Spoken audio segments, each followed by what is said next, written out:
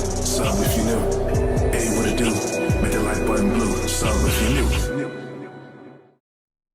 Hello, salutations, what it do? It's Sadot The Gamer, all follower Durag and know the vibes, black and let's get it. Welcome back, Durag Nation. We are live once again. It is our favorite time of year as gamers. It is former E3 season. As part of that, we of course had the PlayStation event, which I thought was amazing, State of Play. And now we're back once again for Summer Game Fest, lock in, because we're going to have a lot of these. We still got the Xbox Showcase this weekend. There's going to be the Future Game Show. There's going to be the, literally right after this, is going to be the IO Interactive Showcase. So I actually have to update this, because we got the IO Interactive Showcase after this one, and that's going to have Hitman, the new James Bond, all that good stuff. IO Interactive Showcase.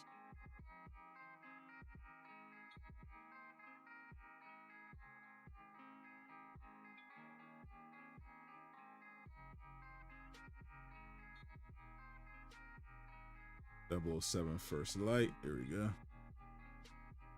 How's everyone doing on this fine Friday evening?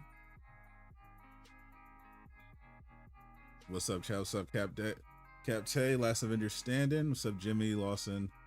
What's up, Harrison? Luis? What's up, Kazi? What's up, Old Man Eastwood in the building? What's up, Jimmy? Project Apex. What's up? What's up? Working, chilling. Appreciate it. What's up, No Cap? Venom with him. Appreciate you. What's up, Charles? You know how this works. We're going to have the preview event. Well, my little preview event. Pre-show for Summer Game Fest kicks off in about 28 minutes from now. What's up, YouTube Toby? Soul Burn. Yo. What's up? What's up, down? What's up, Q? What's up, Nintendo Switch 2? I hear a lot of people are playing you right now. So Matt, appreciate you for becoming a new member of Durag Nation. All right, so I've been collecting data the past day, even up until last minute, so I can give you the best possible Summer Game Fest preview so that you know exactly what games will be shown to the best of our ability and what games to reasonably expect, because that's always fun. And then they're always going to be bound to be surprises. This is going to be a huge show. It's the biggest potentially Summer Game Fest ever. Record 60 plus partners, but here we are so far. This is what we've been able to gather.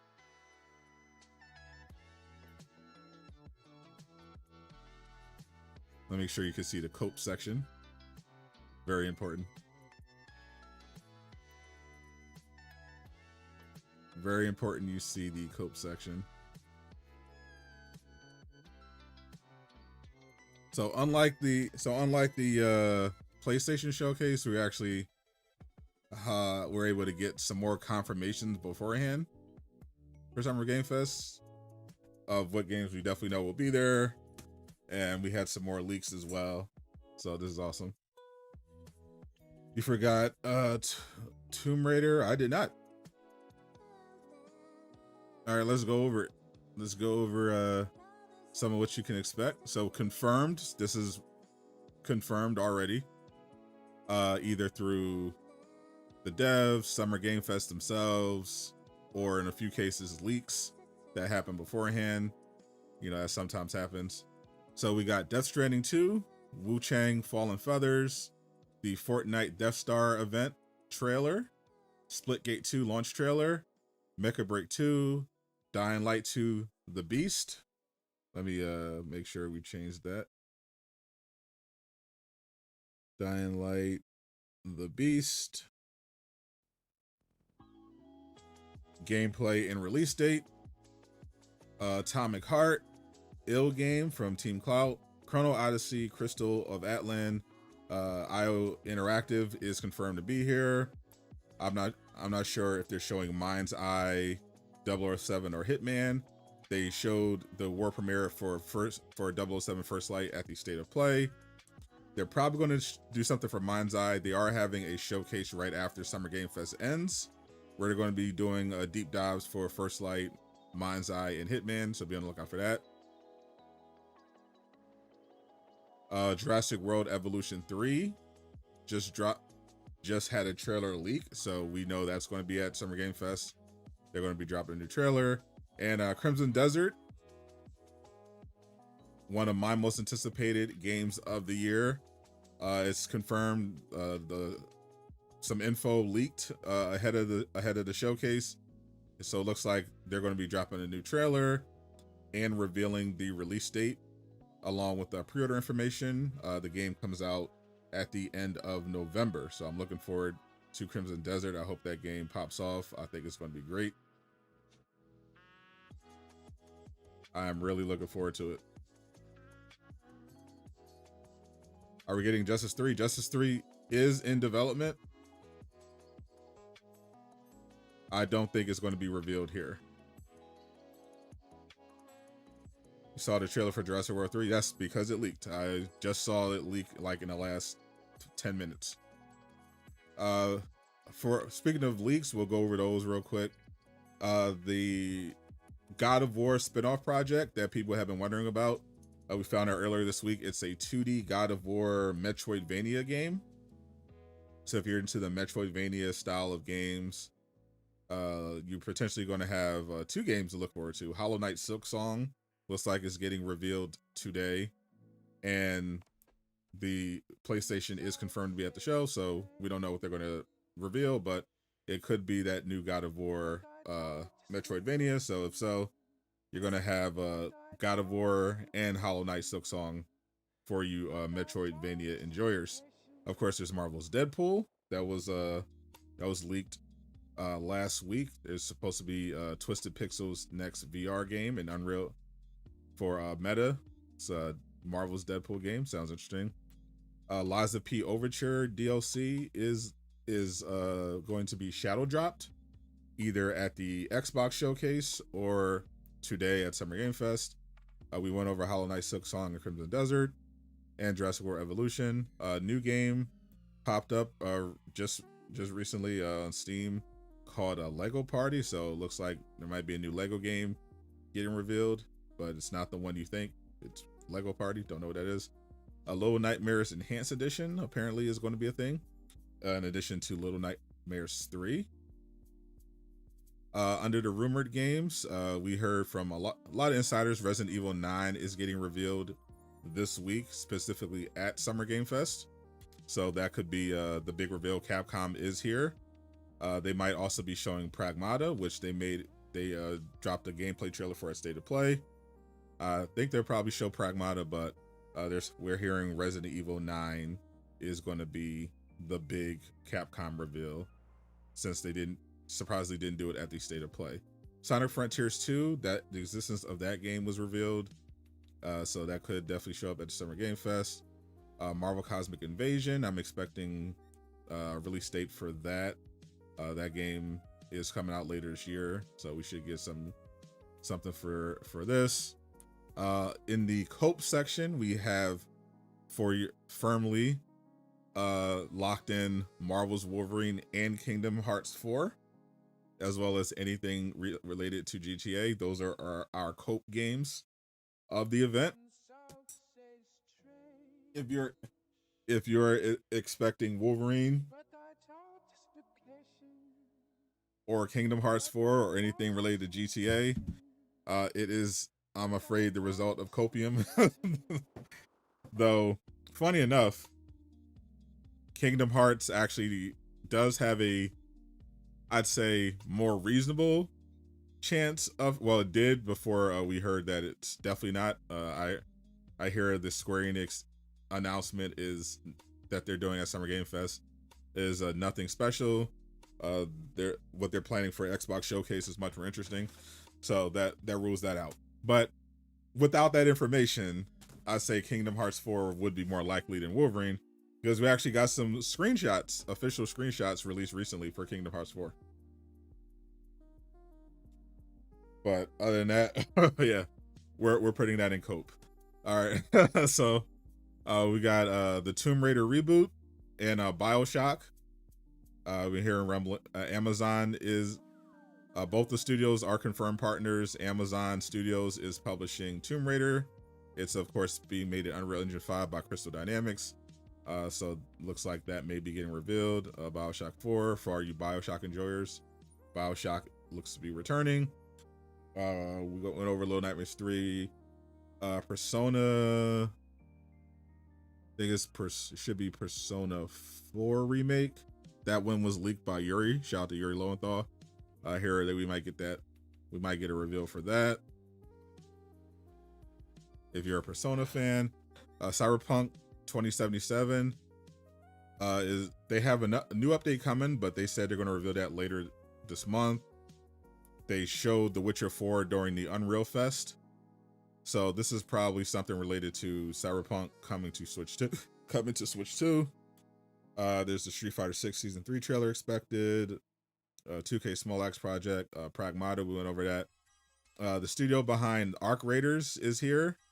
They may be showing the finals and giving the release date for Arc Raiders, which is bad news for Marathon, which sounds like it's going to be absent from pretty much everything, marketing-wise. We're expecting an update on Sonic Racing Cross Worlds. New SpongeBob SquarePants game is reportedly coming soon, about to be revealed. Above the Dawnwalker, very possible we get that. Subnautica 2, Mina the Howler, Half-Life 3, and Final Fantasy 9 remake all look like they're also going to be there as well. I'm gonna put this under reliable rumors because that's what these are. So that's Summer Game Fest so far. That's what we have. If you're a Marvel fan, the only game I would realistically look for is Marvel Cosmic Invasion and Marvel's Deadpool, personally. And for DC, maybe Wolf Among Us 2. Crystal Dynamics Captain Marvel and the Kree Invasion is being announced. We have to believe. King Greek, shout out to King Greek over on the Twitch side. Mecha Break launches tonight. It will launch tonight. I mean, it might. Yeah, they said that they said they have a big announcement at Summer Game Fest, so that might be it. I hear there's going to be some shadow drops besides the Lies of P DLC, but yeah, Mecha Break to confirm that they have a big announcement at Summer Game Fest.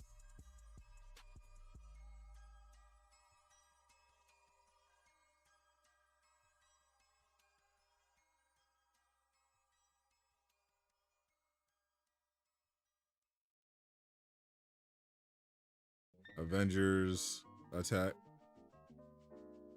Anything DC? Just Wolf Among Us 2.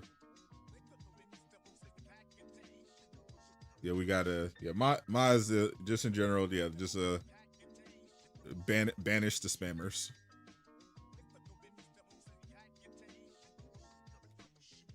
Set my volume a bit. All right.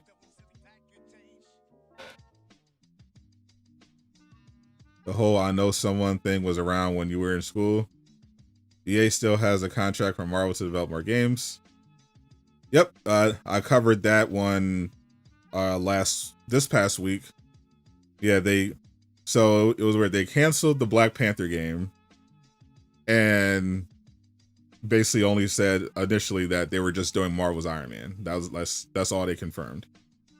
And then they released a statement after the fact saying, well, oh no, actually we're still going to do the three games, but looks like now Motive is doing all of them. So Motive is going to be doing Iron Man, and presumably if Iron Man does really well, they'll be assigned to doing 2 more Marvel games after that.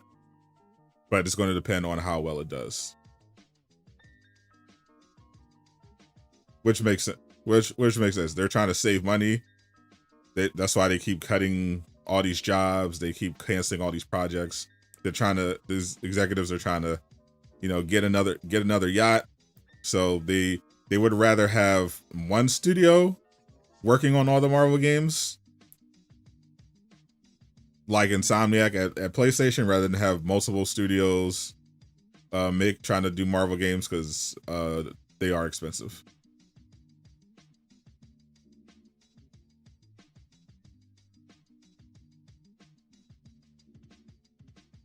Because the Dynamics want to have Tomb Raider be woke.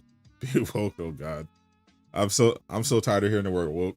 I think Tomb Raider is going to be bad, but because Crystal Dynamics is not a good studio anymore. not for political reasons. I just don't think they're good anymore.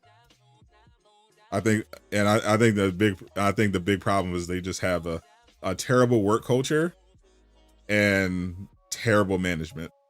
So I think the game is going to be a disaster. I'm not expecting Rise of Hydra. Typically, I would expect Rise of Hydra, but because they just announced that the game is delayed, that makes me think probably they delayed their marketing as well. So potentially we might not see Rise of Hydra gameplay until maybe Gamescom, or you know, maybe Comic-Con, maybe the Game Awards. But would love to see Skydance here. They are not a partner, at least on the round one, but would love it if they had something to show for Rise of Hydra, since they are planning to release the game early next year. So it would make sense for them to start the marketing now, because the game definitely needs more buzz. What's the X-Men game news? There is none.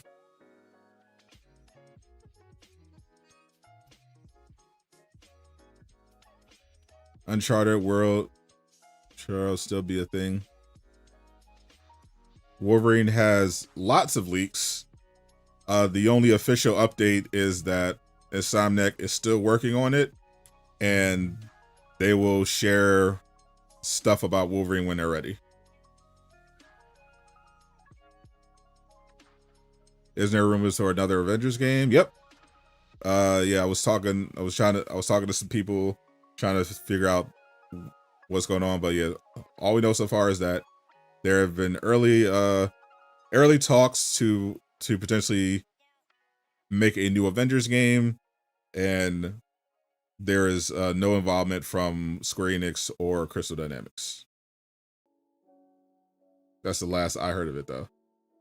The game's gonna be a Game Fest. I believe in you, Jimmy. Marvel Cosmic Invasion, can't wait. Tomb Raider paved the way for Uncharted, true.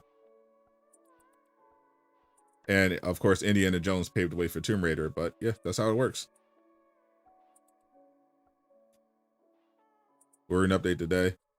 Your grandchildren will inherit the next Avengers game. It's very possible. Very possible. If the next Avengers game hits like it's supposed to, it will outlast Fortnite and Call of Duty. Trust. Gives you peace that CD and SC are involved, as it should. As it should, my friend. When Titanfall 3, unfortunately, EA does not want Titanfall 3. At all. Otherwise, you'd have it.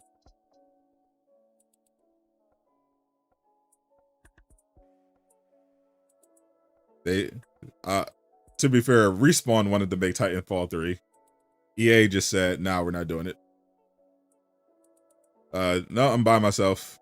I think Jay has his own stream.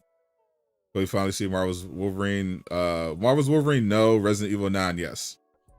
According to a lot of insiders, Resident Evil 9 is getting revealed today. I have not heard anyone suggest with reliable info that Wolverine is getting revealed. King Greek is calling me. Are you trying to barge in on my show? I'm not alone at all. I have my chat with me. I didn't want you to be lonely without a ski mask present. That's true. All right, so we're gonna have King Greek joining us for the Summer Game Fest. Love to see it. Got the King Greek. Appreciate the one Super Doom. Have a wish character for Marvel Tokon. I mean, you got to have Nightcrawler. You can't have a Marvel fighting game without Nightcrawler or Rogue. Gotta have Rogue. Wolf Among Us 2, imagine. Wolf Among Us 2 is definitely possible. I didn't see WB in the partner list, but they could be one of the hidden partners. But yeah, Wolf Among Us 2 is definitely well past due. What's up, Mikey? Yeah, they're well past due. The game was supposed to come out like 2 years ago. They keep delaying it a year. So they definitely are due for an update.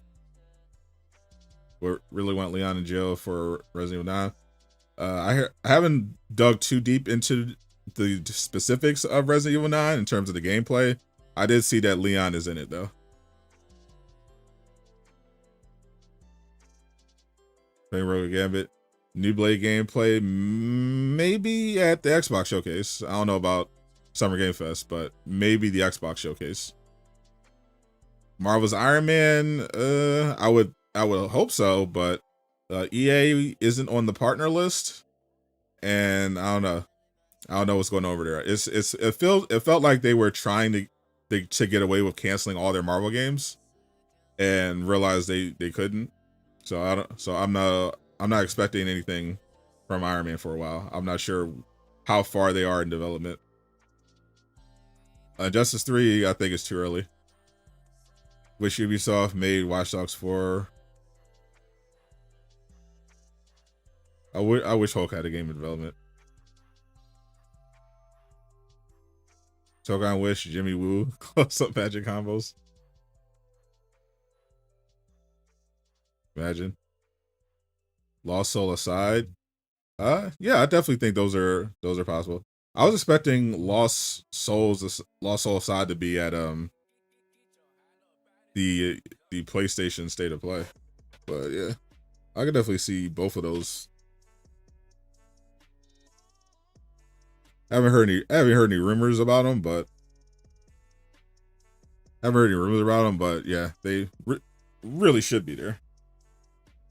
Marvel fans have to wait for a long time. Yeah, with Wolverine, I think if Insomniac doesn't show anything for Wolverine this week, which looks like it's going to be the case, barring a miracle tonight at Summer Game Fest, I think we'll probably find out something like PlayStation is planning a showcase in like the fall or winter. Because the cool thing about the State of Play, apart from like it being a banger, the State of Play was good without showing really that many PlayStation, like big first party PlayStation games, or like really any at all. Like, you know, they had the Ghost of Yotei teaser announcing the dedicated State of Play, but they really otherwise kept a lot to themselves. There was a lot of major third party stuff. So they have plenty of games that they could show off for the actual showcase if they wanted to go that route. So we could still potentially have one, because obviously Wolverine hasn't shown anything in like 5 years. There's another Naughty Dog game. They have another single player game in development alongside Intergalactic. Santa Monica, if they haven't announced the new God of War game yet, they still can there. There's supposed to be a new Horizon multiplayer game. Santa Monica also has an original IP sci-fi game in the works. There's still Phantom Blade Zero. There are other major third-party stuff like KOTOR Remix. So there's a lot of stuff they could do for like an actual showcase still left. But yeah, if there's no Wolverine this week, maybe there's a PlayStation thing in like September or October or around there or something like that. Maybe PlayStation has a big actual showcase to close it out. But yeah, otherwise, I would start worrying if we don't hear anything about a PlayStation showcase, because yeah, it's definitely past due for Wolverine to have something to show. Like 2025 would be the year. Like if they don't have anything by the end of the year, then I would legitimately be concerned for the status of the game in the studio.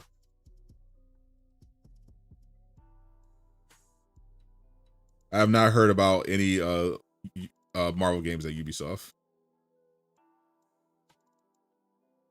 We're 30 minutes away from Summer Game Fest.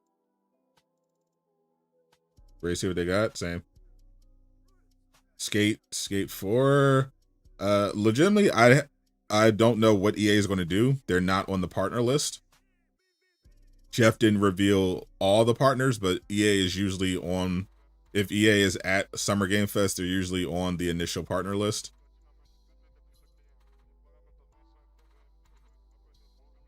But they weren't on round one. So either they're skipping Summer Game Fest, or Jeff is keeping them to themselves. I mean, that's pretty much the only thing they have. They have Skate. What do they have? They have Skate. They have the Tony Hawk thing, 3+4, and they have Marvel's Iron Man. They're changing as much of Wolverine as possible due to the leaks. Yeah, it's possible. Like obviously they were saying they're going to keep going, and the impression seemed to be that they weren't going to do a big overhaul or anything, but it's very possible that the game got rebooted, and we obviously won't know about that unless info about it leaks. Because yeah, they had a couple high profile people leave the project, including the game's creative director. So it's very possible Wolverine got rebooted because of the leaks, which would mean that instead of 2026, the game is like probably 2027, 8, 9 canceled. I don't know, but the last I heard from Jeff Grubb, his understanding last year, like towards the end of last year, was that progress on Marvel's Wolverine had been going well. The game was far along, and that they'd be ready to show something soon. But he said that like last year. It was like November of last year, and we're in June and we still haven't heard anything. So I'm not sure, but Jeff Grubb usually knows what he's doing. Obviously, things change in game development, so it's very possible they could have had another shakeup. But last I heard from Jeff Grubb, probably the most reliable insider out there, the game was fairly far along and going well, and they were ready to show something soon. Obviously, the soon part didn't end up being true, but he did hear progress on the game was fine. So it's very possible they're just kind of waiting for their right moment, trying to get everything ready.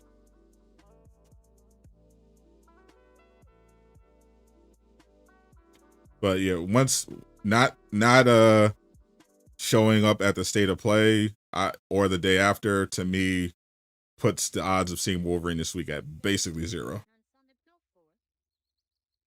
Still possible. Technically still possible. PlayStation is at Summer Game Fest,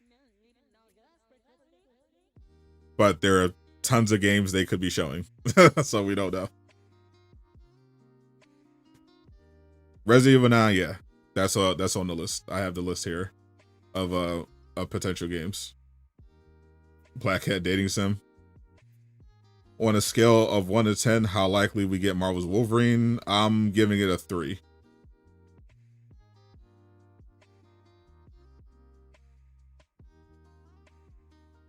Jump Force 2, I'm giving that a 0.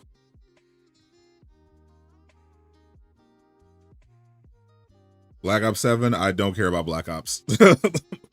I don't keep up with Black Ops at all. I don't play Call of Duty. Don't care about Call of Duty. I did see that the next game leaked. Apparently, it's like in Korea or something. But yeah, I don't follow Call of Duty really. Everything I found out about Call of Duty, I do accidentally while looking for stuff that I actually care about. Otherwise, I do not care. Spider-Man 3 news, there will be none. Prototype, I'd say that's a remote possibility. We did hear that they're considering making a Prototype 3 based on a playtester who was sent a survey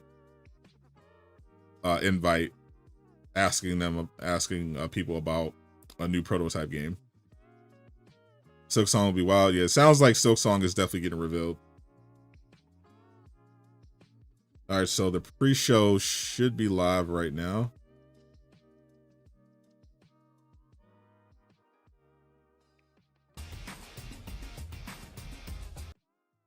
Yep, there we go. Official countdown has begun. There you go. So we got 30 minutes until Summer Game Fest officially kicks off.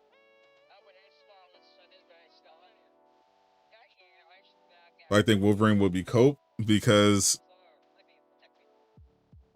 it is probably not going to be here, or we're probably not going to hear it from it anytime soon. But people can't help themselves because, you know, it feels like we should have heard something about Wolverine by now. But every time there's the state of play, doesn't show up. Every time there's a Jeff Keighley event, nothing. There's nothing. We haven't even heard leaks. There's all sorts of leaks and rumors popping up about different games and stuff, and there's like nothing about Wolverine. No one's talking about Wolverine. Nobody. No insider has anything to say about Wolverine ever. Pretty much. The last time we heard insiders talk about Wolverine was last year, and like none of that came true. Like no one has anything to say about Wolverine. The only updates we've gotten about Wolverine have been from Insomniac on Twitter, basically responding to fans like harassing them every day, and just to tell people, "Oh, it's not canceled. We promise it's not canceled. We're still working on it." That's all the updates on Wolverine.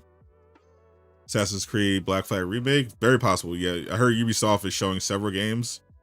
They're not having their own showcase, but they have some games to show off. One of them is Splinter Cell remake.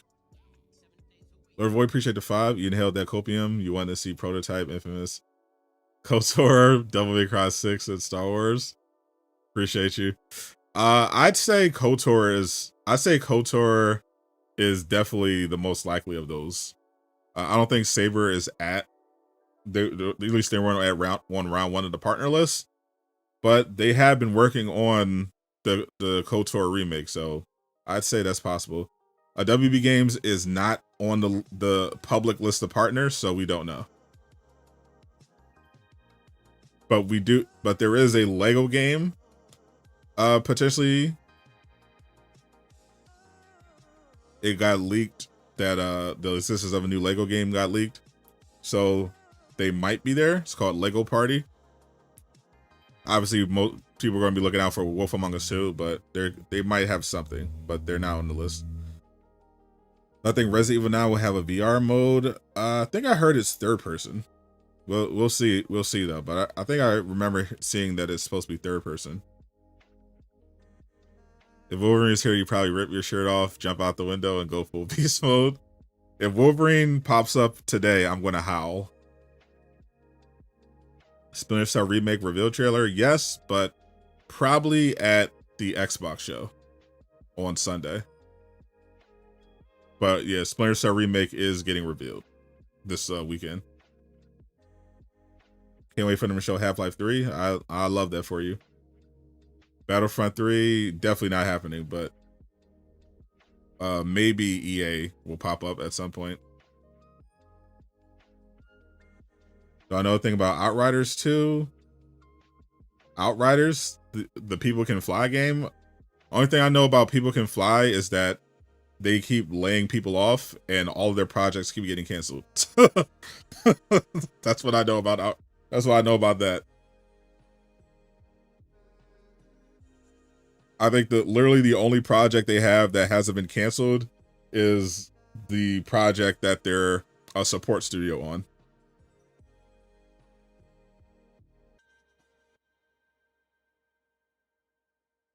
Summer Game Fest is like usually like a 2.5 3 hour show.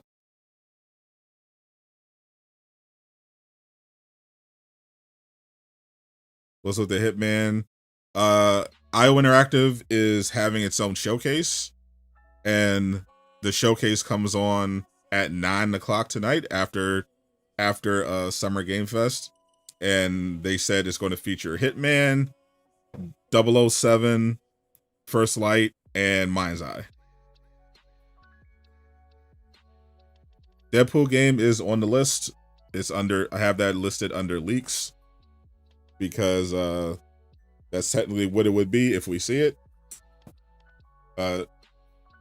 Game Sandwich did a article about it last week, I believe, saying that the Twisted Pixels next game is a Deadpool game. I don't officially know how long Summer Game Fest is. They're typically on the longer side. Mindseye looks interesting. Everyone I've heard says, or at least everyone who was at the preview event said Mindseye is a complete disaster, but we'll see. We're less than 30 minutes away from the start time. Wolf Among Us 2. I hope y'all get it, but it's been a minute. I hope they don't delay it again. Well, I guess I would rather them delay it another year than say it's canceled, which feels like is definitely possible. But yeah, last we heard they delayed it because they were upgrading to Unreal 5. So maybe they show something here. We need a Last Ronin update. The Ninja Turtle game, that game's definitely dead. SpongeBob SquarePants, Titans of the Tide is possibly getting revealed. I just saw that before I started the show. Marvel Togon's art style is invincible. Imagine if you got a third-person Marvel game like that. Yeah, I love those Eastern art styles. I love when Marvel and DC partner with like Eastern artists, like whether it's Japanese or Chinese. I just love that aesthetic. We're definitely not getting a Battlefront 3 announcement. That's definitely not happening. They're just like KOTOR. Actually, KOTOR is not dead. Saber Interactive took over the Knights of the Old Republic remake. They've been working on it. They've been working on it since the Embracer Group got rid of it. So KOTOR remake is actually safe for now. Last Ronin unfortunately did not escape from the Embracer Group. So that game sounds like it's cooked. The Invincible game, I would love it. I think the trailer, I think the game from what I've heard is far enough along to potentially have a trailer, but I didn't see Skybound on the partner list. But yeah, that would be a wonderful surprise. But yeah, it's definitely something I could see them dropping this year to promote the game, get some hype going. Spider-Man 3 definitely wouldn't be revealed at a Jeff Keighley event. The new James Bond game looks insane. I can't wait for it. There's not going to be anything GTA related. Look in the Cope section.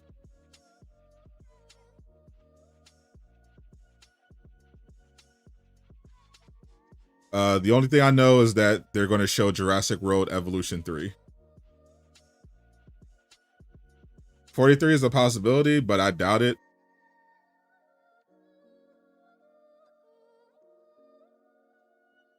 The problem is that they delayed the game. They should show something, but it's very possible that because they delayed the game, they delayed the marketing as well. Because the game isn't finished. So I'm not sure if they had their marketing pitch already prepared or if they want to delay it because of the timing being different. Dino Crisis reveal, that'd be cool. Fully remaster. I was cooking with the new James Bond game, 100%. That game looked so good. They had me at the laser. As soon as I saw the laser watch, I was all in. Give me a James Bond game with a laser watch, I'm all in. There's not going to be any. Insomniac is not going to be at the show. If Insomniac is at this show, the absolute most you can expect is a Wolverine update. There's no way they're showing Spider-Man 3 or Marvel's Venom at a Jeff Keighley show. That would never happen. Sony does not like Jeff Keighley that much to give him an exclusive like that.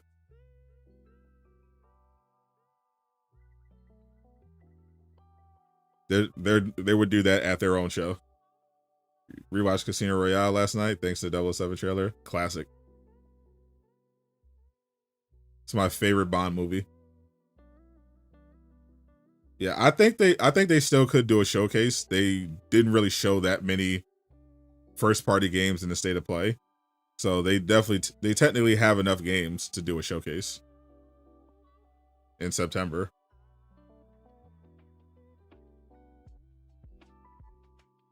Can't wait for them to show Rivals 2, imagine.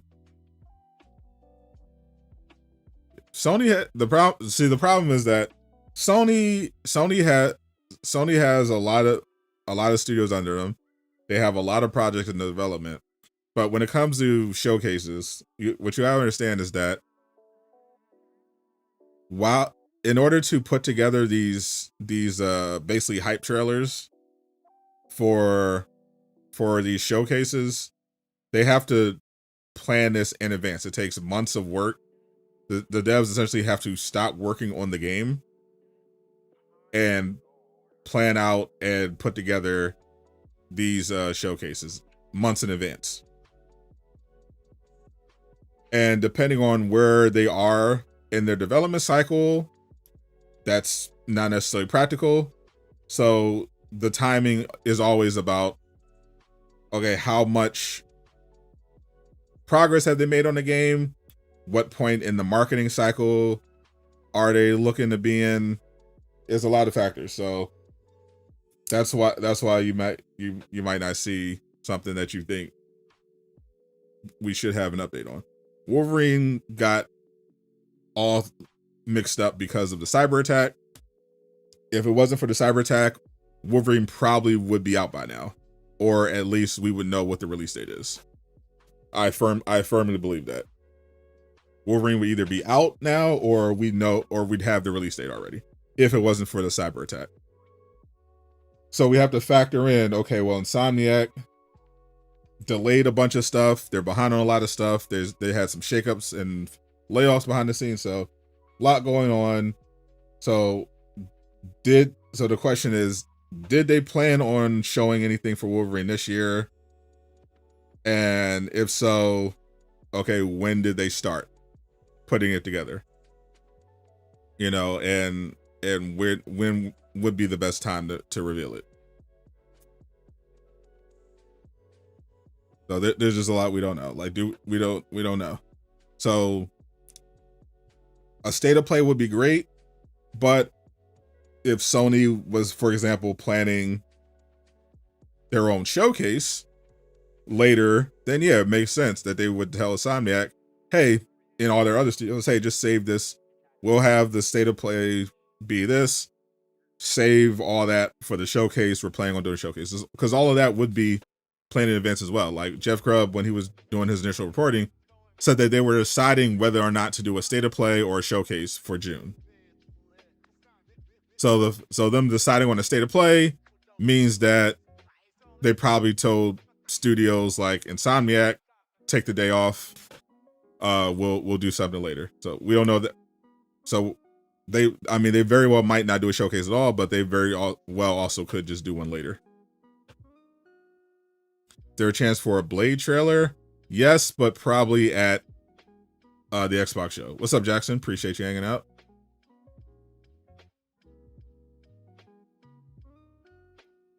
Best cyber attack happened years ago. The cyber attack literally happened a year ago. It happened in December. It happened at the end of December of 2023. And completely devastated their entire studio and upended their entire schedule.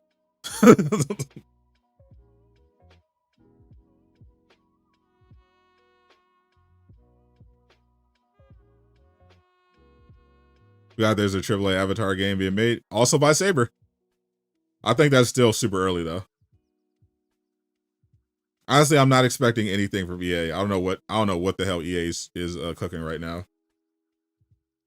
All EA's been doing is firing people and canceling games. I don't know what they're cooking. This is very crazy. You're kidding. That's insane. What thoughts on what? Saints Row game, imagine. Oh, Saints Row is gone, bro. Volition shut down. It's over. It's Jover for Saints Row, bro. Saints Row is extinct. Lucky Ray. EA cooking hot ass. You're absolutely right. I don't know what's going on over there. All they're doing is canceling games. I saw WUCHANG. I don't think we're getting a WUCHANG 2 announcement anytime soon, but I am expecting them to announce the DLC soon. They just announced when it's coming to Xbox, so they're probably going to have a DLC announcement soon.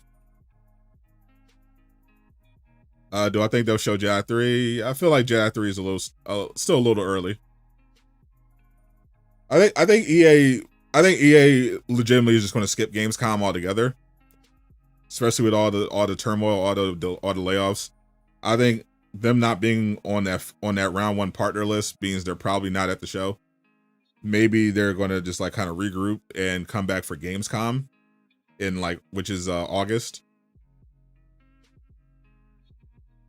or the Game Awards, but it feels like they're skipping the Summer Game Fest. Do research on how to make a dating sim? Oh boy.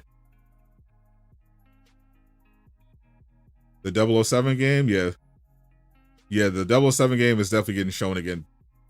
They showed it first at the State of Play. They're having a showcase after this. Just sold your Quest 3S, and you better get that Quest 3S back. Yeah, we're getting Deadpool VR. You better get it back. You've been watching you for so long, and you still don't know what AAA means. AAA just refers to the expected standard of quality of a video game. Typically, when you're talking about a AAA game, it means it's going to have a certain level of high production value. So it's going to have access to the best technology. Probably going to have a dev team larger than 100 people, and or access to a large marketing budget. You're usually dealing with like tens of millions of dollars. Like a low end AAA game, like Black Myth Wukong was a very financially responsible AAA game. They made it for surprisingly low cost, and that still came out to like $70 or $80 million. So yeah, AAA means there's a lot of money behind it, but the technology is getting better and better, so people are able to getting closer to that quality without having to spend that kind of money. Like we just saw it with Claire Expedition 33. From what I heard, the VR Deadpool game is going to be for the 3 and the 3S, just like Arkham Shadow. What am I most hyped for? Based on what we've seen so far, based on what I've seen on this list so far, honestly, it's probably Crimson Desert. but now I already know what the reveal is. So, I'm just looking forward to. I'm looking forward to the surprises. Like, I guess Blood of the Dawnwalker, Resident Evil 9. I'm looking forward to the things that I don't know are coming. I will say that. I'm looking forward to the big surprises, the unexpected games that weren't on our radar, that sort of thing. I'm obviously looking forward to seeing more 007. I love what I saw of that game so far. Give me Cosmic Invasion tonight.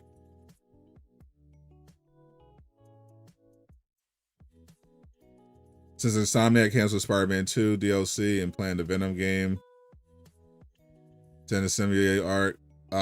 We don't actually know if they plan to end the symbiote arc in the Venom Smell game. We actually don't know anything about the Venom. All the info people have about the Venom game comes from the hack, and there was no info in the hack about the Venom game other than when they thought it might potentially come out. They had a couple dates. That's it. We don't know anything about the Venom game. We don't know if it's still in development. We don't know what the story was. We don't know what they're planning to do with the symbiote arc. We have no idea. We have no info. We have no info on that at all. All we know is that they have a Carnage story thread that's left wide open. We don't know if they're going to finish it off in a DLC or if they're going to just put it in Spider-Man 3. We have no info on it. Are you the only one who thinks GTA 6 will be a hot mess on release? I'm sure there's like one other person in the world who has that same opinion for sure.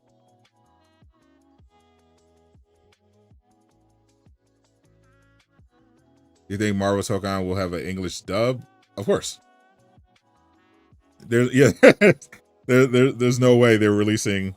There's no way Sony is releasing a Marvel game in America without an English dub. That's as I say. Nobody releases games without an English dub in America. That would be insane. WUCHANG was made by a Chinese company in China, and it has an English dub. It's a bad English dub, but it's a dub.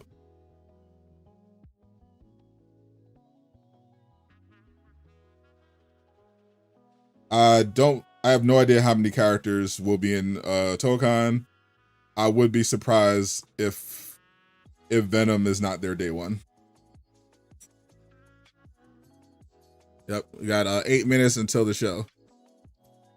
Yeah, keep the spamming out of there. Can we get your 1943 speculation for the story? I mean, they told me enough to know pretty much how the story is. Like we have enough of that. I feel like we have enough clues. We know that it takes place in World War II. Captain America is fighting Hydra. Black Panther gets roped in because Hydra is targeting Wakanda. So probably Claw is involved because Claw is usually the guy when it comes to outsiders targeting Wakanda. So Black Panther joins the war effort, goes to Paris to get in on the fight against Hydra, clashes with Captain America. And they, of course, will reluctantly join because they realize they're fighting the same enemy. So we'll probably see Red Skull. We'll obviously see Red Skull as well. And they'll have to work together to bring them all down and save the free world. Probably going to be straightforward, but I'm looking forward to it. Isn't Black Panther played by the dude from The Walking Dead? Carrie Payton? Yes. He is played by Ezekiel.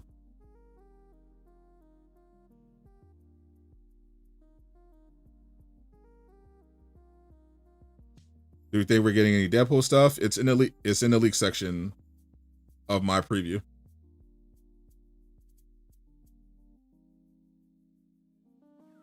Why is Half-Life 3 in reliable rumors? Because it's a reliable rumor that Half-Life 3 is being revealed. Black Panther is canceled. We're talking about Rise of Hydra. We're not talking about the Black Panther game. You love that dude? Yeah, Carrie Payton's awesome. And yeah, the visuals look insane. Is Wolverine going to show up? I highly doubt it. Hopefully Baron Zemo appearance too. Oh yeah, very, very, very strong chance.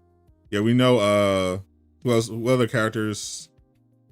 I know they confirmed Howard Stark is going to be in there. Howard Stark is going to be one of the characters in Rise of Hydra.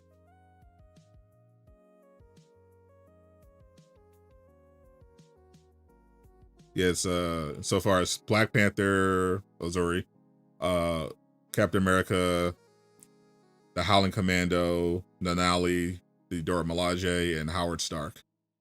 And there's probably going to be Red Skull. Bucky, I would expect Bucky to appear somewhere. Blade is still happening. 5 minutes away. Indeed. 4 minutes and 17 seconds to be exact. Looking forward to it. Just hope we see Street Fighter Season 6, Season 3. Yeah, I think that's a very safe bet.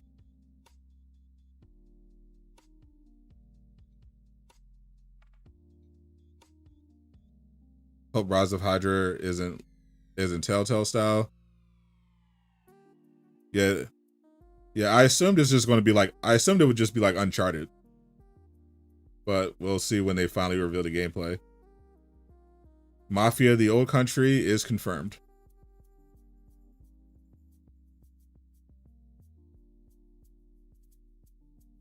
Did I put it up there?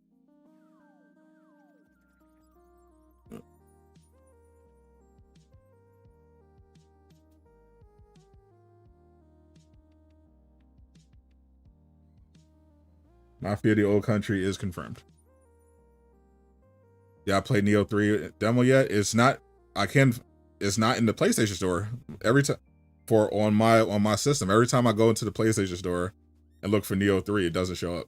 So I haven't been able to play it yet. I wanted to play a demo, but it literally would not show up. Even the next day. I just came back the next day.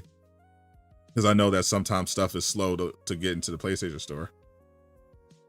And it still wasn't there. I'm like, bruh. I wanted to play the demo. But no, it just would not show up for me in the store. I don't know why. But it looked really good. We're seeing a new Batman game. Definitely not. Only DC game we probably see is, well, any DC game we might see is a Wolf Among Us 2.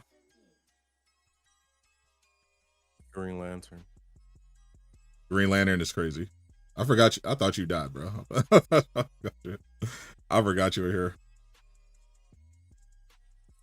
Yeah, no, that happens a lot. I've just been letting you do your thing. I've already intruded in without asking. Fair enough. Oh, you get. If you're going to be here, you might as well contribute. No, bro. Genuinely, I ain't know what to say. You're more tapped in with a lot of this stuff than I am. True, you are a Marvel Rivals one trick. Yeah. Right now. I don't like it, but I am. Yeah, maybe I guess if we were talking about Marvel Snap, you'd be locked in. Would you rather? No, not even then. Would you? Not even then, because I just play it. I don't really cover nothing. I just play it and pay attention to stuff. Just for the love, I feel it. Would you rather own GTA 6 or the tallest building? GTA 6. What the hell would I do with the tallest building? Live in the penthouse and never have to see people again. True. Actually, that's fair. Fair enough. Like I guess if we're thinking like, if I'm just thinking of like purely from a mogul perspective. If I own the world's tallest building, so whoever owned the tallest building right now would pass all the rights over to me. So I would obviously I wouldn't want to manage it, but if I'm leasing it and getting I'll definitely would happily take that passive income for sure. Send me my check at the beginning. Yeah, but I mean, it would be much more fun to have GTA 6 early, because if I had GTA 6 early, actually, yeah, I couldn't really do much to it because, if they gave me GTA 6 right now, it would probably be for a preview or something. Actually, I might actually that's a closer thing. Because if you're one of the people who gets GTA 6 early, you can easily get rich off that content. Please welcome to the stage the creator of the Game Awards, Jeff. Here we go. Healy.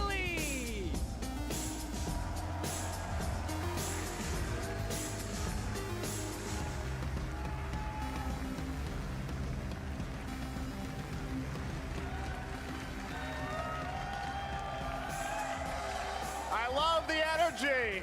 Hello, everybody, and welcome to Summer Game Fest, a showcase to celebrate what's new and next in video games. Now, every year, we have the distinct honor of coming together to spotlight the boundless creativity that defines our industry. Thank you all for joining us and giving us your time.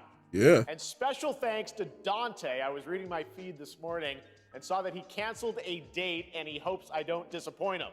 Dante, we're going to do our best to make it worth your while. We have a really fun show ahead. Over the next 2 hours, canceled a date for Summer Game Fest. Dozens of games. I mean, she was probably mid. Big and small. He probably wasn't looking forward to it. To puppets, he just needed an zombies, excuse. To Marvel heroes. This show has a little bit of everything. Marvel confirmed. Yes, some brand new game announcements. Marvel heroes confirmed. He's talking about. He's talking about Deadpool and Cosmic Invasion, by the way. Now, before we dive into the excitement, let's take a moment to recognize just how dynamic our Don't get excited, Wolverine fans. Here's a look at the top 10 selling new games on Steam so far in 2025 by units, according to Game Discover Co. Lots of great games. Now, the list includes beloved franchises, but sitting proudly at number one, you're not wrong. 13 million units sold since February, is Repo, a groundbreaking indie game. Shout out to Repo. Crafted by a passionate team of just 10 people at Semiwork in Uppsala, Sweden.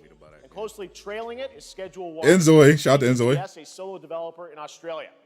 It's inspiring that these indie creations stand side by side with heavyweights like Monster Hunter Wilds and the Oblivion remake. Absolutely. Now let's also applaud Claire, I still got to play. I have to play. I still haven't played that, bro. I need time. I haven't had time to play Claire 33. Some nominations at the end of the year. We're not there yet, but it is a monumental achievement. It's just sitting there. It's just sitting on my PlayStation. Score ever recorded for a just game, sitting there. All from a team of under 30 developers who bravely stepped away from big publishers to forge their own. I'm gonna try to play it tomorrow. One thing is clear. Depending on what's going on. Distribution and engines like Unreal, today's most innovative projects increasingly emerge from We'll see if I have time. Publisher system. And that's something to celebrate. But with more than 18,000 games released on Steam just last year, more than double from 2020, the challenge now is discovery. And that's precisely why events like Summer Game Fest, our partner showcases happening all weekend long, and initiatives like the Steam Next Fest are so essential. These events help remarkable games, big and small, connections. find their audience. My connection is fine. And hopefully, if you're watching this show, you'll discover your I'm not dropping frames. So, in that spirit, no kick buffering. things off with a game from an independent studio who is thinking very big. Yep. In 2017, 4 developers broke away from AAA publishers to chart their own course. Today, they're a thriving independent studio of 30 creators. And what you're about to see is a powerful testament to what passion, freedom, and a small, dedicated team Yes, sir. can achieve. Shout out to the small Let's studios. take a look at our first new game announcement. Shout out to all the small studios out there. You hear the boy? He's like, yes. He's excited. Wasn't it a small studio that gave us Cliff? Yep, 30, less than 30 people. All right, this looks crazy already. You might be. Oh, this looks insane already. Yeah. It's so because the visuals look metal. Like, look at that. That's crazy.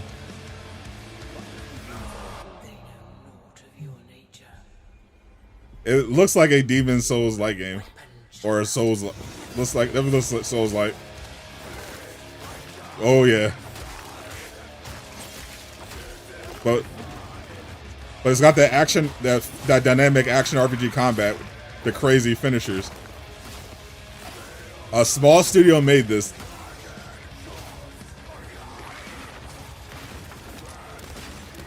This looks insane. What the hell? This looks actually crazy. Oh my god. It looks like a giant Kratos. You can fix her.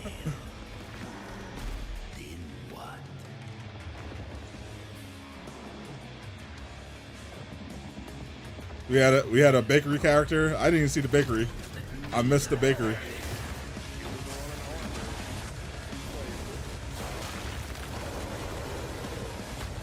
I gotta watch it back. No, I was just looking at how crazy the monster design is. Mortal Shell.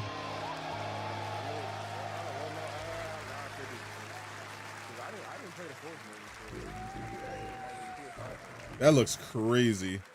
You're so stimulated now, right? It's insane. Great. Well, we got lots more to come, but right now, that looks great. The end, the Nexus War, Galactus Fight, or even live at Risky Reels. Over the years, Fortnite has innovated with mass-scale live in-game events. And tomorrow, Fortnite is set to do it again this is the Star Wars trailer. PC and phones. The Death Star's super laser is charged and ready to decimate the Battle Royale island. But there's still hope. You and your friends can join the fight. Here's the first exclusive look at what you'll be part of tomorrow in the brand and it sold new live event, and that's how many copies it sold in the first 30 days. 3.3 million.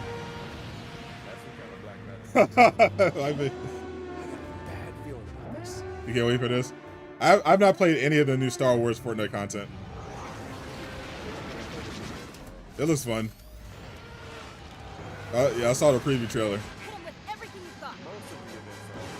Yeah, this looks pretty good. I'm just waiting for the Superman to drop in, so I can get that mythic. All right. Right now, it is an honor to welcome to Summer Game Fest a legendary game creator who is set to release his latest project in just a few short weeks. With each of his games, he pushes the gaming medium in bold new directions, and we are honored to have him with us for the first time at Summer Game Fest in person. Please, also blame join James me in welcoming the great Mr. Hideo Kojima. For talking some this one. All right, here comes his bestie, Kojima Sensei, ready to show off some more of that Death Stranding too. Aki, great to see you. Mr. Kojima, here we are. The world tour begins at Summer Game Fest. It's great to have you here. We are so excited for DS2. Show just started. So let me ask so far, you missed Kojima, Mortal Shell 2 for many years on this and project. the What Fortnite do you hope event. Players take away from DS2 when they play it later this month. DS1 が出た後にコロナになった。 Kojima is always We fresh. hit the pandemic after we released 僕ら皆さ DS1. ん、コロナを体験したと思って。 Everyone experienced コ the ロナを pandemic. 体験 Do you した think 中 Jeff での knows Japanese? 新しいつながりというか。 I wanted to show Since him and- something new, since him and- connection. And Kojima are supposed to be after friends, we or does he faced always the have a pandemic. So I translator? want everyone you to think about that when you play this game. Okay, well, talking about playing the game, it's coming out later this month, but right now I know you prepared a special exclusive clip for SGF. Let's take a look at this. All right. はい、She was gonna be that guitar dude again. The Troy Baker character?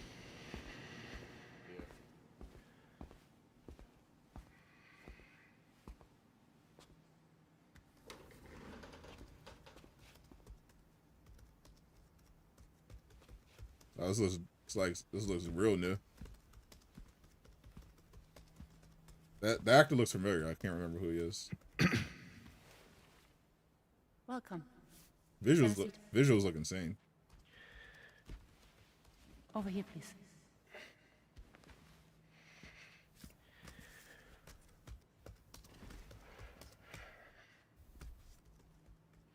Alan Wake is in Death Stranding, apparently.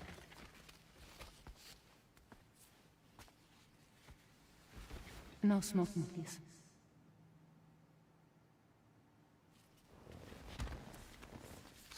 I thought he was the guy So from you are Lucifer Neil for a second. Lana. Alyssa. Yeah. Alyssa Jung. What do you do? For a living? Luca Martinelli. I'm a porter.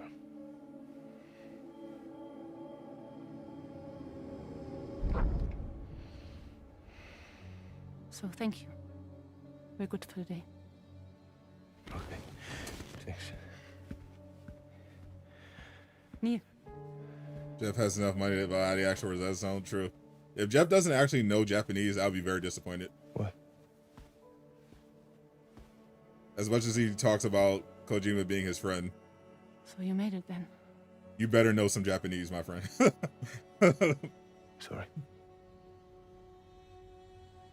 You really don't remember me. Wasn't she Lisbon and The Mentalist?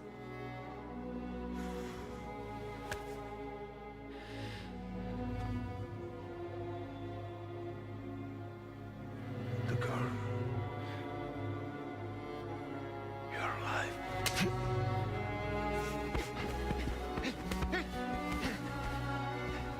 Stop. I'm assuming he saved her when she was a girl.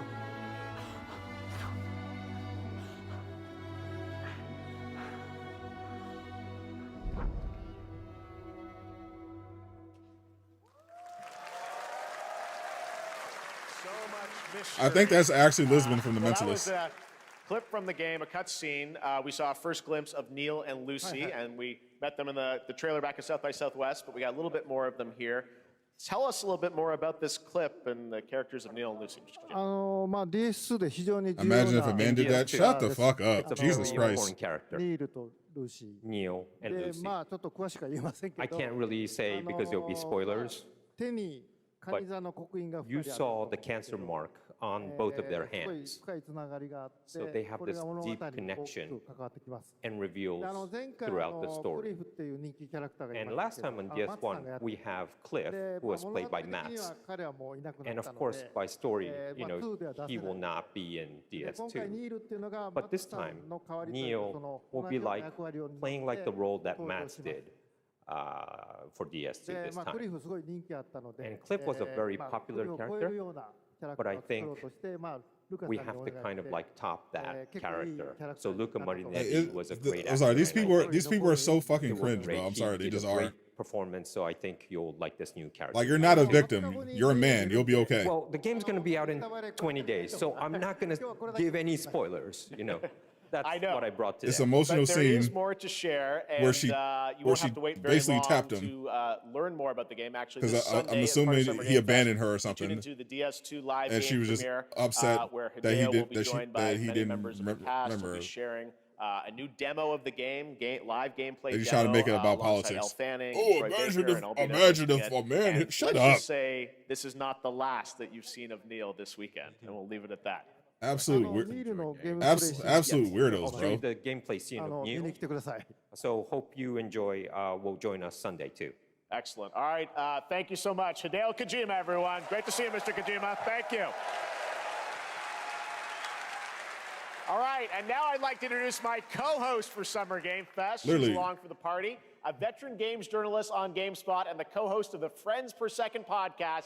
Please join me in welcoming the Yes, incredible please, Lucy can we? James. Yes, please, can we not inject this cringe political nonsense into every video game and video game conversation for one show?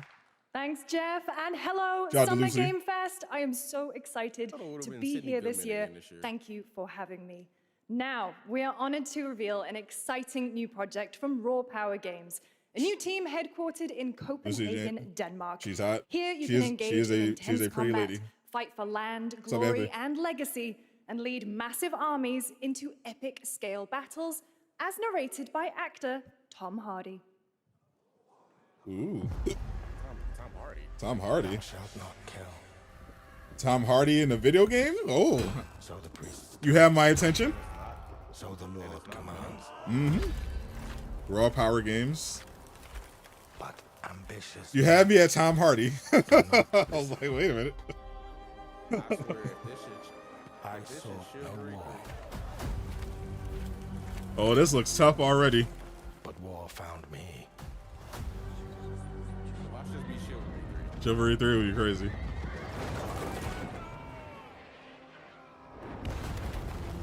I became like them. I took up the sword, prayed I could win redemption through my deeds. But some paths, once taken, have only one ending. So I shall find no peace. On this road, there is only death. Well, we get some gameplay here. Doesn't look like it. Forge Your Destiny. Oh, this looks like gameplay. Yep, there it is. That's just my story. Oh wow. Chivalry 3. I am 2 for 2.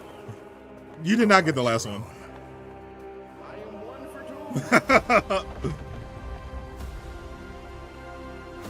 Chronicles Medieval. Nah, you're 1 for 3, dog. Okay, I'm not saying. You've been wrong for all. What the hell? You've been wrong about all of them. Brutal European medieval You world. got one right. Now it's time to hang on to the edge of tomorrow. Sonic Racing Cross Worlds. I knew this was going going to be to there. entry in the legacy of racing action games within the Sonic franchise. Cross Worlds brings other worlds and familiar faces to Sonic Racing. I heard Avatar including is surprise guest one of the characters elite guest being revealed characters. here at Aang, SGF Avatar for Aang. the first time. This is the closest I'm gonna get to getting Sonic Riders. Yep. Probably. I know. I thought conceptually Mario Kart but Sonic was a stupid idea, but people seem to be excited about this. It looks fun.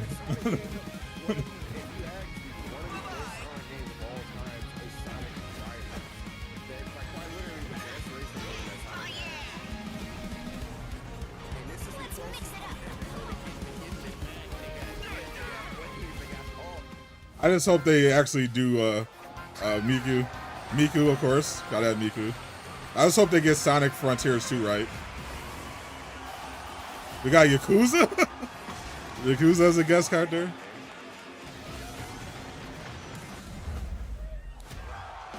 We got Persona.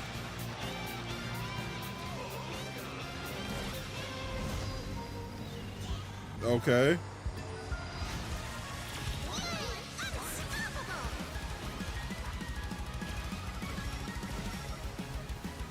Nice crossover so far. Oh, those are the only crossovers are showing. Okay. Yeah, I heard a bunch of them leaked. Coming in September, but that is not all. We'd like to introduce the man looks behind the fun. creation of everyone's favorite blue hedgehog, Takashi Iizuka. Let's go. Thank you, Jeff. I'm honored to be here to talk about our latest Sonic Racing game. Sonic Racing Cross World is the next generation of the Sonic Racing series, developed by Sonic Team and the Sega Arcade Racing Team.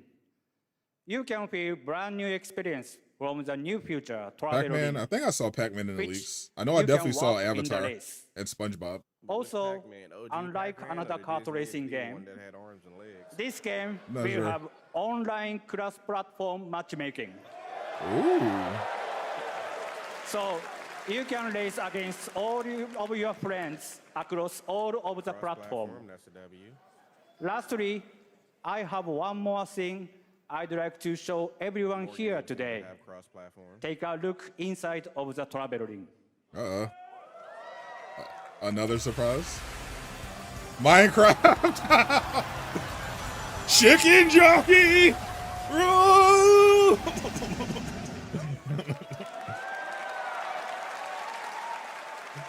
Minecraft and Sonic. I guess you could say you gotta go craft. Sonic is about Well, I to gotta be the laugh. That's all I want. Fortnite That's all I racing want. games. Next, we're excited to reveal a brand I'm new about to action craft. RPG from Bandai Namco Studios. Ooh. Embark on a journey across a dark fantasy world and uncover a vast story that eclipses time. I'm all about the action RPGs. Crimson Desert is top of my list.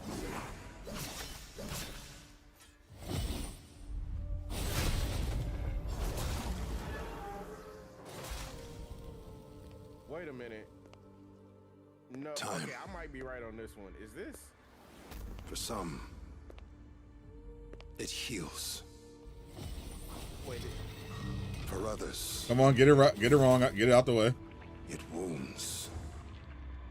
It's Dante. It's definitely not Dante. And for our world, it promises only oblivion. This is Cold Vein 2. Our hopes You on lost Cold Vein long too? ago. This is Cold Vein 2. But you, That's This is either Cold Vein 2 or God Eater, because they're both technically in the same. you have the power to change. Travis has all Code of Vein this. too.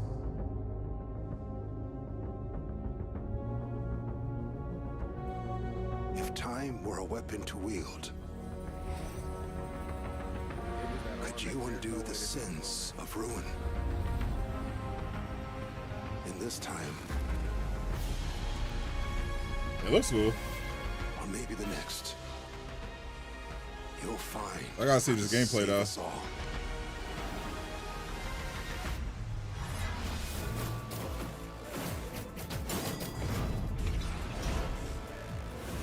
Looks a little slow, but about what I'm expecting. Stylish action RPG.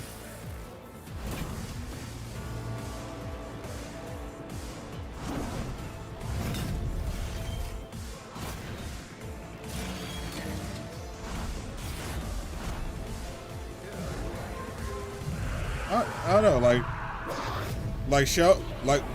Mortal Shell, like it looked fast. Code Vein 2, yep. So you're one for 4? Oh, for 1 for 4? Yeah, literally 1 for 4? That 1 for 4 or 1 for 3? I think you're 1 for 4.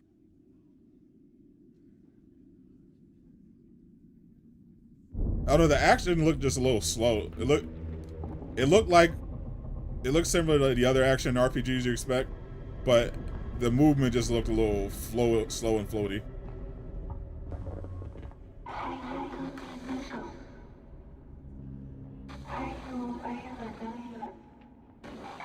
Travis is 4-0. Cap.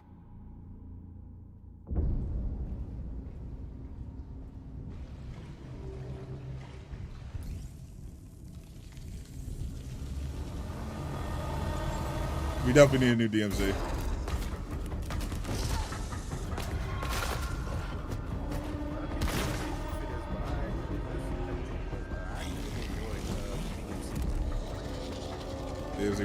I've enjoyed every Devil May Cry game I played.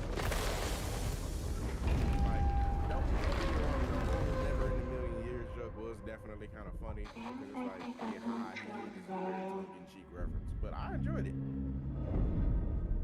End of Abyss. This looks cool. I've enjoyed every Devil May Cry game, but I definitely think 1 and 3 were the best. That was a very moody, cool new game. That was End of Abyss, the debut title from Malmo, Sweden-based Section 9 Even DMC Interactive. 2? An I think DMC atmospheric is action-adventure 2 game coming in is 2026 underrated. to the Epic Games Store and consoles.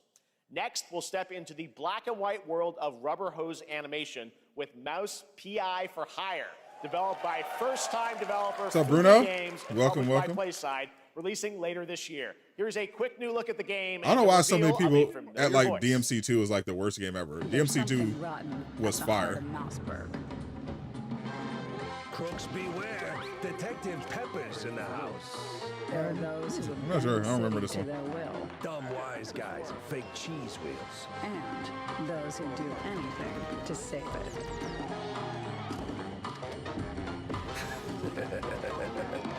They won't even know what hit them. Troy Baker. Troy Baker is in everything.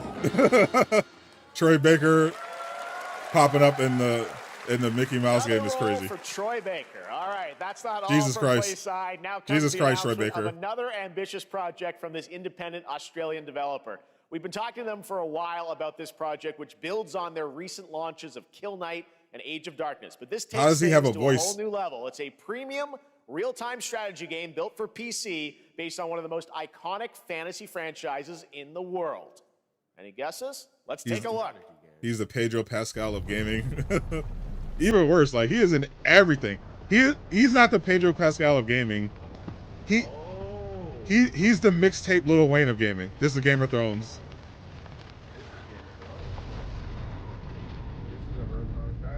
You may think you know RTS Game of how Thrones. the game is played. But this is not the game you know.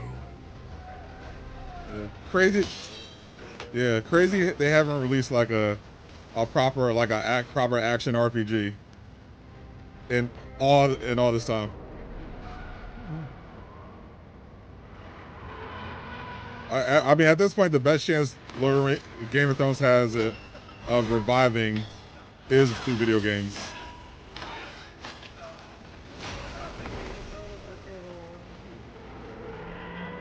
Oh, for sure. Is your legacy. But I don't know if they have one developed yet. I know W Games Montreal was pitching one. I don't know if they'll be allowed to make a Game of Thrones project though. You decide. But who wins? I mean that Never system is dead, bro. Everybody worked on it is gone.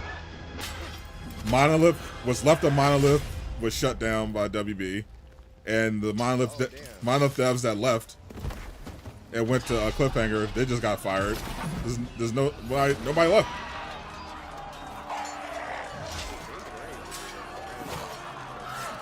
Immediately. And coming back, just so he could come back immediately. As a White Walker.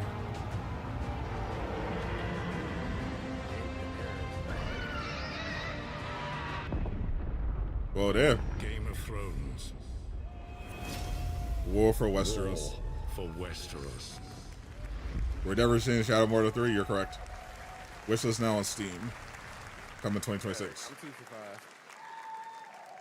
All right, now it is time We're not for the counting that, global bro. reveal of an FPS action adventure. You literally saw the back of the Night King's head.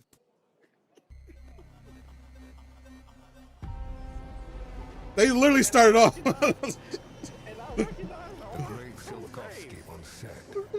I'll give you the Cole Vein one. That's legit.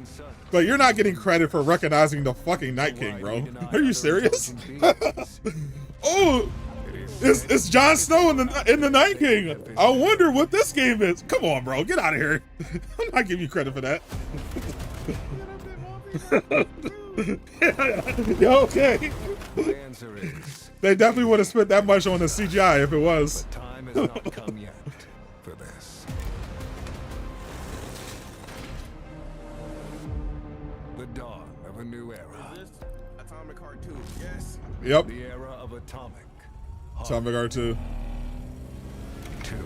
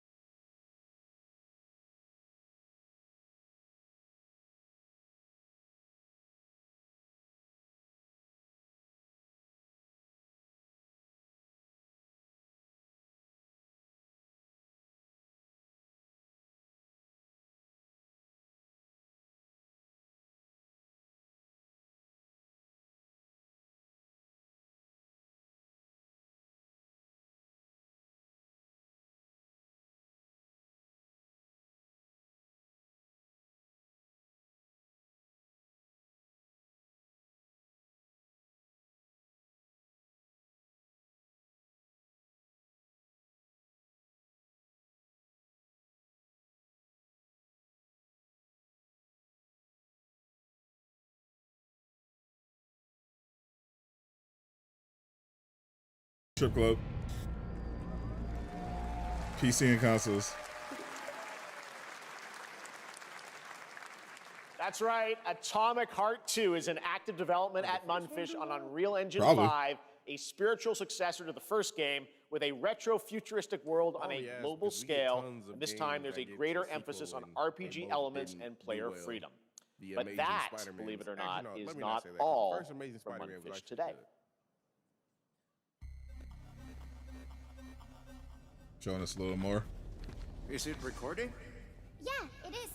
It's in the sky, a giant cube. I can still barely believe it myself. Travis is excited. 2026 is gonna be crazy this year. Oh When yeah. it showed up, I was in the lab. I didn't even see it. Yeah. You know?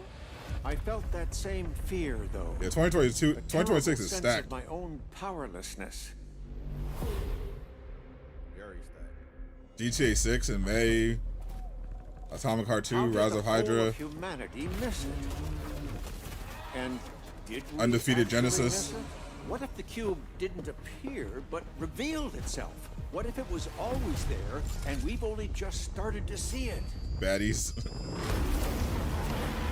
Yeah, they're definitely showing up for the Gooners in this trailer.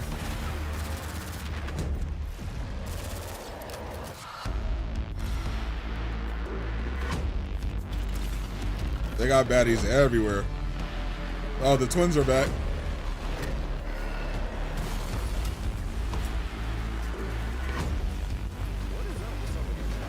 You know exactly what's up with these shots, bro. You know exactly what they're doing. You know exactly what they're doing with these shots. Cute little guy. The Cube is yet another new project from Mundfish, an MMORPG shooter set in the Atomic universe on a massive They're definitely going for that levitating Gooner cube market. You can see there where the edges are constantly rotating to create unique gameplay combinations that are ever evolving. All right, let's jump into the Marvel Cosmic I knew it. Invasion universe. The new retro beat 'em up coming to PC and consoles this holiday with multiplayer fun for up to 4 players. You can pick between 15 Marvel characters to play, but so far, only 7 have been revealed. Well, now it's time to meet the next 2. Ooh, new character, 2 new characters. Let's see who they got. Hulk, yep. Oh, Rocket. She-Hulk. You're not, you're all right. They're 2 different characters.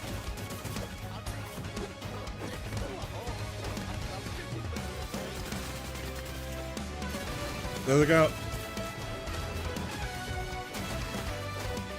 It made her extra thick too. Holy. They went for super bulky, Jim. This is how Rocket should play in Marvel Rivals.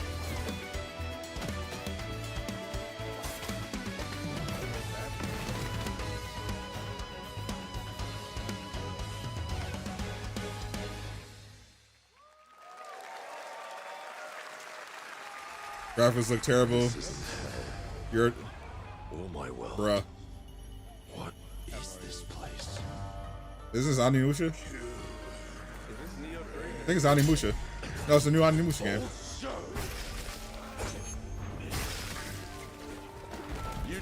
They showed this. They showed first look gameplay like a couple months ago. I remember. This is extended gameplay.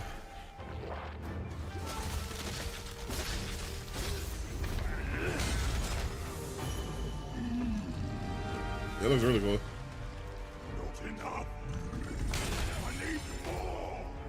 Shout out to Capcom.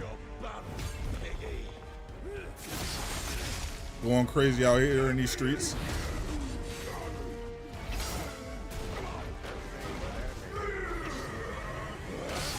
True. Careful what you wish for, though. But there's only room for one at the top, and it won't be a coward who runs from Jews. Words never did work between. I just for once wanted an anime game that's not a freaking fighter.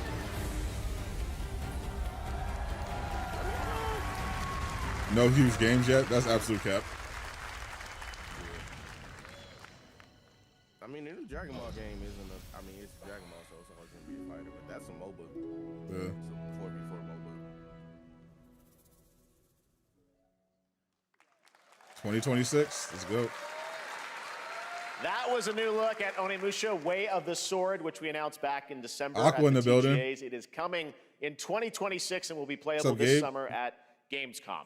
Now let's Really good completely show so far. switch gears. You guys all know I love my puppets, and this next project is one I've been tracking for a few years, as a team at Sonstring Studios is using Unreal Engine 5 to create an insane digital puppeteering pipeline.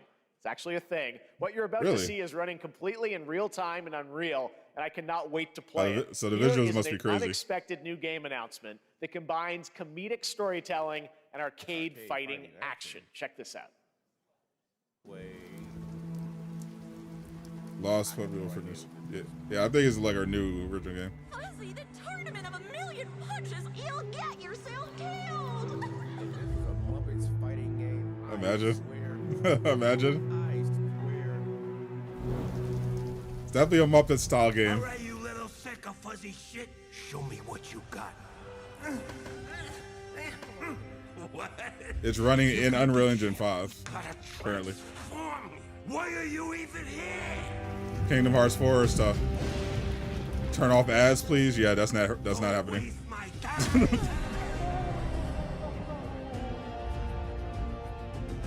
This seems very real.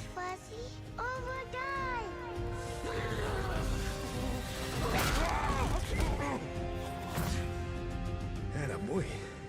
Attaboy. So this is what the game is actually going to look like. Red crap burnt toast, car blown. This meat ain't gonna beat itself. I've been taking dumps in there all day. Jeff. I mean, if you like Muppets, this is kind of a dream come true.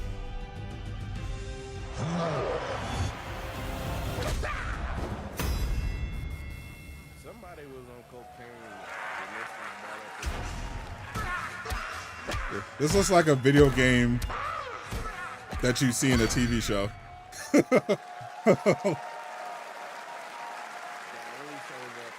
Super fun. Yeah. Gotta wish list that, right? All right, well, next it's time to see the announcement of a brand new game, In Deception We Trust.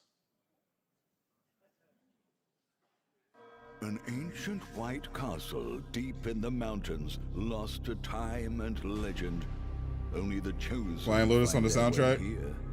Valid. Gathered from every corner of the earth, divided yet bound. Wolves and lambs. Flying Lotus is dope. Engaged in a perilous dance of wits, a game where truth is but a shadow. Killer Enough Inn. theatrics. I'll get to the point. A whodunit mystery game. Killer Inn is a murder mystery action game. The Murder killers mystery lurk action. elusively in plain sight. Kill someone, and a clue will remain. Hair, fingerprints, blood, clothes. The lambs scramble to find clues. One step. This definitely looks closer like a good to party unmasking game. The culprits. Who is guilty will eventually come to light. Yeah. Wolves win by killing Among every Us, lamb. if it actually Lambs looked good. win by booting out every wolf. Such simple rules, but there's so much more to this game of murderous mystery. This is definitely a streamer Quest to game. Level up, buy items with the gold you earn, loot chests 100%. for weapons and armor, steal items, blow up opponents, poison Yeah, it others, looks good. place traps, discover one of your own is a wolf. Is killing not to your taste? Goon Then you'd Fest. better escape the castle. Now the paths to victory are clear. You would do well to remember. Deceit and deduction are your Jay would strongest rage weapons out in this while game playing of this and then life never touch it or again. Death. Your invitation awaits. This is Square Enix. Trying to steal something off somebody can get caught. So this is the Square Enix announcement. All right. That was Killer Inn, a 24-player multiplayer game from Square Enix Yeah, I heard- where you compete. I in a heard the game Square of Enix life or announcement death beforehand using social deduction skills was a to win. Foam Stars level All right, announcement. It's hard to believe this next game was first announced Now it at makes sense. TGA in 2021. And though it's been a while, their recent tech tests prove that some things are definitely worth the wait. I'm of course talking about Arc Raiders. This is one of Yeah. the most anticipated games of the year. Rip And We're marathons. excited to share a new trailer which will tell you more Release date. about the mystery surrounding the world of Speranza and the long-awaited launch date coming later this year. Later this From year. Embark Studios, here's the world premiere of the release date trailer for Arc Raiders. Yeah, there's not going to be any Kingdom Hearts 4. They're going to announce some stuff at the Xbox showcase though for Final Fantasy. So if you're looking for Square Enix stuff, definitely tap into the Xbox showcase this weekend. Breathe. Let your body settle into a slower rhythm. I think it's safe to assume we're not going to see anything from Marathon today. Or anytime soon. Clear your mind of all distractions. You don't have to walk this path alone. Yeah, Marathon is cooked, bro. Surround yourself with yeah, resourceful also friends. true. This guy come out this event. Yeah, they just showed off Onimusha 2, Way the Sword.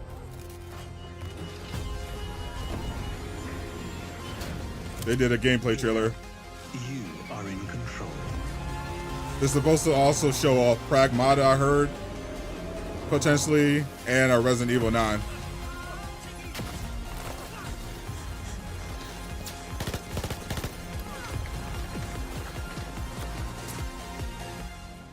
You don't care about these games, or is it good stuff? You're looking at the good stuff. To the people who care about these games, this is the good stuff. That's how it works.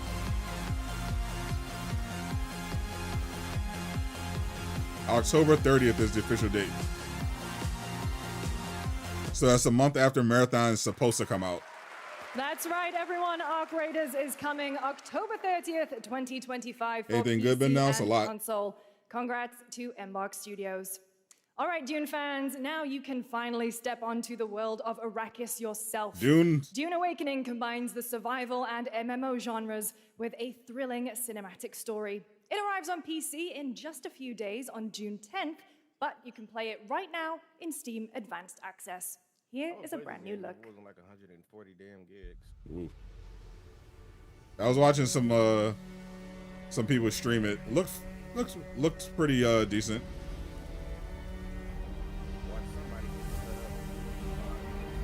I still didn't see the sandworm, but I saw the shadow powers where you mind control people. What else am I covering this weekend? Depends on what is revealed today, but if nothing worth doing a follow-up video is shown off today, then I'll just covering the Xbox showcase on Sunday.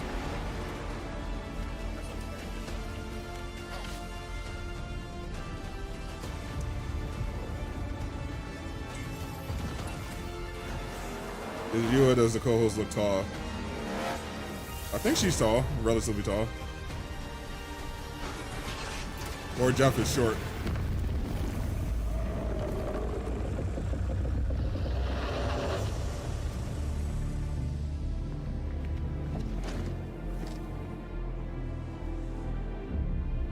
$2K games is here. Yep, they are. I'm aware. I have a couple of 2K games in the preview that I covered before the stream started.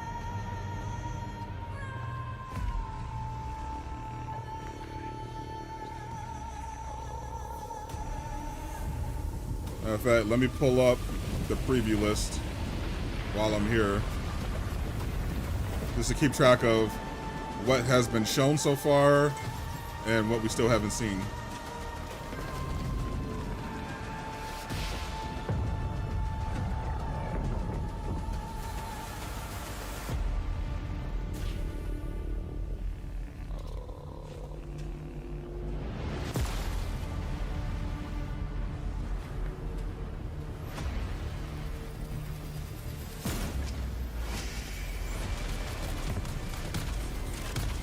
So we have the Fortnite one.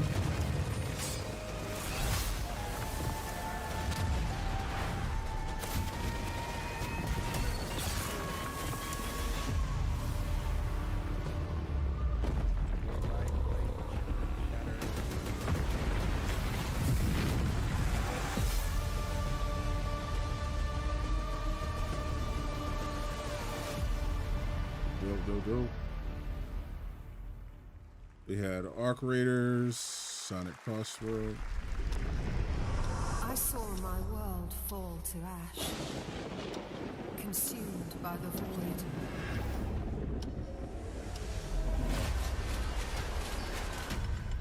Hope we get Ties of Annihilation. This is cool though. Try as I might to quell their advance. 'Twas all for naught. PC Master Race rise up.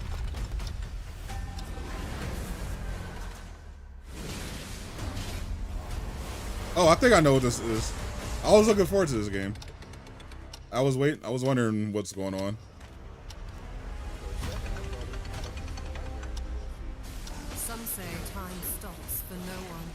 Nah. Neither man nor God, living nor dead. I think this is what I think it is. The co-op, like a co-op RPG, action RPG. That was real last year. Yet what then of those who deigned to turn back the hands of fate? Oh God, don't remind me. That game was a disaster at What launch. remains of our broken worlds? Chrono Odyssey. Is this what Chrono Odyssey looks like? I don't know. This doesn't look like Chrono Odyssey. Oh, it is. That was actual gameplay. Join the playtest on Steam, June 20th to June 23rd. It's going to be on console though. But the true lead of the story has yet to emerge. Now, isn't this Crystal of Atlan? Whatever's coming next cannot be easy. I will never forget my I think this is Crystal of Atlan. What is more compelling to you, sir? Just as he Yep. once came to me. It does have the waifus though. Filling that dark tower with light. But yeah, it's not Genshin. It's in the Genshin family. What happened while I was out? Yep.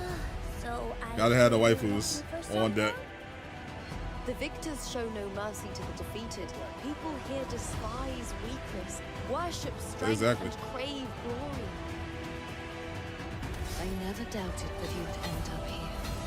Yeah. I'm really curious. What ending have you penned for Withering Sadot Waves. this time? Was not expecting Withering Waves. Literally all these games look the same. A rat in the vessel. Focus Entertainment. Such a tiny Great. This was cool. One of these games, alright. I know all your secrets.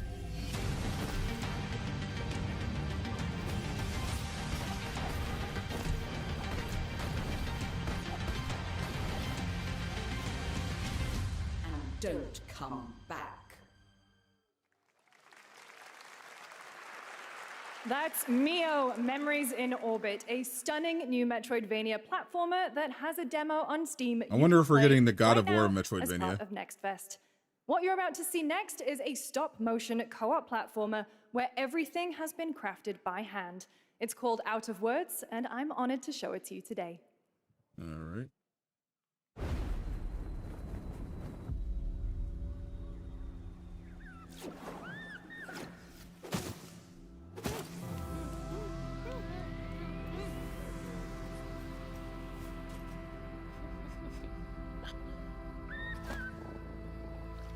I do appreciate it though. The stop motion stuff. You need that Chrono Odyssey? Yeah, Chrono Odyssey looks sick. There was another game that looks just like Chrono Odyssey that there was a real last year. I gotta see if they have anything for it.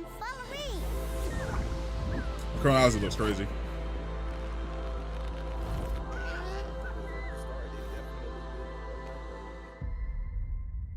Is Tomb Raider coming back? There's been a new Tomb Raider game in development for like the past 5 years. What a really unique and different game. This August signals the release of Mafia: The Old Country, the next entry in the acclaimed Mafia franchise from the team at Hangar 13. It's a gritty mob story set in the brutal underworld of 1900 Sicily. Here is the Summer Game Fest trailer. Betrayal burns because it can only come from someone close. An enemy can't hurt you like a friend. It's a Mafia, the Old Country. Who are you? Sono Enzo. I work here. My friends, my family, my beautiful daughter, Isabella. Don't It's all connected. people around here. Sometimes the client is feeling less than There's cooperative. supposed to be a BioShock 4 reveal apparently too. Remind them. But Mafia was on the confirmed list. This is between us and Spadaro. Where I come from, commitment means everything. If this is how he wants it, this is how it'll be. The Dons noticed you, Enzo. This is an The Tomb Raider game better be like a Red Dead Redemption 2. Why would it be like a Red Dead Redemption 2?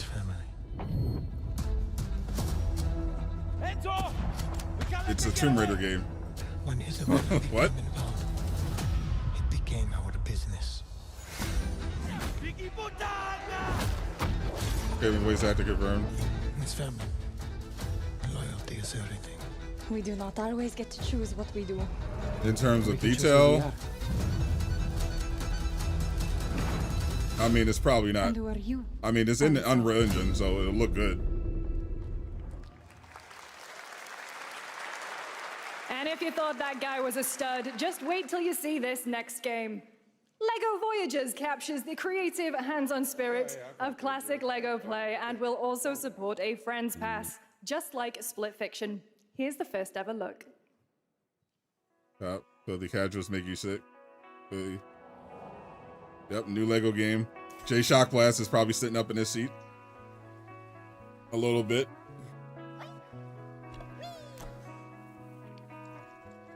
Music going crazy so far.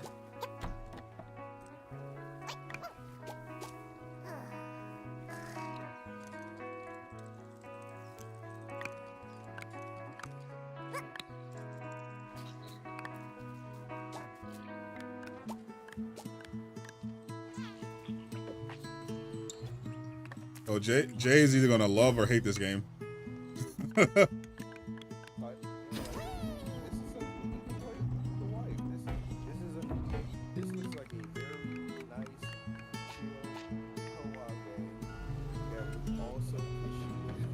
This looks like Jay is going to be absolutely raging. If somebody's going to be Jay, you're going to be playing with him, or he's going to be playing it with like Gio or somebody, and he's going to be absolutely falling off the map and raging.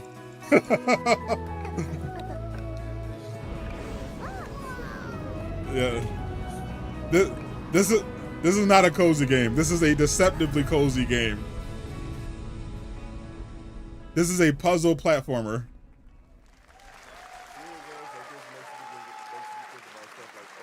Yeah. Hello, Summer Game Fest. I'm Carolyn Lawrence, voice actor for a few familiar faces you might have grown up with on Nickelodeon. Some with squirrel suits, thank you. Some with science smarts, and some with serious attitude. Nickelodeon has always been about wild worlds and weirder characters.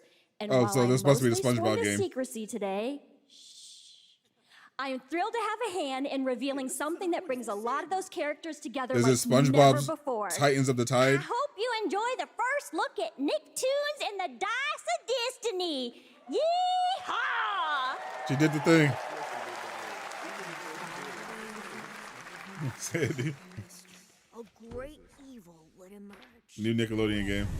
A brave and wise and powerful and ridiculously handsome wizard would call upon his magic powers to summon the most ferocious, most awesome, most totally radical team of adventurers the land has ever seen. I believe it is.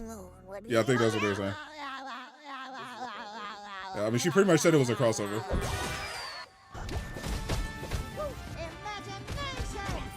Yep.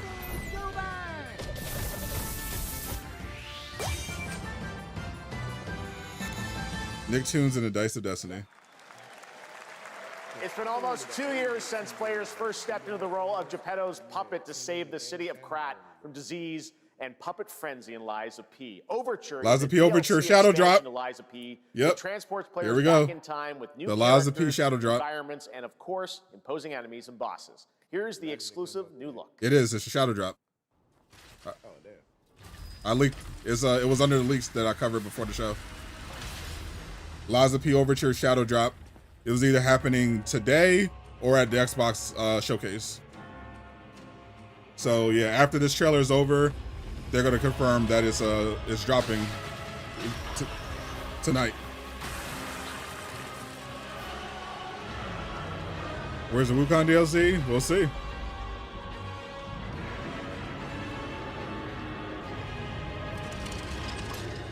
How does it feel like chat only us with Dark Souls games?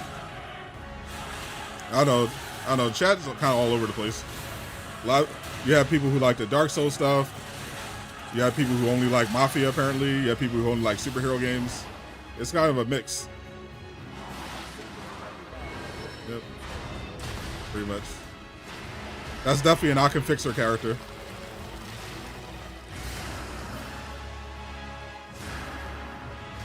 Wait, WUCHANG DLC is coming? Yeah, they announced it last year. I even covered it on the channel. And I don't even really play WUCHANG. I don't even really do WUCHANG. That was my only WUCHANG video that I've ever made on this channel. And it did like 100,000 views.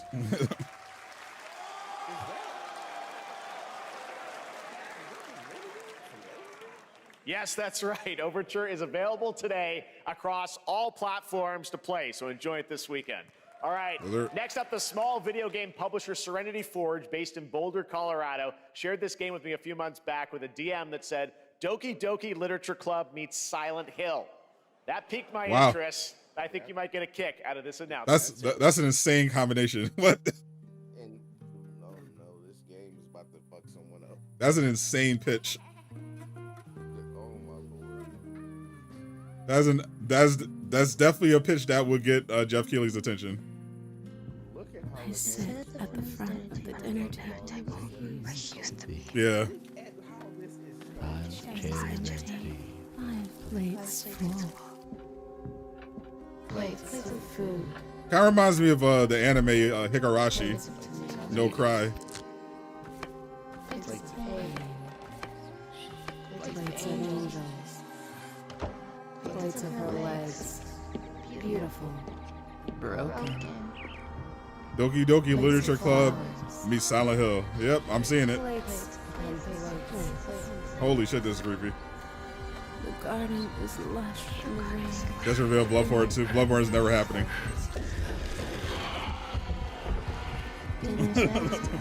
We're never getting another Bloodborne game.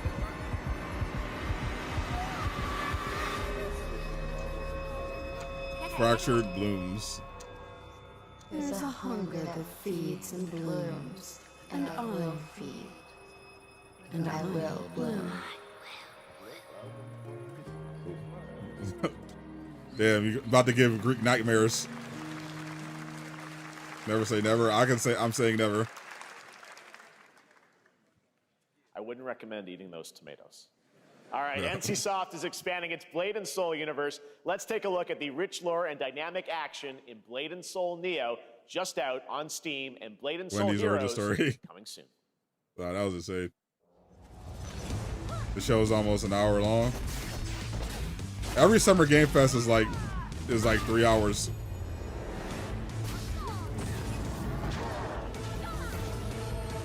Yeah. She looks like Eve from Stellar Blade. The other one, Blade and Soul Neo.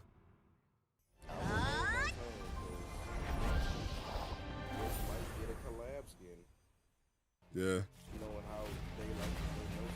That was definitely a very waifu game. As soon as I saw them thighs, I was like, oh yeah, I know what they're selling.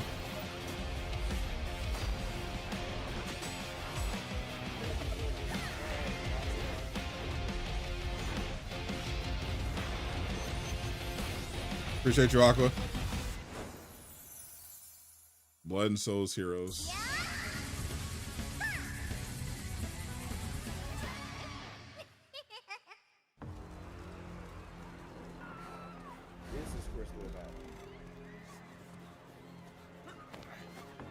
This is going right into Mohoyo, and this is putting all the Mohoyo looking games together. Oh shit! Boros! Awaken Boros, let's go!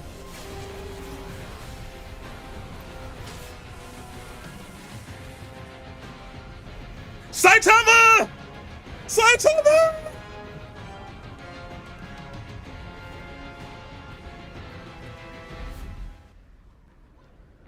Hell yes!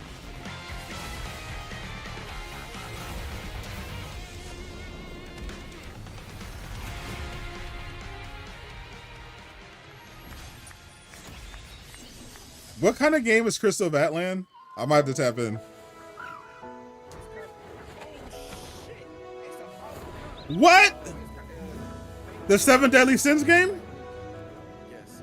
I remember this. Is this the one from the gameplay trailer? The one they showed like 3 years ago?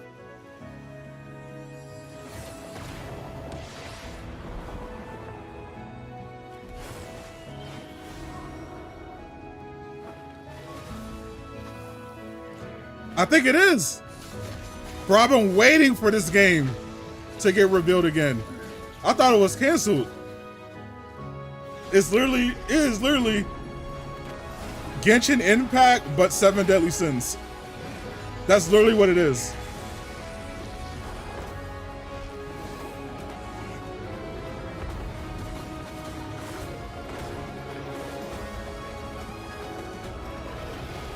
Yeah. We still have the first 3 seasons. That's all that matters. Yeah, just tell me when. Just tell me when, and my money is yours. I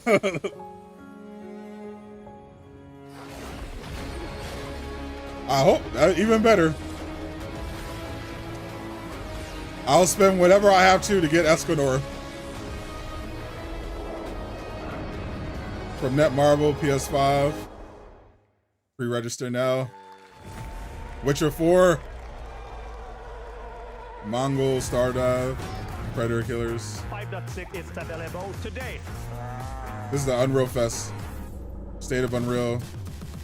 Yeah, State of Unreal advertisement. This is a technological showcase set in the world of the Witcher. Damn, I was not expecting the 7 Deadly Sins game. Into Unreal Engine. You're seeing me live in real time. I'm definitely pre-registering. Coming to UEFN. It started with an epic mega grant, and it's now a serious contender for Game of the Year. That Mongol Stardive will be exclusively on the Epic Game Store.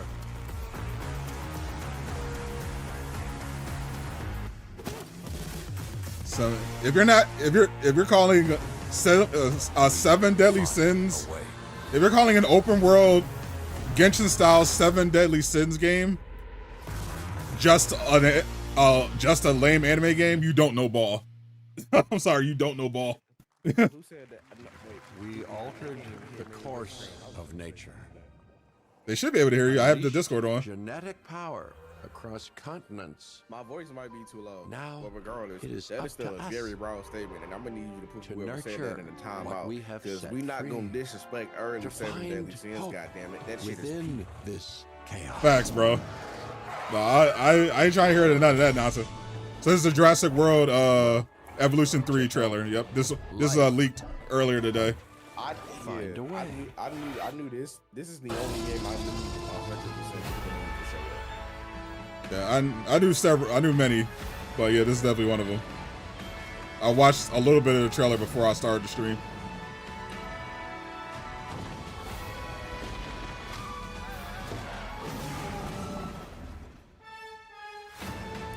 Apparently, it's fun to people. So. Yep, October 21st. Whoever's alive. Hi, I'm Celia from Yacht Club Games. Shout out to Yacht Club. 10 years ago, we broke new ground with our first game, Shovel Knight. Oh, is it? Today, wait a minute. I'm thrilled to share a world premiere look Wait at a the minute. next IP, Mina the Hollower. This is Hollow Knight 2. Mina the Hollow. Continues our traditions of Yeah, this is on the refining list. retro gameplay for a new generation. It's a bone-chilling adventure that it blends intense combat, free roaming exploration, and precise platforming. As Mina, a whip-wielding hollower, you'll burrow through danger and unravel the mysteries of a cursed island. I can never A look at decade this stuff the ago, same ever we since unearthed a I groundbreaking realized everybody's legend. reading off This the teleprompter. year, we're bringing our next bona fide classic. Really? You didn't know people were reading off the teleprompter? I didn't think everybody was doing it. I thought some people were just going off the gut. It's an award show, basically. It's an award show format, basically. Yeah, everybody has a teleprompter. Or at the very least, I'm thinking they got speeches and stuff memorized beforehand instead of just Yeah, no. putting it into the game. you sweet summer child. You sweet summer child. I don't watch that many award shows. No. Everything is written beforehand and is put on the teleprompter.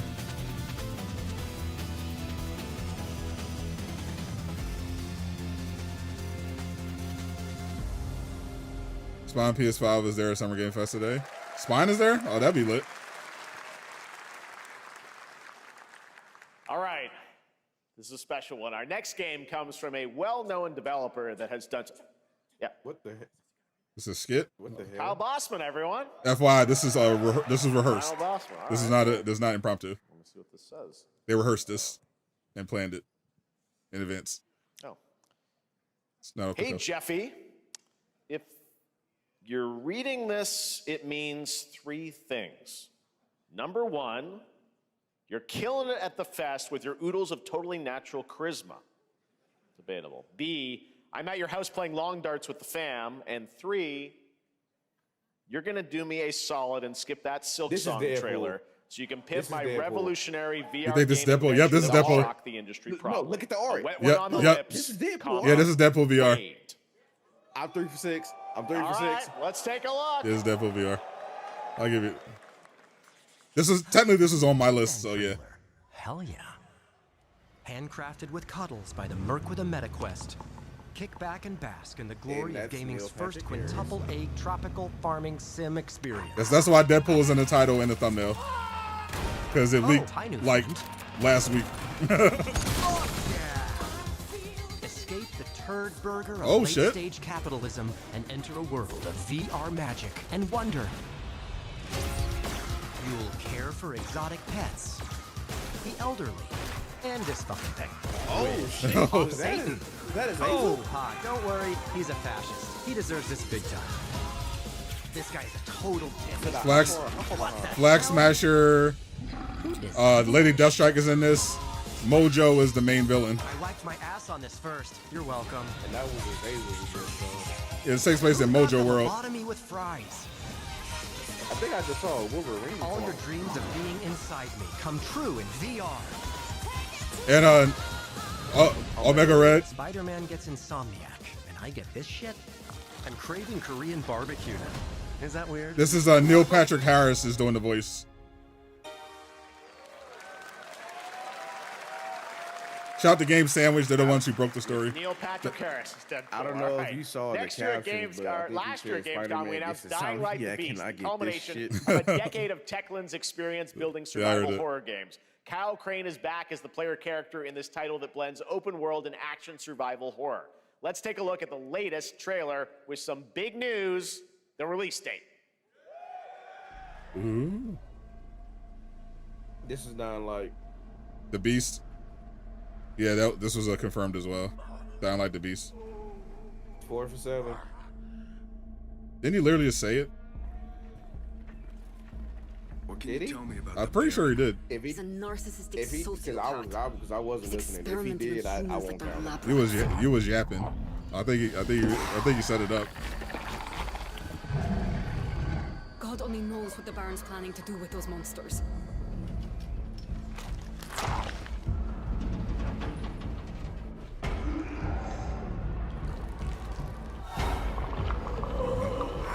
I'm not excited for this only because I played Dying Light 2 and it was complete ass.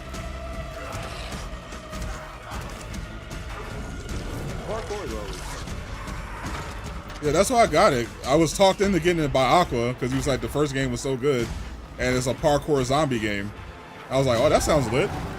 So I bought it day one, bro. It is one of the worst games I've ever played. Absolute unplayable piece of shit. I played that and I played Dead Island. Fucker will pay for what he did to Dead Island 2 was really good. I enjoyed Dead Island. I like the new Dead Island. Dying Light 2 was a pile of shit. I'm mad I got that instead of Elden Ring. I stopped enjoying Dying Light.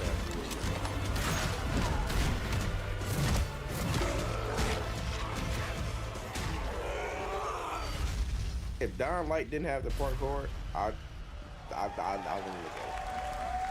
Yeah, it feels like it feels the main selling point. But Dying Light 2 was unplayable dog water. The game literally didn't work at launch. Yeah, when I played it, it was after all of that, like a few months ago. Yeah, you played it a few years ago. I played it at launch. The multiplayer was broken. There's the big news. Dying Light The story was broken, so I couldn't even advance through the story. All right. This next game draws inspiration from classic coming-of-age films to capture the highs and lows of adolescence, the bonds of friendship, and the nostalgia of growing up. Mixtape comes from Mixtape, I remember this Dinosaur, an Annapurna Interactive, and this is Shout your out to exclusive Annapurna. new look at this game that plays like a love letter to teenage memories. I might actually, I'm looking might tap into this. Only because Annapurna's behind it, Hanging out. and the music is a vibe. I've got to get out of Because I played Stray, just for the meme. I was like, oh, it's a cat game from Annapurna. Let me check it out, and it ended up being like it ended up being my favorite game of the year. It's time to look back on your greatest hits. So anytime Annapurna makes a game, I'll tap in. One moment. It's the pigs, darling. Shit. This year, experience a retrospective like no This other. game is quite literally Beethoven the and equivalent Dinosaur of, invites you to I wanna go relive do the bad shit with teenage my riot, friends. to spend one last night together. And I'm not mad at school's it. out This is like forever. the 80s, the game. And with the soundtrack this good, it's gonna be one hell of a night. This is literally a John Hughes. This is literally a John Hughes movie as a video game, but with more fantastical elements. It's got some supernatural stuff though. Nothing. But I mean, you definitely did see a car blow up within like the first 10 seconds. It's the pigs is crazy. No respect for the popo. You have seen it. As it should be. Beautiful world where harmony reigns. Yeah, I probably will tap into Mixtape if I have time, because I like Annapurna. Annapurna makes good games. Destinies are sealed. There is no escaping them. Isn't it going to be on PlayStation Plus? That is why we must I think it's going to be cheap. right here and now. What is? The Annapurna game, Mixtape. This is gorgeous. Take this. And just getting started. Let's put it into action. The surge of power. Have room in VC for what more? We're not even in the Discord, actually. I could be promoting the Discord, which is currently members only. I locked it back up. We will live on in this world. But yeah, this man just called me on Discord. Hardships await. I was just chilling. All of a sudden, my Discord notification is ringing. I'm like, what the fuck is calling me? It's this guy. He could have declined. I just put that out there. I was like, who was calling me? If I was anybody else, he probably wouldn't have answered. 100%. Toa and the guardians of the sacred tree. There's like a handful of people I would have answered for. A beautiful game. That was the global announcement of Toa, a new roguelike from Bandai Namco and developer Brownies, a game drawing from classic Japanese art with a whimsical spin on Eastern mysticism. Next, we want to introduce you to a game made by a first-time solo developer. So just all going to be a bunch of indie games. You have to literally be With the blind. help of 9 of his friends, There's he's no built way an you could intense action beat 'em you up were with watching this brutal show hand-to-hand combat set in his hometown. and came away with that This is conclusion. Acts of Blood. What time was it? 6? I think like literally almost the whole first hour was literally just fucking heavy hitters. Yeah, literally the first hour was like pretty big AAA games. Like, what are you talking about? Even if you're not interested in them, they still heavy hit. Wait, is this Sifu too? Sifu Wait, too. no, I think I know what this is. No, it's not Sifu. Definitely I not. know what this is. I've seen it. It is a martial arts game. Sifu was definitely part of some of the inspiration. Yeah, not it. Like stuff like that. Yeah. And the raid too. Yeah, definitely very heavily inspired by Sifu in the raid.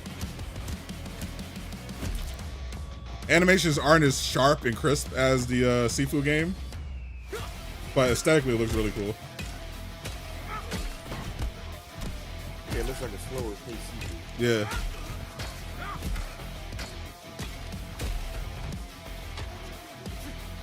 Yeah, this makes me want to watch the raid 2 again.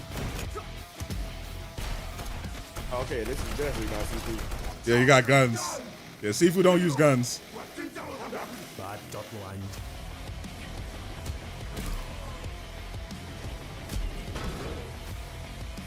Shout, and this one is an indie game, for sure.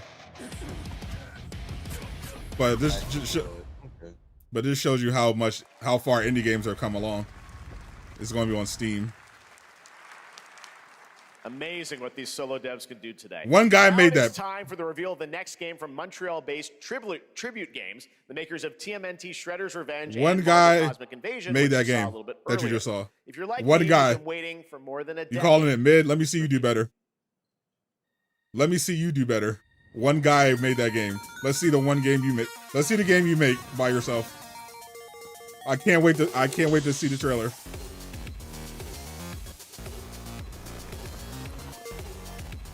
I can't wait to see the trailer for your game.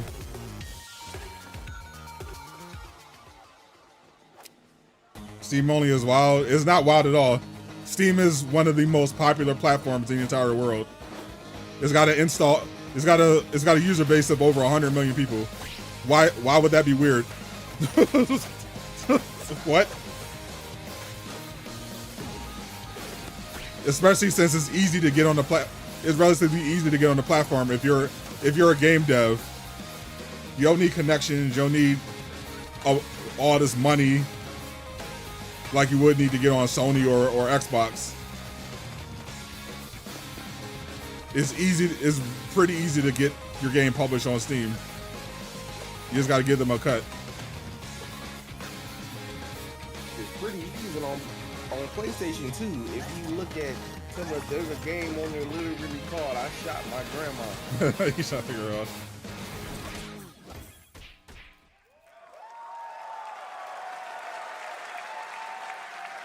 Scott Pilgrim's back with his Shout out to fist Scott flying in Pilgrim. a brand new brawling adventure in EX. You'll battle through space-time and the streets of my hometown of Toronto with Scott, Ramona, and 5 of their former rivals in this online 4-player co-op adventure with a story written by Scott Pilgrim creator Ryan Lee O'Malley. Yeah. All right, we're going to be right back.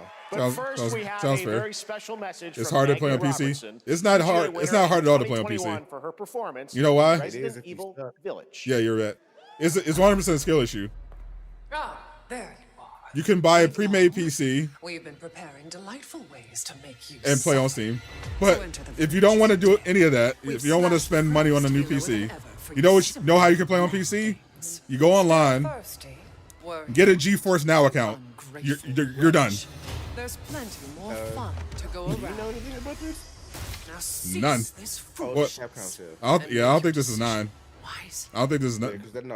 Yeah, this is not. That was the voice of Lady Dimitrescu. Yeah. First Descendant content. I stopped playing that game in season 1. Yeah. And I was on it heavily. It got to a point where I was like, oh, there's literally nothing interesting about this except the gooning. Like I came back for like the Halloween update, and I played a little bit of it. I was like, oh, the Halloween skin, the gooner skins are good, but the game, the mission was actually was ass. So I was like, I'm getting off this. Yeah, pretty much just your standard. What is it? Looter shooter RPG? It's basically like it's Gooner Warframe. Since the dawn of time, I think Captain still plays this. Still plays it. Hard. He became the best Jaybird. Yeah, I was banning Bunny. Civilization. Now, a glorious I was a Bunny main. morning has dawned. I was afraid. On something that's simply harder. Call of Gooning. Scum. Gooner Warframe. That's literally what it is. If you play First Ascendant, it's literally they literally just took Warframe and Destiny and just added jiggle physics and big titty waifus. What the hell? I just saw 3 bare asses, a naked man, and somebody peeing on a snake. What am I looking at? Scum. Definitely a Steam game, yeah. Here's Mindseye. So confirmed. We knew some IO Interactive presentation was happening. And after the show, stay tuned. We're going to be we're going to be streaming the Mindseye showcase, the IO Interactive showcase. I don't care about Mindseye, but they're showing the 007 game and Hitman.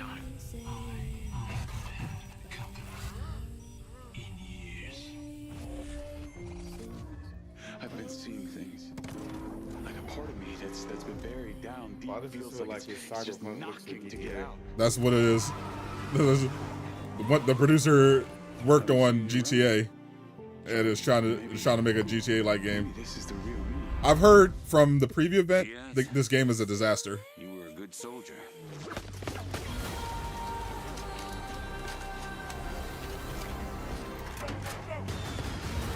Hopefully the gameplay isn't like Watch Dogs. That's exactly what it's like. Hey, Watch Dogs 1 and 2 specifically were not bad. I can't speak on 3.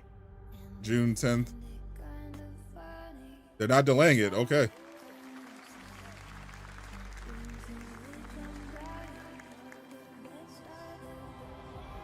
Hitman. Coming summer 2025. Hi everyone, I'm Hakan Abrak, CEO of IO Interactive. We can't wait for you to discover Mindseye when it launches on June the 10th from Builder Rocket Boy and IO partners. This game's going to be ass. You may have noticed Agent 47 will be contracted for a very special assignment in Red Rock City. This week... Yep, here you go, Sadot. Here we go. This is what we actually care about. This is what we actually care about. 007 Frst Light. This week we finally revealed 007 Frst Light to the world, and your reactions were heartwarming. It's coming in 2026. Deadpool, you missed But we Deadpool. want to They make showed it the wait like more 10, exciting. 15 minutes We're ago. bringing someone into Hitman, the World of Assassination, who is very dear to the Bond universe. Let's take a look.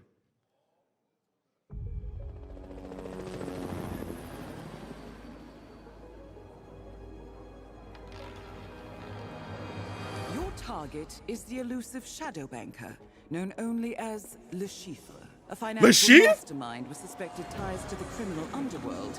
He has arranged a high-stake poker game at the Casino Monarchique in Paris. Our clients 007 collab in the Hitman game. People for a reason. I know their weaknesses. Mr. Rengang, he's too impatient, and Miss Bai, well, she likes a drink. Don't know about the You suck 100 hours in Hitman. He's the only wild card. I'm loving the Casino Royale collab. This is cool. Well, this is turning into an interesting evening. And you can even play poker VIP with room him. here at the Casino Monarchique. Reaper. Unusual name. Names are for friends. Wouldn't you agree, Mr. Play now for free. Play the mission. Get reward for Frst Light.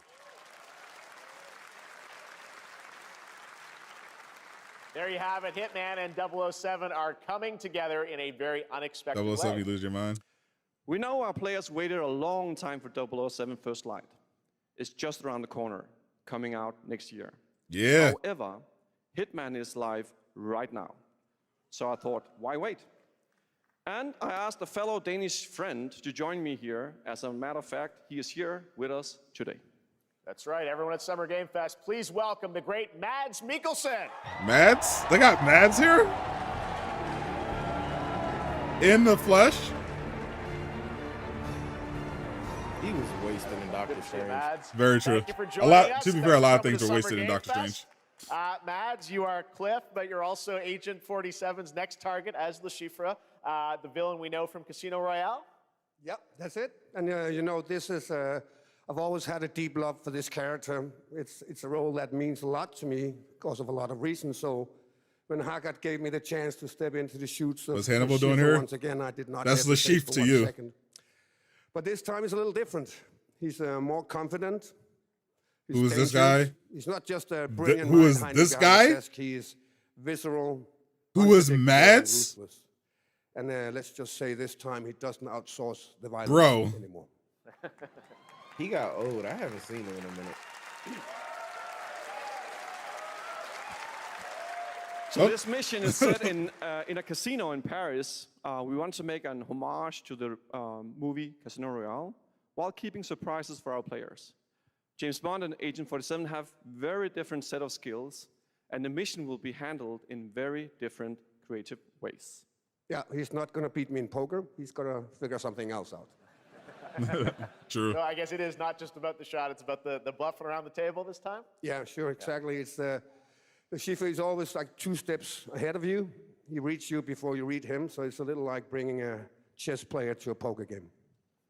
We built the mission to allow several parts, unexpected characters, appearances, and even custom poker mechanics. Wow, all right, well, when do we get to play this? That's the best part. We wanted to surprise you, so the team is updating the game as we speak. Le Chiffre, Elusive Target mission starts today in a few hours. For only 30 days, and if you play it, you'll unlock a unique reward in 007 Frst Light. Amazing. All right. Well, Hakan Mods, thanks for joining us for Summer Game Fest. Appreciate it, guys. Thanks for having me. Thank you so much. Thank you. Great to see you.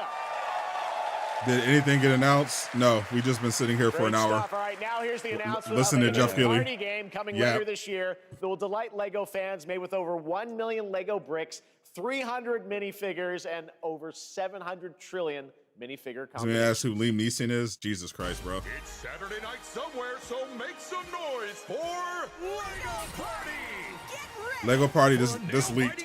This is one of the leaks. Let me mark this off. This leaked before the show. Packed contest to collect the most golden bricks. But will you be helped by friendly krakens? I would play this. Hindered by EU I monsters. know you would. Or lightly toasted by a flying lizard with wings? I would specifically That's the play dragon, this. Ted. I bet you would have a lot of fun. Our amazing mini games, Ted. Yeah, I can mark more off of them Death than you Stranding can too. count. More than 10? It's actually more like 60. All right, so out of the confirmed stuff, we still have the Ill game, Mecha Break 2, WUCHANG Fallen Feathers, and Splitgate 2 and Crimson Desert. Okay, but certainly not a giant crab, a mythical king cobra, or Master And then Wolf Jago. smashing a crate. Those were literally just on screen, Ted. Wow! We've got all that and more in LEGO Party! Yeah, this is Lego Mario Party. Yeah, I'll play this. Whoa, that is looking mighty tasty. So still be on the lookout for Hollow Knight, Silk Song, Crimson All right, Desert. Next, a new look at a new team shooter from Dreamhaven and Moonshot Games. 20 players across 5 ships venture into the most treacherous region of space, hoping to get their hands on the artifact. I'm just going through The game is leaks called and Wildgate, confirmed. the open beta starts next week during Steam Everything Next else is Fest. speculation. And we're also very happy to announce the game will launch on July 24th. Resident Evil 9 is for probably PC, the finale. PlayStation 5, and Xbox. Let's see what it means to get into some serious space shenanigans. We forgot a word. 007 mission on Hitman sounds lit. Yeah, that looks crazy. I remember this game. Danger. Reactor overload. Yeah, I played it. I played the beta a few weeks ago. I haven't heard anything mention the WUCHANG DLC appearing at Summer Game Fest. It was announced last year by the devs. We don't know when it's going to be revealed.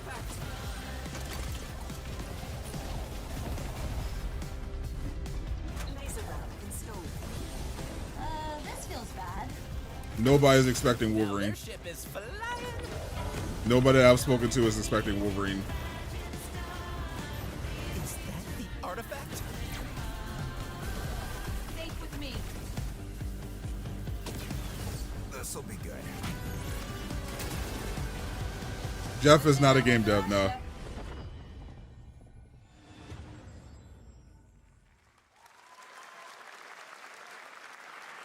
I'm proud to reveal to you the next game from Toronto-based Drinkbox Studios, the team behind the Guacamelee series and Nobody Saves the World. They're making a full 3D game that can be played alone or with a friend in co-op. You can find out more during Day of the Devs right after the show, but for now, here is the global reveal of Blighted. Ooh. Looking Deadpool look lit. world. Love Batman Arkham Shadow. Yeah, if you have a Quest 3S, it looks a lot of fun. Actually, I gotta see if the price comes down. But yeah, because the Deadpool VR game looked really fun. That looked really good. The lives they lived and passed their knowledge to future generations until Sorcisto, in his lust for power, consumed the brains of the living, spreading this blight.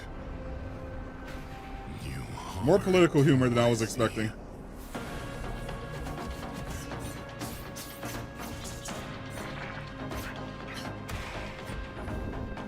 Yeah, the gameplay looked crazy. Deflecting the bullets with your sword.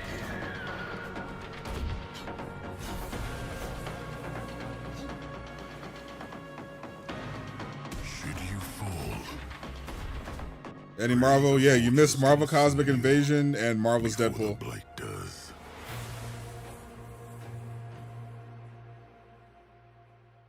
Any open world Marvel news? No idea. This is There ill. is more Blighted coming up right after the show and Day of the Devs. All right, next is a first-person survival action horror game from Mark Team this off. Clout. It's a new team of 50 with founders in Confirmed. Canada and Armenia. Shout out to They Team Clout. partnered with the new Munfish Powerhouse label to bring this insane Unreal Engine 5 game to life with unpredictable monsters and visceral dismemberment. Here is your first look. So we've covered almost every game that was confirmed beforehand now, except for WUCHANG Fallen Feathers, Splitgate 2, Crimson Desert, and Mecha Break 2.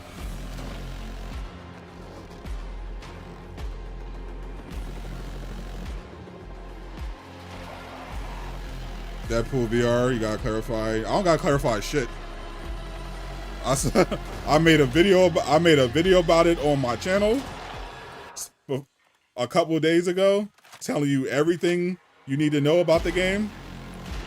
I did a live stream today, well, yesterday, the other day on the State of Play, talking about it. I talked about it on this stream multiple times in the pre-show, telling people with the information on the screen, we're getting a Deadpool VR. And they literally showed it.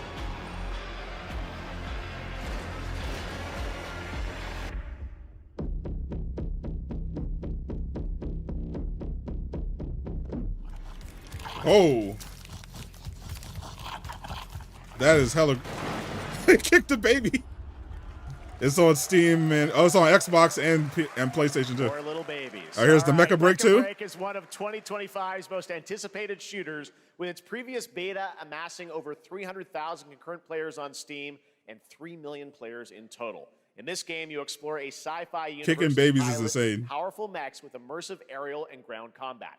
As a top wish-listed game, players are clamoring to know just one thing: when is the release date? Well, here's Mecha Break's latest trailer with the answer you've all been waiting for.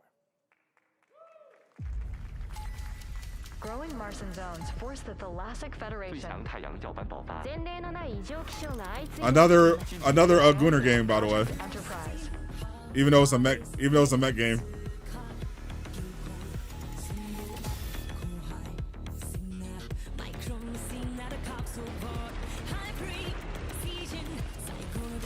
Deadpool open world. It looked like a platformer. Look more linear.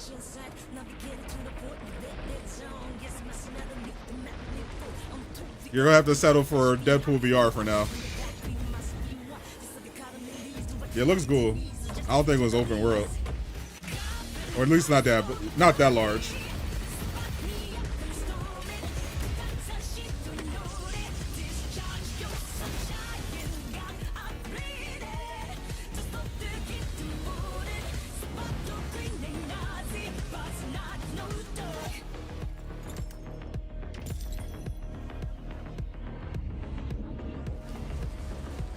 Little Nightmares 3. Yep, that's supposed to. It hasn't shown up yet, but it's supposed to, according to a lot of info.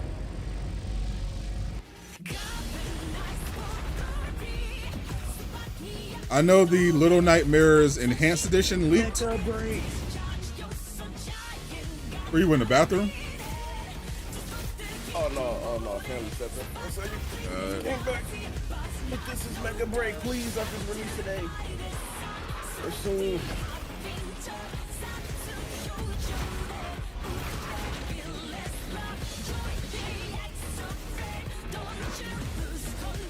The music was great. Was also fire. The music that was fire. Mega Break. Wishlist now. July 1st. In this next title, small-scale players traverse the oversized world around them, filled with local wildlife and hostile machines. Built by a small 8-person studio, Ooh. This is Infinitesimals. 8-person studio. Okay. They showed this earlier in the show. Epic Games Publishing. When they were showing all the Epic games, they showed this. Yeah, this was at. Was this at Unreal Fest? I don't know, but they showed this today. A Cubit Studios game. We must now face a stark reality. They did a trailer. They did like a montage of stuff that was at Unreal Fest, and it showed a bunch of game. I think this was on there. Industrial civilization we were expecting to join. Because it was the only one I didn't recognize. There's no more. Graphics are crazy. This gives me grounded vibes.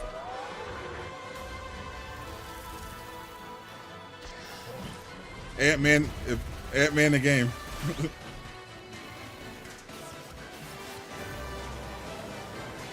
Ant-Man meet Mass Effect. Yeah, literally. Whatever it takes, we find a way. Infinitesimals. This is made by an 8-person studio? That's crazy. 2026 marks the 30th anniversary of a legendary video game franchise that I think we all know very well. Please check this out.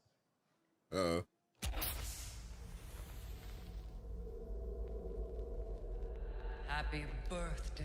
Ah, shit. Resident Evil 9? Resident Evil 9? Resident Evil 9? Happy birthday. Happy birthday to you. Anniversary. And to celebrate early, a special message from Takeuchi-san. マギーさんありがとうございます。カプコン竹内です。皆様のおかげでバイオハザードも30周年を迎える As he's ことが about to celebrate his 30th ありがとうござ anniversary, います。 we truly appreciate your continued support. さて、お待たせしている Now about the latest Resident Evil game we've all been waiting for. もう少しだけ Bear with us a little longer, just a blink of an eye more, and it'll be ready. We're incredibly grateful for your ongoing support of the Resident Evil series. Thank you again. I need to finish those. I was playing too, and then I immediately got off after Thank you, Takeuchi-san, for that very special message. We cannot wait for when the time is right to share more leading into the anniversary of Resident Evil. Now it is time for the next big they just update teased you. for a beloved franchise. AEW?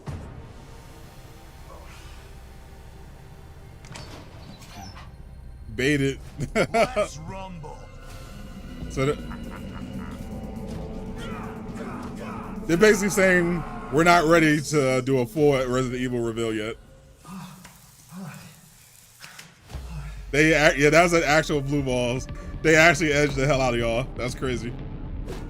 Oh no, this is King of Fighters. King of Fighters. Oh yeah. 4 for 7. You know what? This tells me that they're definitely doing a PlayStation showcase. First up, I want to give extra props to the fact that they specifically have Kenny doing this. They specifically have Kenny Omega doing this. Based. Like, this man has a whole finishing move based off of Sephiroth. The one Winged Angel. Wait, no, I was so wrong. Holy shit. You have not been right about anything. This is a Street Fighter 6 Season 3 trailer. Alright, I'm 3 out of 7.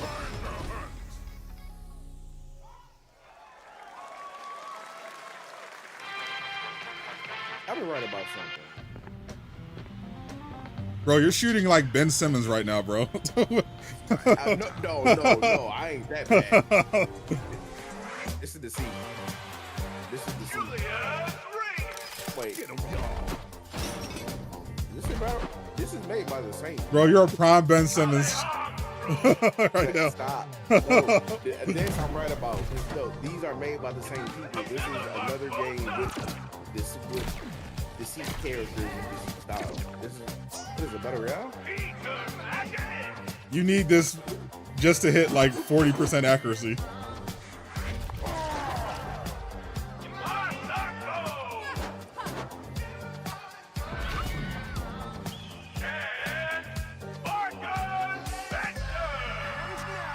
Fort Day. Last flag. Countdown begins.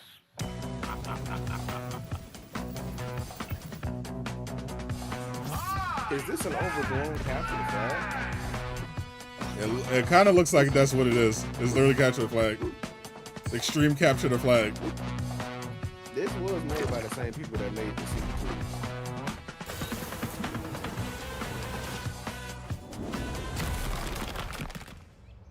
Adios.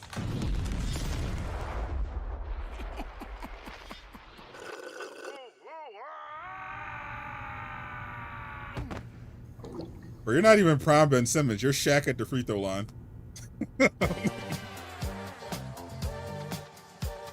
Prime Ben Simmons had a high, at least had a high, he had a high shooting percentage. He just never shot the ball from the outside. You're way off today, That was Greek. Last Flag, a new online action game from the new indie studio Night Street Games, which is the ultimate game of capture the flag set in the 1970s, as you saw. The closed alpha will be starting later this year. Next, we have a beautiful new trailer for a Souls-like action RPG game developed in China by Lenzi, WUCHANG Fallen Feathers, which is launching on July 24th. Here's a look. Another Soulsborne game. WUCHANG, let's go. Yeah, this game looks tough. And this is the last of the confirmed games, apart from Crimson Desert.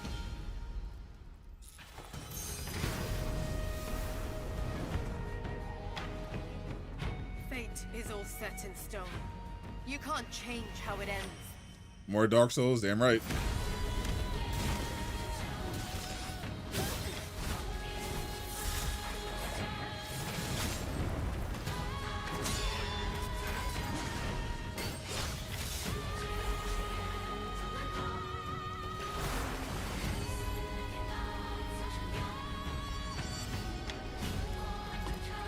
It's Stellar Blade if they spent 40% more time on the combat instead of the Gunnar physics.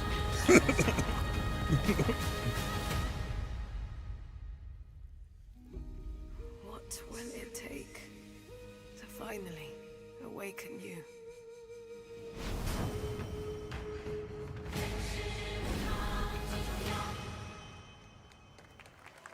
July 24th. I'm definitely tapping in. You think Tomb Raider will be finale?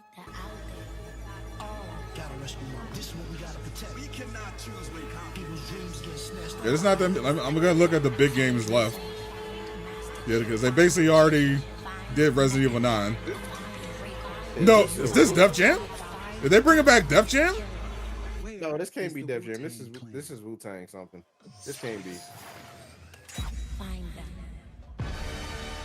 A Wu-Tang game? Original game? Rise of the Deceiver. Wu-Tang.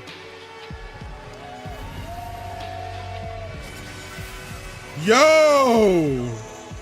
It looks cool. That looks clean. Presented by Ghostface Killer.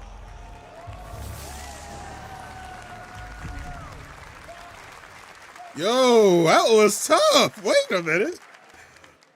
Ghostface Killer is say, calling on you to rescue his Blue Brothers. Wu-Tang Rise of the Receiver is a new co-op action RPG with anime-style fighting, and it's the debut title from the 53-member Brass Lion Entertainment. Now here's a new look at Guild Wars 2, which Nah, has that looks new tough. I gotta updates, buy that including for the player culture. housing, and is free to play. This weekend, But to that celebrate Wu-Tang game is SGF, co-op, you can take apparently. advantage of double XP all weekend long. I'm definitely buying that for the culture. Wu-Tang and nothing, no effort. Damn right. My calling takes me far from home, where shared struggles form fast bonds. My greatest advantage? Adaptability. Their greatest weakness? Me. All right, so we can cross off Resident Evil 9. They basically said Resident Evil 9 is coming, but we're not ready to go. We ain't got nothing to. We ain't got a full trailer for you yet. But yeah, that's pretty much what it was. All right, so what's left? All right, we got the Street Fighter 6 trailer. We got 15 minutes left.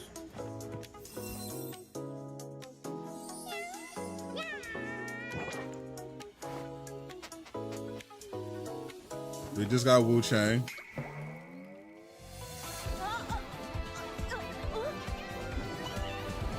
We got Jurassic World. Oh, this show is running till at least 8 o'clock. Really? 8? Hold up. Let me double check. Cause they said 2 hours and they started at 5. So unless there's a whole nother hour of show playing, this is The main show already is a 2-hour event.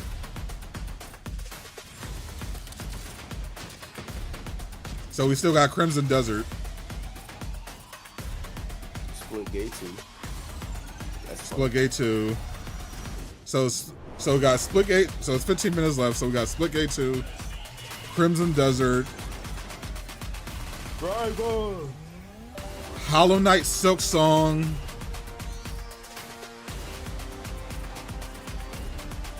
Or we got some interesting games left over, potentially. So Crimson Desert, Splitgate 2, Little Nightmares, Hollow Knight Silk Song, Tomb Raider, Cyberpunk, Switch 2, crossed that off. Can that even run on the Switch? Story. It can. Here is another game throwing back to a classic animation style. Enter a surreal world where you're a down-on-his-luck outcast who has to battle his inner demons, literally, in this action roguelike. Here's Into the Unwell. Into the Unwell.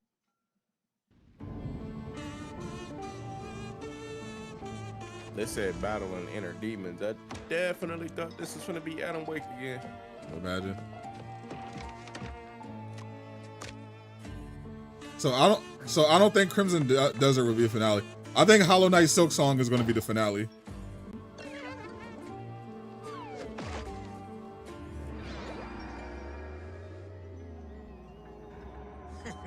Hollow Knight or Tomb Raider? Relapse, huh? Get well soon.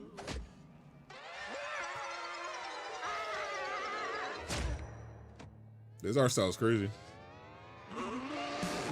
It's definitely not going to be Wolverine. I can assure you. I can assure you. It's not. But it'd be insane if it was. It's not. That one wrong with Trump Mach 3 for It won't always be so easy. If Wolverine is the finale, I will cash app you $50. You're lying. You are lying. I am dead ass. You know what? I want everybody on straight to remember this. If Wolverine is the finale on Summer Game Fest this year, I will cash app you $50. Here's Splitgate 2. Hey guys, I'm Ian Prue, the co-founder of 1047 Games. When we started Splitgate in our dorm room, we just wanted to make a game we could play with our friends. So we still got Crimson 20 million Desert of left you over. played with us. Now, with the help from our amazing community, 1943, we built Splitgate imagine. 2. Why? Because I grew up playing Halo, and I'm tired of playing the same Call of Duty every year. Yeah. And I wish we could have Fuck Call of Duty. Titanfall 3. Yeah, based. With Splitgate 2, we asked ourselves, how would we take portals to the next level? What if you could portal to entirely different worlds? So we combined the action movement, make FPS great again with the scale and intensity. This is the most market research presentation I've ever seen. Battle Royale launches free right now, and it's fucking awesome. Based. Let me go download Splitgate. This man did his research. He knew exactly what gamers wanted to hear. Obligatory Call of Duty's ass. Titanfall 3 reference. Wait a minute, are they giving Splitgate a BR? Yep, Trump reference. and he cursed. Then Imagine Dragons, okay. And Imagine Dragons for the soundtrack. Nice. Yeah, this game is going. I think this game is going to do well though. I mean, no, the first one did well. It's literally Halo, but yeah, Portals. It was fun. It was just like it unfortunately ran its course. Yeah, I saw a lot of streamers were playing this. I think it's gonna. I think it's gonna do well. Because look, it was an open beta for like the past week and a half, 2 weeks. Yeah, so the game is fully out now. Yeah, I saw like Shroud playing it. There's some other streamers. Wait a minute, wait, no. The game was fully out now, actually. It's fully out now. Because I saw it when I went in it was out earlier because when I went in the store to tell you about that other game, the grandma game, I noticed that it said the demo, the open beta thing was gone. Play free now. Yep. This is a launch trailer. Yeah, so that. Yeah. Now we are honored to showcase the latest project from the talented minds at RGG Studio in Japan.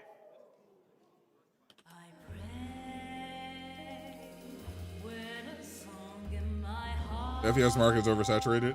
I don't believe in oversaturation in a gamer market. I think if your game hits the right notes, it'll shine through because the gaming market is massive. It's just a matter of maintaining their player base once you get it, if you can get it. This is Wolf Among Us 2. That was yapping. This can be the Wolf Among Us 2. I was gonna say that this is a wild animation switch. Yeah, I know they switched to Unreal 5, but oh no, it's not. Ryu got 1943. Oh, is this that game? Oh yeah, I know this game.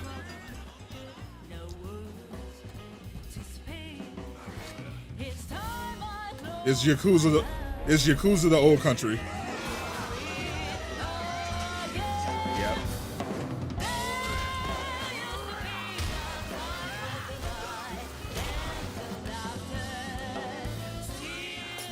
Yakuza. It looks good. It looks good. No mercy. Got a name? Wrong 1943 game. Daito. Jay is hilarious. Good job 1943, then, huh? but not Marvel. Don't I look like one? You're not? Yeah, I wasn't expecting a Rise of Hydra after they literally said the game's delayed. Like that usually means like everything's pushed back, including the marketing, because the game's not finished yet. So I would have been surprised if they still had it at Summer Game Fest.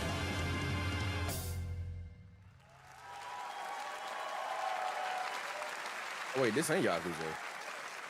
You saw it at TV Yeah, I know. last year as Project Century set in 1915, and now the full name has been revealed. Stranger Than Heaven, the brand new title from RGG Yeah, I remember it. Studio. This I remember time it last is now year. 1943. It looked good. Knowing RGG, I'm sure more surprises are surely on their way. All right, well, we're almost done here, but we do have one final, one more. very special global game announcement to share with all Only of you one more? who've been waiting. So this is either Today Silk we've Song showcased a lot of or projects Tomb from Raider. teams around the world, including many brand new studios, and we're proud of that. But this one comes from a studio that is no stranger to delivering blockbuster games time and again. When I first got a glimpse at this project last summer, I was absolutely blown away by the scale, scope, This and is Tomb Raider. ambition of this developer's vision. This has to be Tomb Raider. And while there are many places, really any place, this game could have been revealed, we are so deeply honored that we get to share it with the world right here at Summer Game. This has to be Tomb Raider, right?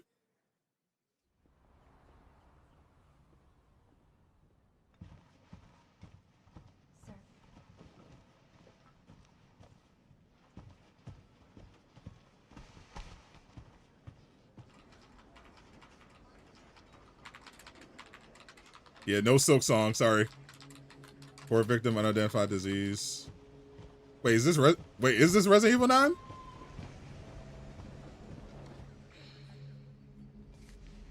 No, is this Control 2? Stop it. Stop it. Don't give me hope. This Control is this might be this is definitely not Tomb Raider. Grace. Grace Ashcroft. Yes? Beyond Two Souls. My office. Oh, I saw an outbreak, so I don't think it's Tomb Raider. It's definitely not Silk Song. Wait a minute, what is this? Imagine this Wolverine and it's a mutant outbreak. Imagine. Nah, because they teased Resident Evil 9, but they said they're basically just not going to show anything. If this is about the report you asked for Unless that yesterday, was a fake it'll out. be ready in 3. FBI, No, 2 I days think this is tops. Control Put a 2. hold on that for now. We found another body. One that exhibits the same pathology as the others we've been investigating. Now I need a good technical analyst on this. Okay. Alan Wake 3. It's Control 2 if it was in that Your universe. eyes on the crime scene. Because they confirmed it's in development. Yeah, they are. They're in the same universe.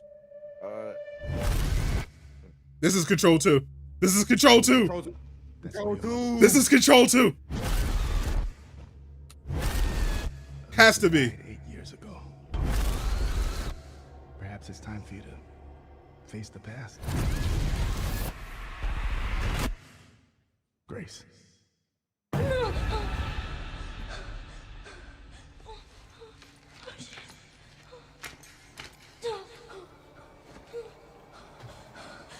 Perfect Dark. They showed Perfect Dark before. This is definitely not Perfect Dark. Perfect Dark's a totally different game. Stay close. Perfect Dark has no horror elements. It's a sci-fi shooter. They're coming. I know now that you're the one that I've been searching for. Wherever this is, you're hyped. The chosen one. Miss Ashcroft. Investigating all these strange deaths, huh? We need to keep our voices down. Have you seen the same shit I've seen? If Control 2 appears on the screen, I want to flip out. Are my hope. Everyone's gone. I enjoyed it. I still No! RP, no! This is Resident Evil 9. Wait a minute, is this Resident Evil 9? Did we get baited?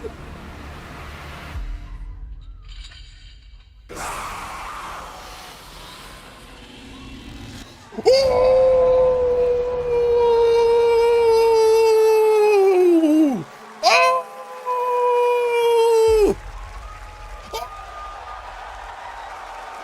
Oh my God! No way! There you have it. Oh, Resident Evil Requiem. And it will be playable to fans this August at Gamescom, where we'll also be hosting Opening Night Live on Tuesday, August 19th.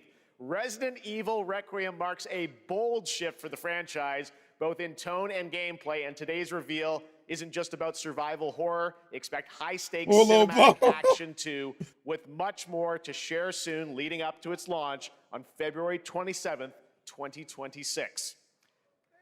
It was a fake out. It was Thank a you, goddamn Capcom. It was a goddamn fake out.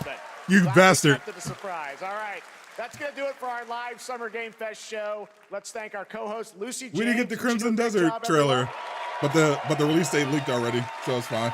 November 30th. Good job. Lucy got to see the trailer for the first time. I know. Oh, I can't All over believe your it. phone? You kept that so secret. Very top secret. All good. All right. Well, there's much more Summer Game Fest to come.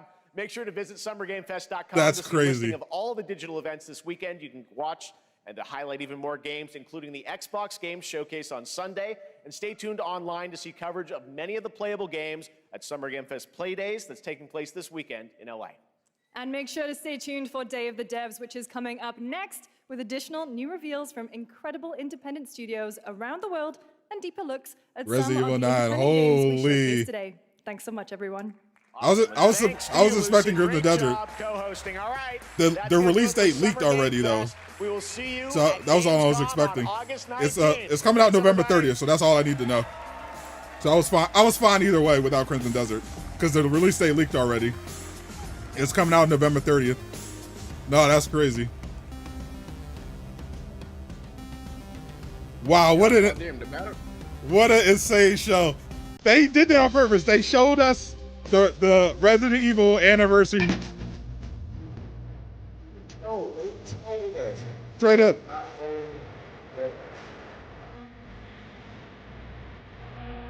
They straight up baited us by making us think they weren't going to have it.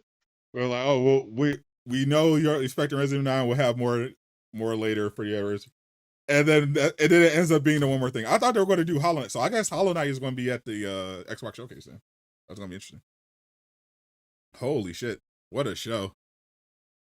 I thought up till they got to the city, I thought it was Control 2. Then I saw the VR is already here. Then I saw the RP. It was like, oh shit. I was like, oh, they baited us. I was like, we got baited. That's crazy. You talking about the gate in front of the police station? Yeah. I knew, this is the second I saw that, I knew, yeah, god damn it. Because when I saw that they were at the FBI, I was like, oh, this is Control. But then I was like, oh shit. I saw the RP. I was like, oh fuck, they got us. That's definitely Resident Evil, bro. Oh my god. That's insane. Wow. Yeah, Resident Evil fans are exploding all over their screens right now.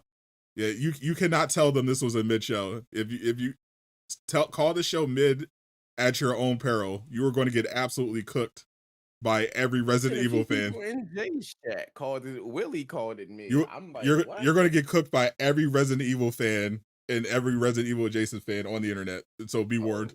All right, so we got the official. So we got this is the preview we did before Summer Game Fest started. Our preview, as you see, we got to cross out a lot of stuff.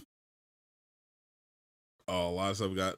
We got pretty much everything in the confirmed section. The Crimson Desert trailer didn't end up showing, but the release date was leaked earlier online.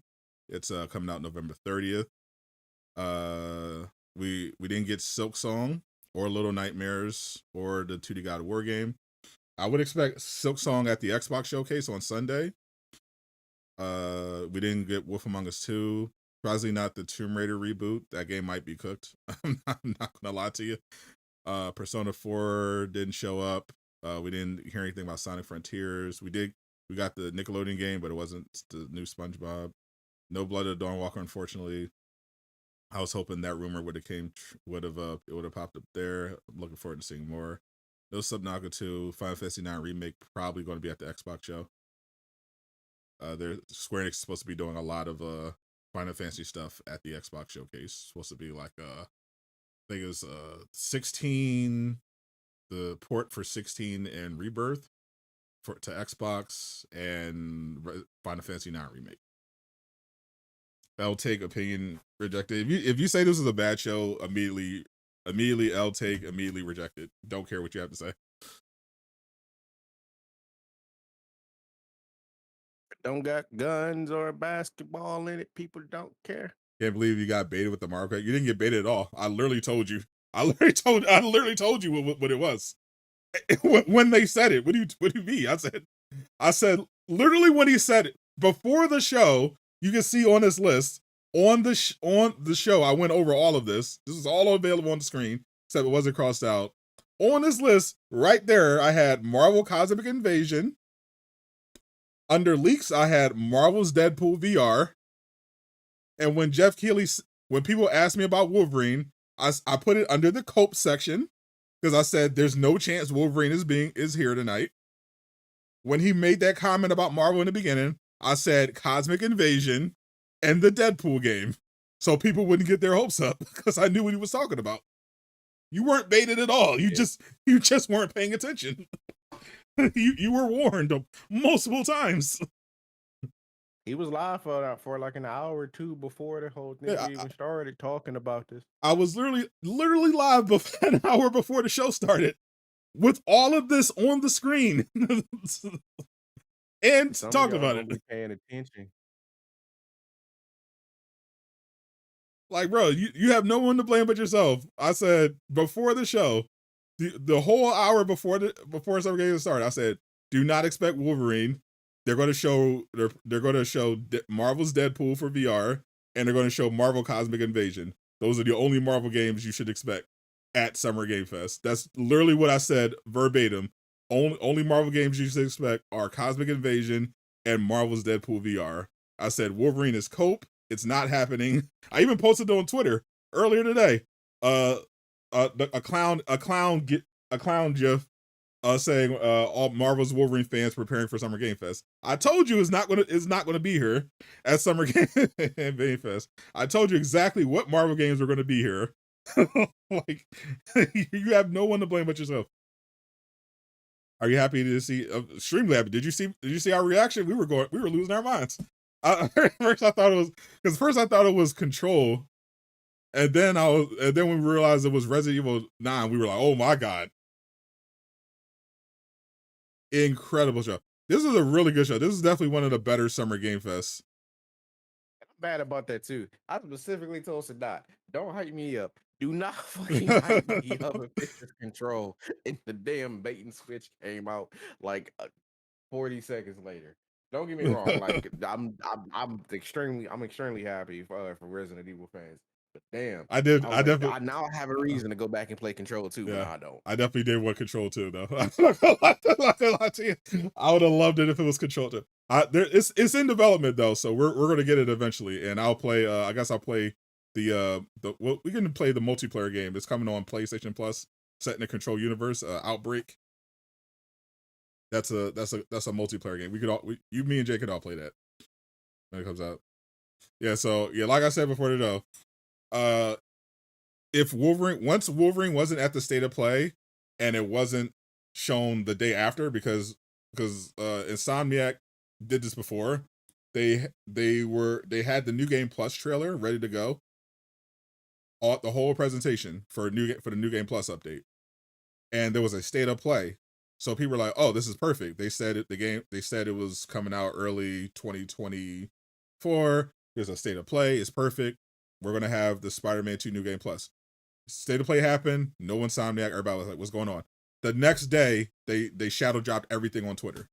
So I was like, okay, well, if it's not at the state of play, then they might shadow drop it the next day like they did last time. But when it didn't happen, I was like, okay, well, it's definitely not going to be at Summer Game Fest. Like, so we're not getting anything for Wolverine. So unless we get another PlayStation a PlayStation something in like September or around that time, we're not hearing about Wolverine, unfortunately. I'll be on the lookout to see if we get any information. I feel like there has to be a PlayStation showcase because there's too many first party games and announcements and stuff that we didn't get yet. And they've had like how many state of plays have they done so far? Like 5 now. 4 about to be, and they're about to have another one for Ghosts of Yotei. Like, they're having all these state of plays. They haven't had a showcase yet, and they still have a ton of first party stuff left over that they can show. So I feel like the next state of play is going to be like September. Yeah, well, technically the next state of play is July. It's for Ghosts of Yotei. Oh, okay. It's a Ghosts of Yotei gameplay deep dive. Yeah, that's the next one. So after that, I said I would guess look to September. Yeah, for sure. Because the last time they showed Wolverine was at the PlayStation showcase in September 2021. That was the last time we saw that, and that was a show they also had. That's probably the best PlayStation showcase they ever had. Like, yeah, that was Wolverine, Spider-Man 2, KOTOR remake, That was a pretty crazy show. The showcase is always September. That's not true. The 2023 PlayStation Showcase was the last week of May. They're not always in September. The one that had Spider-Man 2 gameplay was May. Got pre-order Sonic Cross Worlds. Well, I give the show out of 10, 9.5. Giannis, Resident Evil 9 was top 3 games. I mean, that's not really a brave take. Like, yeah. All right, let's look at the games. Let's look at the games just from that we previewed that we know. Just look at on here. Objectively, let's look at the games they showed. We're not even all the games. This is just the games that were on my preview list that ended up being shown for this event.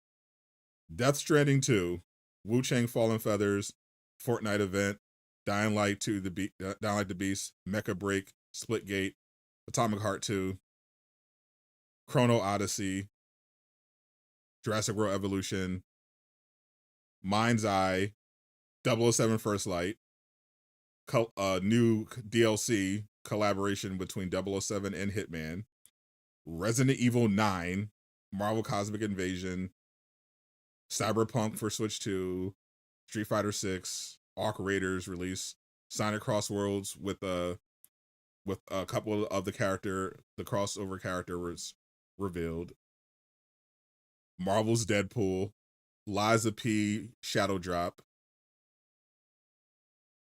Like, this was objectively an insane show. Mafia the Old Country. This was an insane show.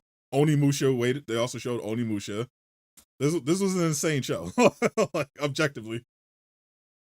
Yeah, Minds High is absolutely going to be a disaster, but this was a crazy show. This is like definitely one of the best Summer Game Fest ever. Like, just if everything else was ass, and it ended with Resident Evil 9, it would still be one of the best summer. It would still been a great show. It would still been like Resident Evil 9 alone would have made the show bare minimum an 8 out of 10 if everything else was ass.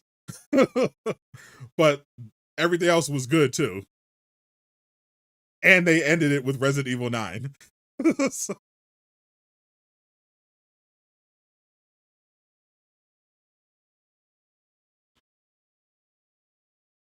like, what are we talking about?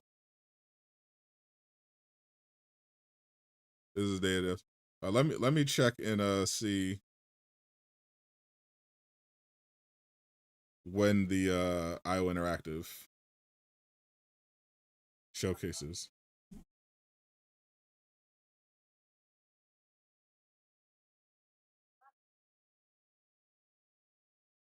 I think it starts at 9. Like 9 today? Yeah. Oh yeah, it does. 9 o'clock. Interactive. Should we just hang out for like, oh, that's 2 hours. Should we just hang out for 2 hours until the IO Interactive showcase? I got nothing to do.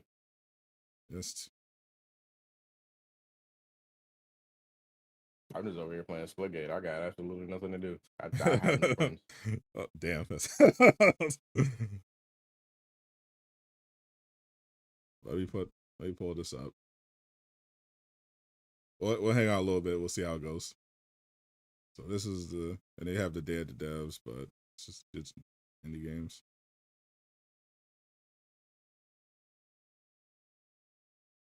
So this is the next showcase.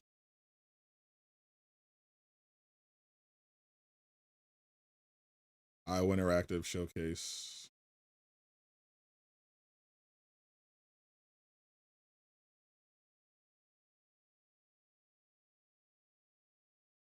All right, Venom, appreciate you. Let's talk James Gunn Superman. Let's talk about it. Let's talk about how it's going to make $1 billion. I'm calling now. $1 billion at the box office.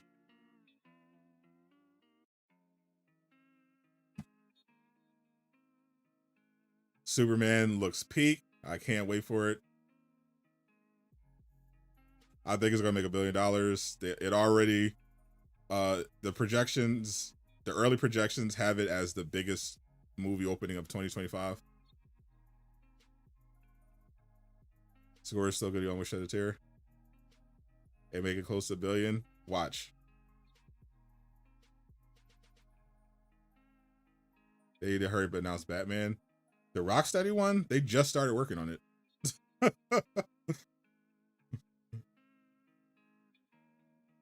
Didn't like, I think Suicide Squad literally didn't officially get shut down until like earlier this year. like why would it? There's no way they're ready to announce Batman already. Guess who's back? Back again. Shady is back. Even then, I think that would take some time, because when you gotta remember that's not the original team that worked on the Arkham games. That would be a whole new team. That's swapping from Suicide Squad over to a Batman game. Well, they still have one of the founding members of the studio. He stayed behind. He got promoted when Jamie and Sefton left. They still have a lot of the devs that worked on it. There wasn't that much turnover at Rocksteady. It was mainly Jamie and Sefton that left. Saw Deadpool, holy moly. Yeah, that game looks tough. James Gunn Batman got to be fantastical. No one wants to Dark Shadow anymore. Blue and gray. I think the suit literally is blue and gray. I think I literally saw the suit. I was doing a stream, and I was going through DC and Marvel news, and I literally saw the DCU Batman suit get posted. It's gray and blue. Same. And it's the same color as the suit. It's the same Batman suit that's in the new crossover comic too. They're doing a new Batman and Deadpool crossover comic, and he's got the gray and blue suit as well. So yeah, that's also like it's not anywhere related to the main continuity, because the main continuity, Deadpool's dead right now. Yeah, well, no one cares about the main continuity. Let's be honest.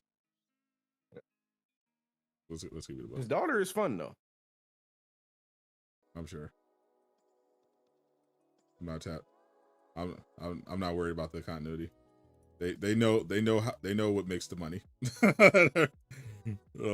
They're like, yeah, Deadpool's dead. Yeah, sure, whatever. So anyway, new Deadpool comic. Let's see. Let's pair him up with Batman.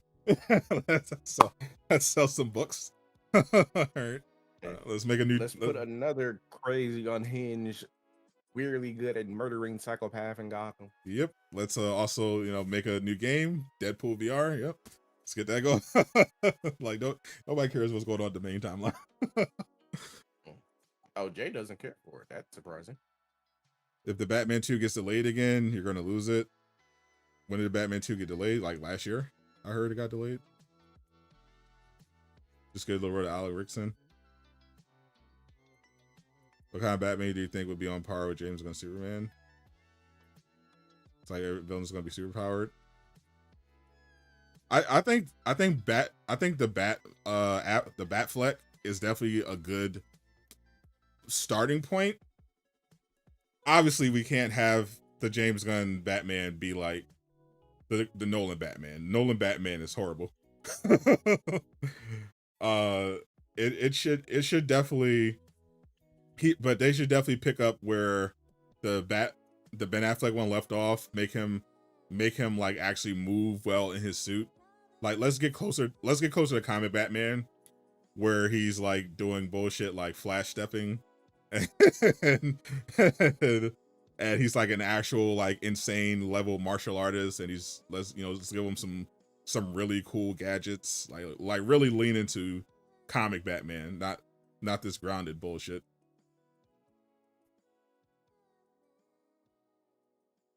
Crimson Desert is coming out in November. That's all we have.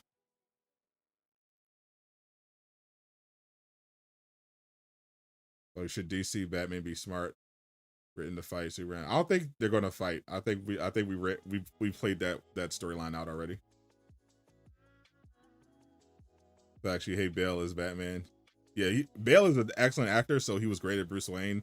The Batman stuff was horrible. The Batman parts of the Nolan movies are unwatchable. you're concerned the Batman 2 getting delayed is going to delay Gunn's Batman. Not at all. They're not even the same continuity.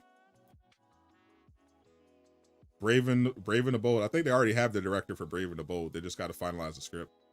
But the Batman 2 is going to be Elseworld. He already basically we basically know Robert Pattinson is not DCU Batman. Like they're getting a new Batman. Robert Pattinson's Batman is an Elseworld story. Whatever's happening in the Brave and the Bold is going to be the main part of the main timeline. So they're not even related. So they can literally release it whenever they want. It's not gonna affect anything. They didn't give us any news on Iron Man. I gotta told y'all that before, like, because EA wasn't on the partner list. I'm like, bro, EA had a pretty horrible couple of weeks. Like, all they've been doing is canceling projects and firing people. Like, I was like, and they weren't on the partner list for Summer Game Fest. I was like, yeah, there's no way they're showing Iron Man. There's no Wolverine news.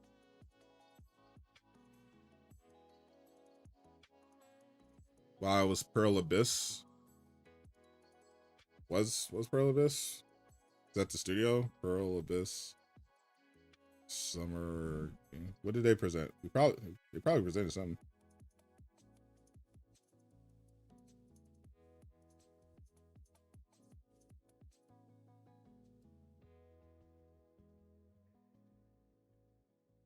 So the Crimson Desert one, oh yeah, yeah, I thought they were going to be on there because the release date and pre-order info leaked, and I was like, oh, I assumed they were going to be there, but yeah, they didn't.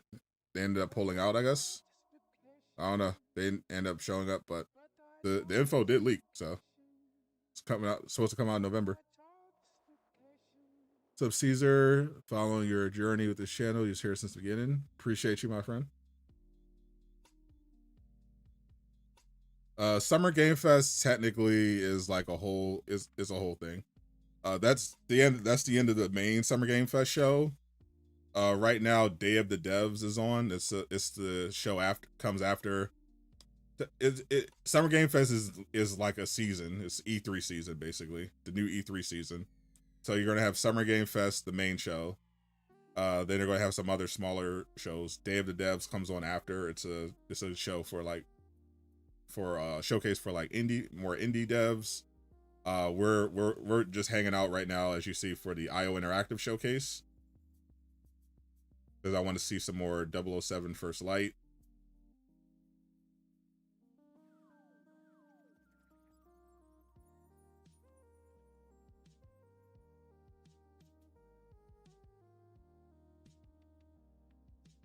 Actually, let me actually update this. Know what? Nobody missed you. I hear that a lot. That's crazy. Let me find out you have a traumatic life at home. I mean, I have a lot of stories. I've almost died pretty much every year when I was in high school. That's an insane statement.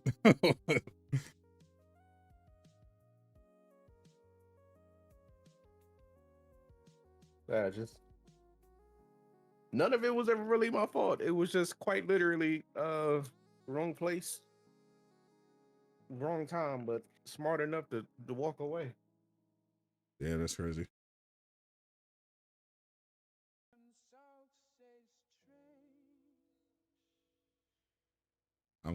We're glad you're here. Glad my food is there. I wasn't expecting food, but I got food. You ordered again, or was this actual cooking? I didn't order, but yeah, it came from a truck that we go to, a taco truck. Oh, okay. Spider-Man gonna knock. Well, we're Jurassic Park Survival. I don't know. I know. What was the one? Jurassic Evolution 3? Is that the one that showed off? I think so. Yeah, like the whole the life sim one. Yeah. Yeah, that's the one. That's the one they showed off. Yeah, I definitely my high school experience was definitely safe. My life was only in danger when I was like from age from the time I was born up to like maybe like 11 because I was living in the hood. So there was always that risk because there was literally a shootout every day. We actually got caught in the crossfire. like one day my mom literally had to tackle me into the car. Like we were just coming from somewhere and we were getting out the car, and like a shootout literally started right as we were getting out the car. She dove and tackled me into the car. We had to hit the deck. I think the last time my family was involved in one, I almost drowned in the pool on vacation. I was younger, and my auntie jumped in to save me, but everybody, including her, forgot that she couldn't swim neither. So another one of my aunties had to jump in to say both. Oh damn! I never mess with water like that. I remember like a group of kids tried to drown me one time, but that's about it. That's about all my run-ins. That's attempted murder. Yeah, I mean, you know how kids are. They didn't succeed, but yeah, they definitely attempted it. Every other, all my other near deaths were like being in proximity to shootouts. I remember we were at a house party. This was after I left college, and we were just partying like every weekend, and we went to this house party in a kind of sketchy area. Like we were in a nice little college area, but if you went down where everything is nice and gentrified, but if you went down a certain street, you're in the hood. We ended up there for the house party, which was all right, but yeah, some guys started arguing, and the argument escalated, like, and apparently they weren't trying to squash it because the party was basically over. Everyone was starting to leave, and then all of a sudden, like, they just turn up, and all I hear is, "Bitch!" I was, oh shit! I just like right near me. I was like, oh shit! I just took off running. We all took off running. I was like, damn. I'm not coming back to the. I'm not. Yeah, this is the last time I'm going to a party from these particular party promoters, bro. Like every party they promoted, some African American shenanigans took place. That's bad luck. It's funny you brought up the pool thing, because one of the incidents earlier, like I've almost died at least once every year in high school. That was one of them. I was in swim class. I was doing, because we had 3 different sections. We had the 4-foot, the 7-foot, and the 12-foot. And outside of like the mandatory like class drill stuff, we would have free room to go into the other parts of the pool and do what we wanted. However, in order for you to go over there, you had to prove that you could swim and not kill yourself if you go over there. So in order to go on the 7-foot, you got to take a test to go in there, and then to go into the 12-foot, you got to take a test in there. Makes sense. Now I was in the middle because like the test was you had to be able to swim to the bottom of the pool, grab it was like a 10-pound, it was a heavy brick. You had to swim to the bottom of the pool, grab it, and then swim back up. I think you had to do that like a couple of times. In the middle of me doing my test, I was in the 7-foot. It was a couple of just dickheads running around the pool playing. Keep in mind, they were also just in the pool. So not only are they running around the pool playing, tossing stuff, they got no shoes on, and it's slippery and it's wet. So they got just as much of a chance as cracking their dome as I do. Now they were playing around with one of the practicing bricks that we use. One of them had the smart idea, because they didn't want the other one to get it. They tossed it in the pool. As I'm on my way back up, I don't see it. I feel something hit my head. Next thing you know, boom, I'm out of the pool, waking up to a bunch of people licking me in the face, like Spider-Man did when he woke up on that train in Spider-Man 2. I'm like, what the hell is going on? I passed out because I got hit with the brick. Damn. Oh yeah, that's scary. And I immediately started looking for whoever did it, because I guarantee you that would have been the day I got expelled, and I wouldn't have cared. The only reason I couldn't put my hands on him right then and there was specifically because I couldn't keep my balance. Because like passing out underwater, yeah, I was done. Yeah, I was done for a few minutes. That's actually how I met my best friend. Well, not it wasn't that severe, but he accidentally shot a ball and it ricocheted and hit me while I was playing on the other because we were playing. We had 2 courts in recess. He was playing on the court for kids our age. I was playing with the older kids, and the ball the ball on his side on his court hit me, and I immediately just crashed out. I was everybody had to hold me back, and somehow we ended up being best friends after that. Are you still friends? Still friends. Literally my oldest friend since 5th grade. We were in 5th grade. Yeah. All of the friends that I had left when I graduated high school tried to frame me for Grand Theft. They tried to frame you for Grand Theft. Jesus Christ, you had some friends. See, no, because here's the thing. That's the thing about telling these stories sometimes. And it's genuinely, what's the word? They sound unbelievable. But in the words of Kevin Hart, why would I take the time to go through and make up intricate details of a story like this just for it to be fake? Because I got framed for Grand Theft. I almost lost my early graduation, and I would have had to come back the next school year. I couldn't even graduate in the summer no more. I would have had to been the 5th year student. Shameful. That was the second time the school screwed me over. I beat the case, stopped talking to everybody. Like, I lost every friend that I had, and it all was over a light-skinned girl whose name I will not mention. They nothing but trouble. Man, what? All right, let me post a recap. Got the official Summer Game Fest recap. I just had ChatGPT compile the list for me. I don't feel like writing it out myself. Why do that when you have an AI assistant?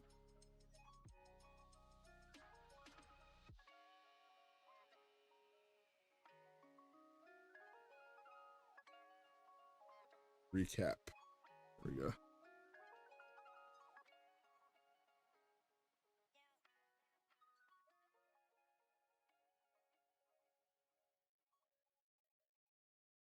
So these are all the games.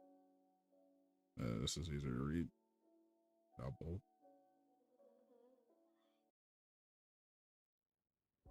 Solid show. Solid show.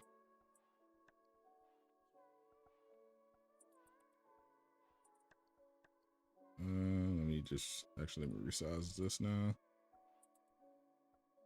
Got an hour, 30 minutes until the showcase.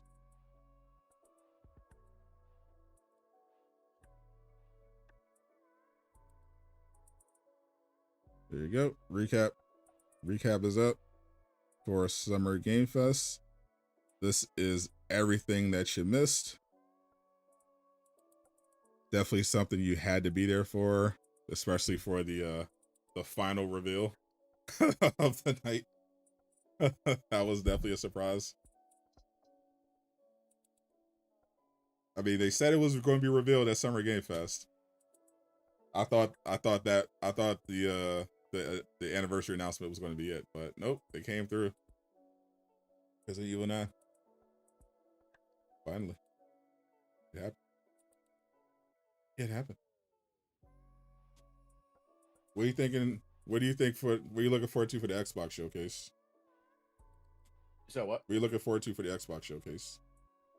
More information about Gears. Yeah. Got another PlayStation game.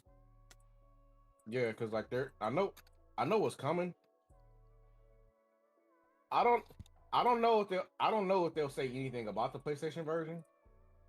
They're at the Xbox showcase. I mean, I imagine they won't because it's an Xbox showcase. But I'm expecting that's when we're gonna hear. That would be where we would hear something about E-Day. Yeah, I think E-Day is I think we're definitely seeing something about E-Day. Probably Fable. I feel like we should definitely hear something about the new Fable. Even though it got pushed back, it's still supposed to be coming out next year. State of Decay. Hopefully, I don't know. That game seems like far away. I don't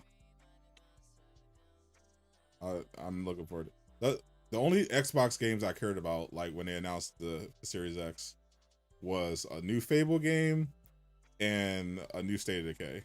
That's the only thing I cared about. And I'm not sold on the Fable game yet. And State of Decay looks like it's like 3 years away. I don't know. We'll see. But definitely. The last one didn't even do that well, from what I remember. I enjoyed it, though. But and the new one graphically looks crazy. But yeah, we'll see.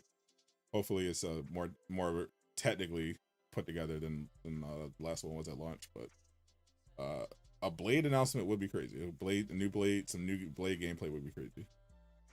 Oh yeah, that's right. That is an Xbox focused game. We could hear something there. Am I watching Fantastic Four?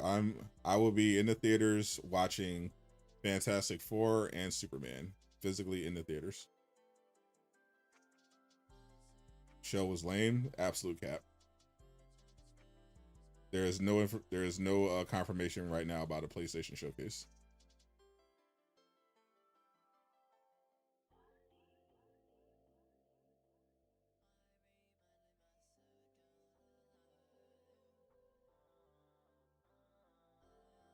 The PlayStation showcase is not a thing that's been announced yet or leaked. But yeah, if they show Blade some little gameplay just to see kind of what Arcane is cooking, that would be good. Not something I'm counting on. I haven't heard anything about it yet, but so far the only thing I've heard about the Xbox showcase is there's going to be a lot of Final Fantasy announcements, remakes, ports to Xbox. Looks like Hollow Knight Silksong is going to be there since it wasn't at Summer Game Fest. I heard Spyro the Dragon 4 is going to be announced there. Always. If we get another Dissidia, that would be cool. Yeah, always loving that. And what else did I hear? Yeah, I think we probably get something for Gears of War for sure. Gears of War, not just EA, but Reloaded, the PlayStation one that's coming to PlayStation. I think we'll hear more from both. Maybe something for Call of Duty. I know the Korea stuff leaked already. I don't know maybe they'll push some Call of Duty. I don't personally care about Call of Duty, but I would love to see Blood of the Dawnwalker. We need a vampire game in general. That's Blood of the Dawnwalker. Looks like a potential game of the year contender. I was hoping we get gameplay for that at Summer Game Fest, but I wouldn't say no to an Xbox showcase appearance. Fallout 3 reboot? We'll see. They better show Blade and Marvel Rivals next month, hopefully. I don't know who the second hero is going to be, but they are definitely setting up Jean Grey as the next hero for Marvel Rivals in the lore. I can't say who's the other hero, but in season 3, but they're definitely in the lore set up Jean Grey as the first hero for Marvel Rivals season 3. I would imagine that the other hero is the one that currently laid up in Shuri's room right now. You would think, but he could just be really needing some extra rest. We need Nico. Oh, please give me Nico. That would be crazy. So Outlaws chilling. At least we got Resident Evil, 007, a few other games. We got it, bro. This list is crazy. Like this is the full recap. And we got most of the stuff that I covered in the preview before the show started ended up coming true. But we definitely had a few surprises for sure. Is Wolverine canceled? Nope. Still not canceled. Literally just was Aaron. He's the community manager at Insomniac. Somebody was arguing with Caboose because Caboose was like clearly Wolverine is not canceled, and dude was like, "Oh, it's definitely canceled," and Caboose was like, "Bet me money." It's like bet me $50. It's not canceled. And Aaron said, easy. Aaron came in to the thread and said, easiest $50 you'll ever make. Using that logic, GTA would have to be canceled. Yeah, it's definitely not. Yeah, it's definitely not canceled, but they clearly aren't ready to show it. So Sony probably is planning a showcase, but yeah, Wolverine is still in development. So I think Rise of Hydra will be revealed soon, defined soon. I knew it wasn't going to be at Summer Game Fest because they delayed the game to early next year. So I think the earliest we'll see Rise of Hydra is maybe around San Diego Comic-Con or the Gamescom open at night. Maybe at the latest, if assuming Rise of Hydra isn't delayed again, we should see it at the Game Awards, but it's definitely possible to get it before that. He was just being pessimistic and impatient, as always, as they always are. And I mean, I get it, yeah. Insomniac, because it's not just gamers are naturally impatient. It's just unavoidable, but also Insomniac is, especially nowadays, is a lot more guarded with their marketing. They like to save the marketing for when they're ready to do like a full rollout. Otherwise, they don't say anything at all, or show anything, which is very different from a lot of other studios who will like give you bits of marketing throughout the development process, like Blade, for example. Like we got the reveal trailer, and they didn't just disappear after that. They did like an interview. They released some concept art from the game. For Kingdom Hearts 4, they recently, just this month, released a bunch of new screenshots for the game. Fans are always looking for that, but yeah, they would drop some screenshots. Not a big old trailer, but there's just to show the fans a little something like, hey, yeah, game's still coming. Here's a little tease to hold you over. And Insomniac will just not show you anything, and then when they're ready, hit you with a full marketing blitz. That's just their style. Rubs a lot of fans the wrong way. Generally has worked out for them. Extremely successful studio. Games do well. Because at the end of the day, yeah, people are going to buy the game, regardless of what the market is. No matter how impatient people are being, they're going to buy the game. Doesn't matter. They can stealth drop it tomorrow, and it'll be the #1 game in the world. So we're not worried about it. But yeah, but I can understand why fans would be frustrated, because they want to see some progress of it, especially since the whole cyber attack. A lot of people are unsure of how that could potentially affect the game's development. What does cope mean? Copium? It means it's not happening at Summer Game Fest.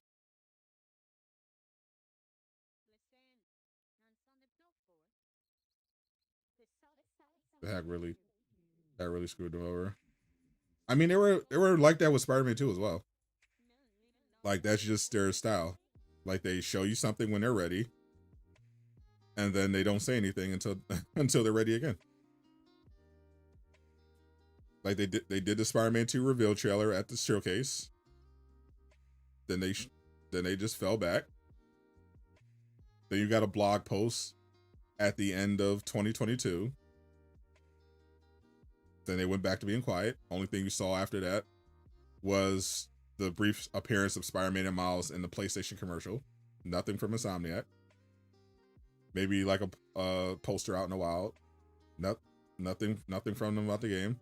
Then the PlayStation showcase happens. 12-minute gameplay trailer. Then they dropped. Then they dropped the pre-order information at Summer Game Fest. They teased who Venom wasn't going to be. Like, yeah, it was like, then they had the San Diego Comic-Con panel, like full blitz. Like that's just how they operate. They they work on their own schedule. When they're ready, they just go all in. And they were quiet for a minute because if you put it this way, I feel like only people who were like more in tune with like content creation and things that like that noticed this. But that one picture from the reveal trailer of Miles and Spider-Man standing next to each other while they were looking down in the alley, that picture got an insane amount of mileage until we actually started getting It did. stuff. That's how long it took. That was the most memed photo on the internet at one point. Like everybody, the Reddit was using that one the whole time. Like, yeah, because that's the only thing there is.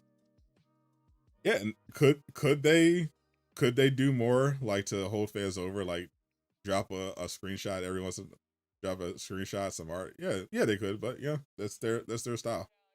They're like, you know, we're gonna give you a bunch of stuff when we're good and ready. So you gotta respect it.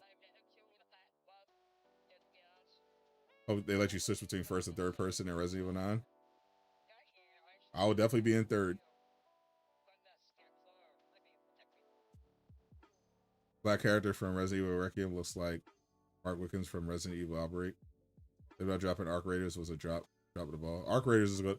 I don't know how well Arc Raiders are going to do. I just know it's going to be. I just know it's going to do better in Marathon. It's going to do a lot better now. The Marathon is like pretty much. Like, I hate saying this. Like, I hate saying stuff like this because some people like kind of get out of pocket. When you say stuff like this, it's never like in any disrespect to the developers or anything of that nature. It's just Marathon as of right now is following a almost Concord like status where when it does release, it's not going to be around for long.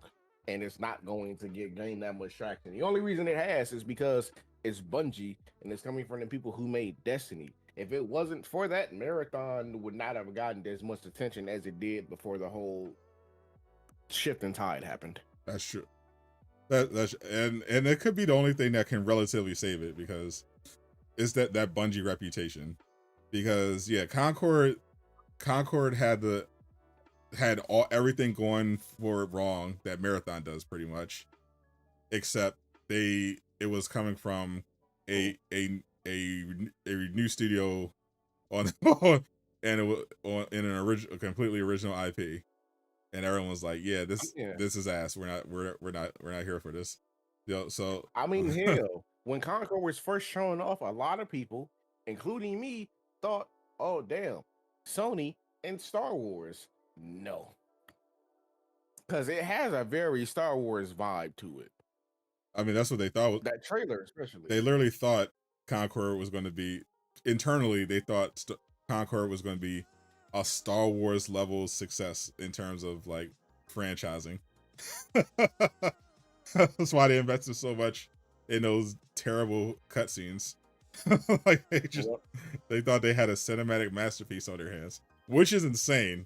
Like one of the most expensive games in history. If I looked at that, died in a month.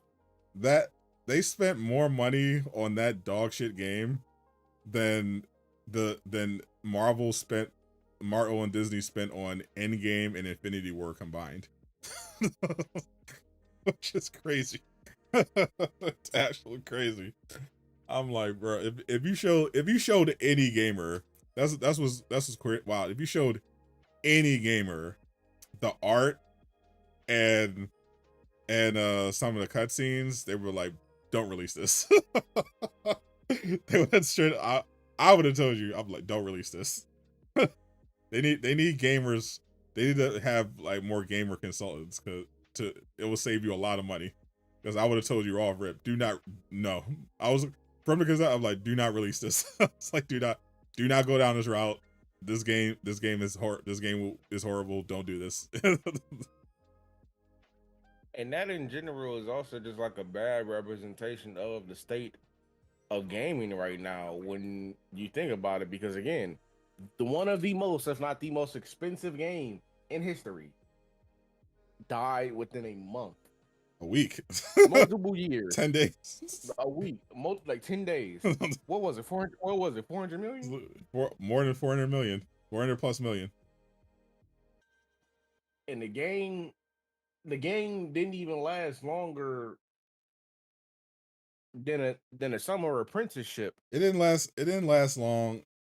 It didn't last as long as that one live service Square Enix game, that Babylon's Fall, that had literally one concurrent player. Like they shut that down within a year. I think Hyrule was literally the only one left on the game, and they shut that down in less than a year. And Concord now has the all-time record. Babylon's Fall. I'm about to say, cause no, because wasn't Babylon's Fall that, I want to say, Godfall like game or whatever? I don't know if it's Godfall. It reminded me like a Final Fantasy type of action RPG, except with like PS3 era Final Fantasy graphics.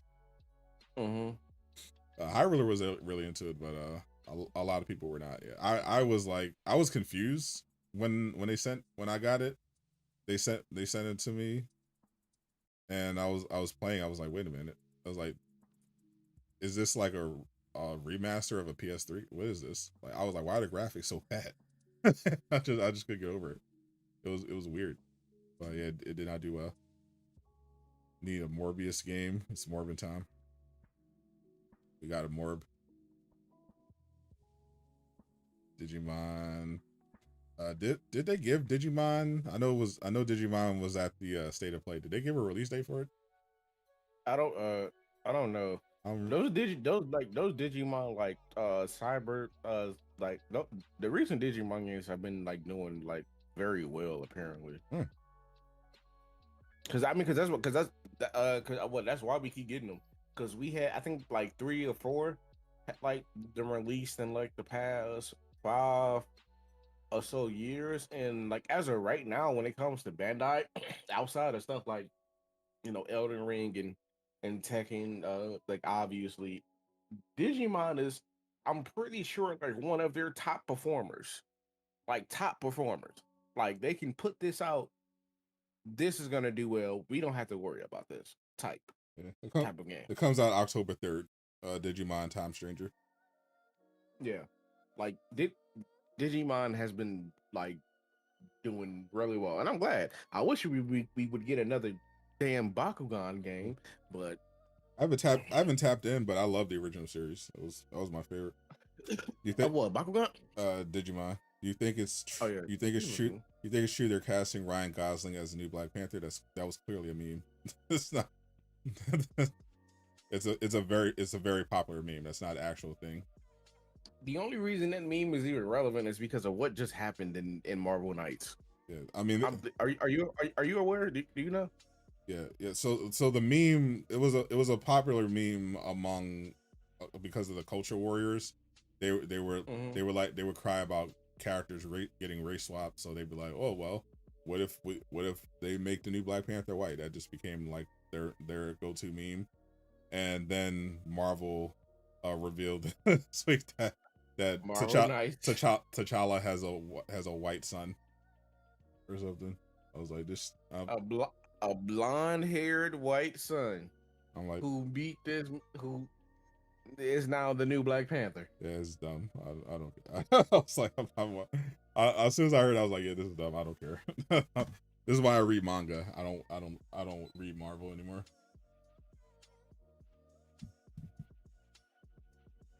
Game, because not only what's the word? Not only did they not say who the mother was, but he has another wife in that comic. Apparently, it was too quick to utter the words off his mouth of tearing down that statue of Storm to erase her memory.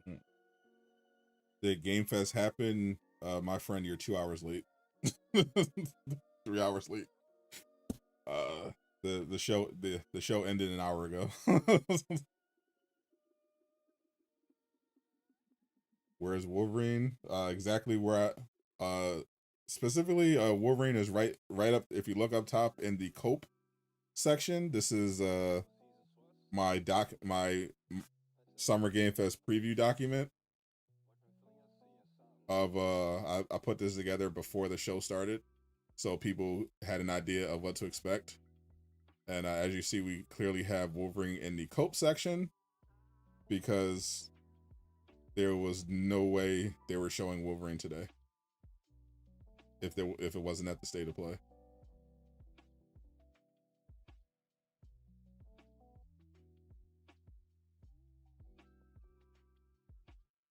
But you gather Fate Extra record most likely is coming out somewhere between November or December. Yeah, I was over it, man. I mean, you could always watch the VODs. It was a good show.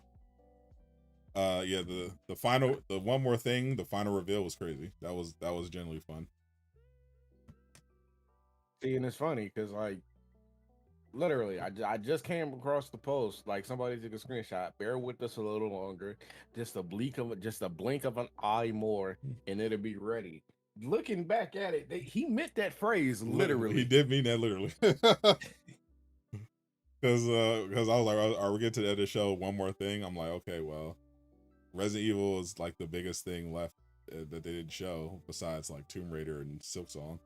But no, it was they fucking tricked us. Bastards. What would you guys get if you get Wolverine? I don't care about Kingdom Hearts 4. I haven't played any of the Kingdom Hearts games. Not a one. Not a second of anyone.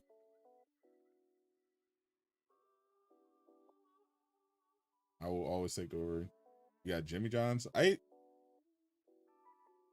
Jimmy John's get better or something? I know a lot of people like Jimmy John's. I don't know, maybe it was just a bad experience. I went on a date and I pulled up to this girl's spot near college campus and we ended up going to Jimmy John's. I'd never been there before. I tried it for the first time. It was dog water, bro. It was the worst sandwich I ever had in my life. I was like, what the fuck is this? Like, how do people, I was like, because I was hearing people talk about, oh yeah, Jimmy John's is lit. It's like, it seemed relatively popular. It was like, it's better than Subway. Bro, that's the worst sandwich I ever had, bro. I literally, the hoagies that they served at my school cafeteria in the hood was better than Jimmy John's, bro. I was like, what is this slop y'all eating? I'll put it this way. Now, if I want my sandwich toasted or whatever, or I just want a whole bunch of stuff, I will go to Subway because Subway is good when you don't have somebody crying and complaining in your ear about it. Also, It depends on our location. Secondly, Jimmy John's, right? I've had Jimmy John's before. I pay like what? And Jimmy John's is hot too. I'm paying like, because I can get what? I can get a foot long, $5 at Subway. $5. I'm paying like $10, $11 for half that at Jimmy John's, and the motherfucker is cold and it's ass. I could go around the corner to my local truck or the deli and get me a sub way for better. the same price, twice that size, better quality. Bro, you're not lying. No, see, no, cause look, I'm not gonna put too much slack. I'm not gonna put too much slack on Subway, cause like Subway didn't held me down. But Jimmy John's as a whole, Jimmy John's is incredibly overrated. No, screw Jimmy John's. And I would die on that. I would die on Jimmy John's is overrated. Jersey Mike's is where it's at. No, that's valid. Jersey Mike's is actually valid. Like those. I never had them. I can't speak on that. Those hoagies are monster. Those are giant. Those are giant sandwiches, and they're actually really good. I'll give you Jersey Mike's. That's the one I heard about that I tried and actually ended up being good. Jimmy John's dog water, bro. The worst sandwich I've ever had in my life, bro. Actual dog water sandwich. Subway is just reliable. Like it's always every time I need something quick, but don't want to feel like garbage afterwards. Like, oh, there's a Subway right there. Yeah, because I don't want a greasy burger or anything like that. I want something. Feel it. Just go in, get that $5 foot long bag of chips and a water, and you're good. And you're good to go, bro. I used to back when I worked at the bookstore, they had a Subway right across the street, and I used to hop over for my lunch break. Go in, grab the foot long. I think I grabbed the did I get the BLT? I think I usually would get the BLT with sweet peppers or something. It was Subway is always solid. Subway is always solid. I had a weird combination back in high school that I would get from Subway that I'm not, cause look, at first when you hear it, it's like, I'm not gonna lie, you got some weird taste and that sounds nasty as hell. But after they tried it, it was like, okay, you might be on to something. So I would give me it would be a chicken bacon ranch sub, right? Yeah. A chicken bacon ranch sub. But here's the thing: instead of ranch, there's mustard. And it would and instead of ranch, instead of ranch, it would be mustard. And this was also during the time where I would put what kind of mustard though? Not the yellow mustard, because I didn't want it to be too spicy. It was the normal mustard. But because I didn't want it to be too spicy because I already had hella onions on there. So that's a lot. Your breath gonna be smelling like hot boo boo. So I ain't want that. Bring back Jared. Bring back Jared is crazy, bro.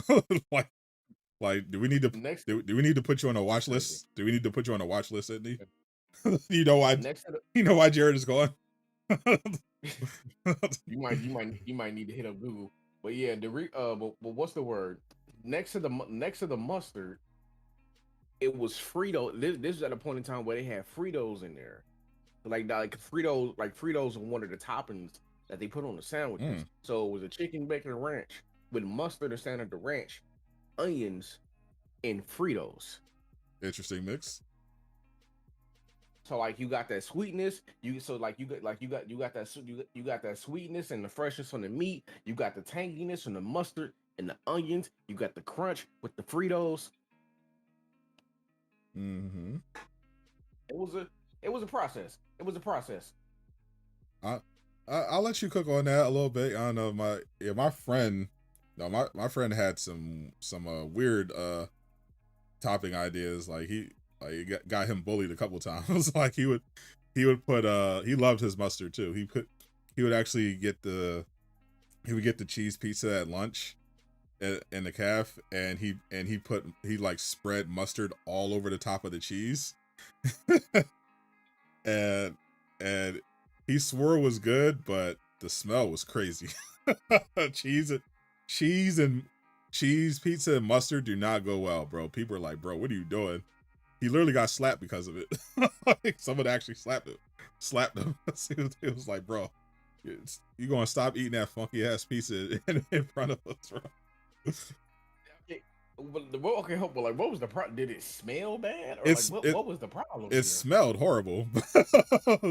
It looked weird, but that's fine. But it smelled horrible. Like it was so strong. Oh, okay. This is one of those.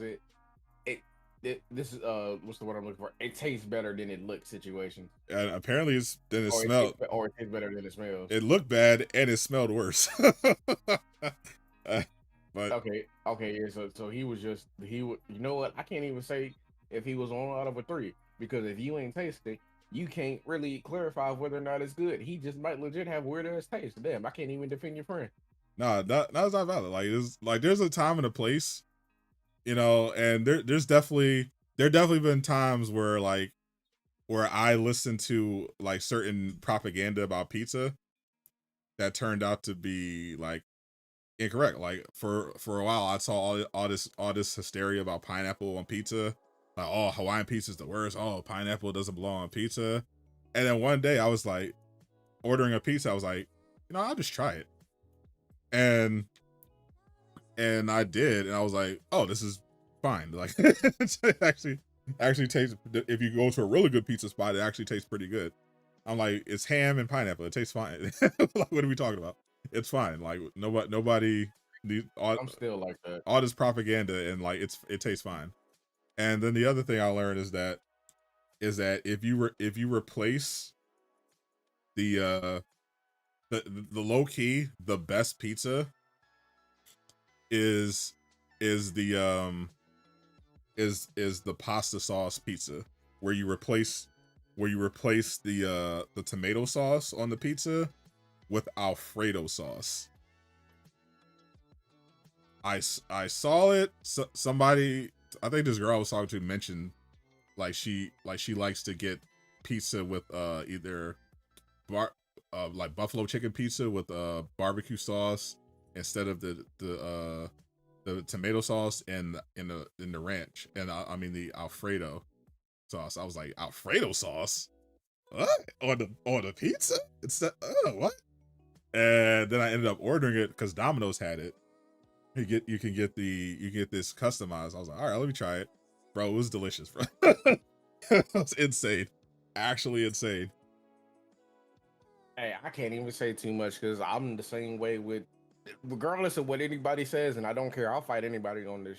Because this is, yet again, another thing. It tastes good when you don't got nobody complaining in your ear. Little Caesars pretzel crust pizza, where it's got like the nacho cheese sauce. Oh yes, the nacho cheese, bro. Sauce, Now you're that, Little Caesars is legit, bro. Little Caesars is good. I don't know why people continue to cry and complain. You know what? It's affordable and it's good. You know what? It's racism. No, it can't. You know what's funny? It has to be on them. It can't even because a lot of people. There's been a few people that try to say Little Caesars is racist. Because real quick, fun fact for anybody in here who likes Little Caesars but don't know this, the owner, the man who created Little Caesars paid for Rosa Parks' rent under the table for years when they tried to force her out of her place and she didn't have the money in order to stay living there. He paid for her and made sure she had a place to live. Yeah. And here I was just supporting Little Caesars because it was delicious and cheap. and we got a civil rights icon working that runs the place. Yeah, that's crazy. No, because you look that up too. He paid for her rent that's numerous crazy. times. That's actually crazy. I legitimately will hear people slander Little Caesar constantly. Now I can shame them for it, but I never got it. Like I had a Little Caesars near me, and it's legit. Like the pizza's it's good pizza. Like the normal pizza, it's good. You just pull up. Like the hot and ready thing is so smart. Like if you're hungry, you want a quick pizza, you literally pull up, give them a couple bucks, point to the pizza, it's right there. You just walk out. Like that's lit. Like you walk out with two full pizzas for like $10. Like no waiting, no wait time. You're just out. And then the pretzel crust, legit one of the best pizzas I've ever had. Every time they do a commercial, they're smart to do this limited run shit. Even though I hate it not always being available, but because everybody begs for it, and the reason why it's always funny is because you always know when it's coming back, because the social accounts will start messing and teasing with people out of nowhere, acting like a crackhead. Every time that happens, the pretzel crust is on its way back. I have no idea how they're making them.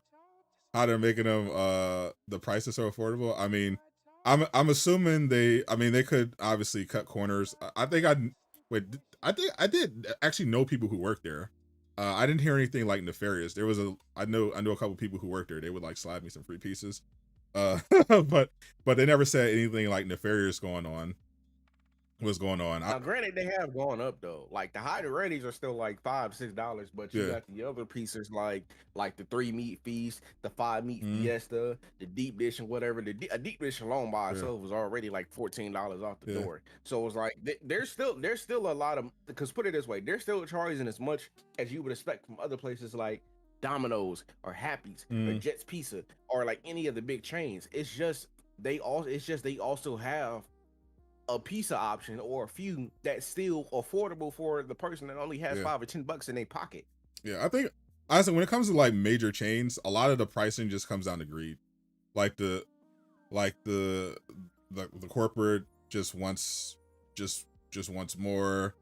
I mean, certain locations are, you got to also factor in like locations that are franchised are going to be run a little differently than other locations, so it just might be bad leadership there. But a lot of stuff you can like, you don't have to dramatically raise the price if you're running your operation efficiently. And I always appreciate that. Like Little Caesars are just consistent just consistent and solid. Nacho cheese on the pizza is the best idea you've ever heard. I'm telling you, if you've learned nothing from this stream, Little Caesar's pretzel crust pizza, nacho cheese sauce, and get a pizza with Alfredo sauce replacing the tomato sauce. I think I had like you can either get chicken cheese pizza with the Alfredo sauce, or the 3 cheese pizza with the Alfredo sauce. Both great options.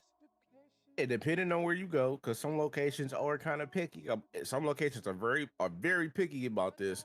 But I like there was a location I used to go to. They used to do it. They don't do it no more because again, like they're trying to not get chopped at by the top line and whatnot. You can get that pretzel crust again. The nacho cheese sauce, pretzel crust, the salt. You can get that with stuffed crust. Not everybody gonna do it. Nah. Again, that's some of them locations can you put a little something extra on there for me? No, where I got you. Like some would do it, but just getting stuffed crust in there is an option. Stuffed crust is lit. Haven't. Yeah, this stuffed crust, pretzel crust. Doesn't Little Caesars have the pretzel crust with the stuff option too? I think I had that last time it came back. They had like a cheap. I don't think they had a. I think you have to ask for that specifically. It's not like a menu option. You have to ask for that unless it's like. Oh, sorry. Go ahead. I ordered it because I ordered through the Uber Eats app. I don't use DoorDash because DoorDash is ass. I went through Uber Eats and they had the option for stuffed crust, the pretzel crust with a cheese stuffed in there. Woo! Yeah. Crazy. Normally you would have to ask for stuffed crust to be added on there, but if it's something like what's on the menu now, which is like a stuffed pepperoni crust pizza, which is stuffed and it's bits of pepperoni inside the stuffed crust as well. And like if it's not like specifically in that title, like that's what the pizza is, you gotta ask for it because it's normally an add-on. What's up, Sharm? I have no idea what you're talking about, James. But the Summer Game Fest show is over. It ended over an hour ago. If you want to, Wolverine got shown off. Don't lie to that man. If you want to see the full recap, I have it up on the screen. All the games that were shown at Summer Game Fest. So if you didn't see your favorite game, it wasn't there.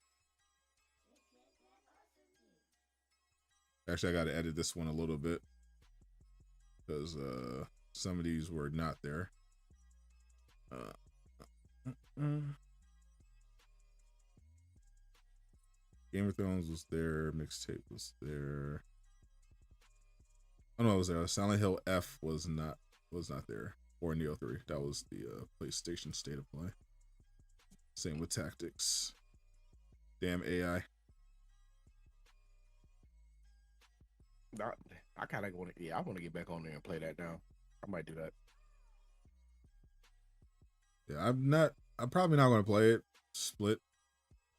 But it looks alright. I got to play. Well, now that we know what was revealed. Oh no, not Splitgate. Sorry. Go ahead. Now we know what was revealed at Summer Game Fest. Now I have an excuse to just play Claire Expedition 33 because I don't have to make any videos. I can just play. I just play Expedition 33 and I don't have to do anything until the Xbox show.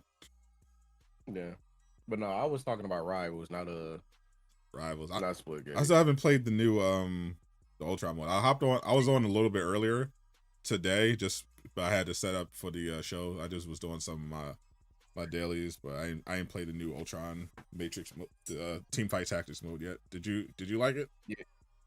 Yeah. I mean, I like team fight tactics, so I like this mode. It came on at like 5 a.m.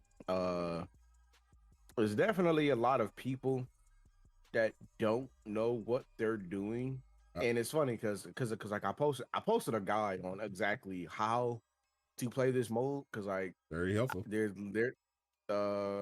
a couple of other guys I seen that didn't necessarily go as in depth on everything. Plus, I'm just also trying to do more of what you told me. The video was stuck at like 100 something, 200 something.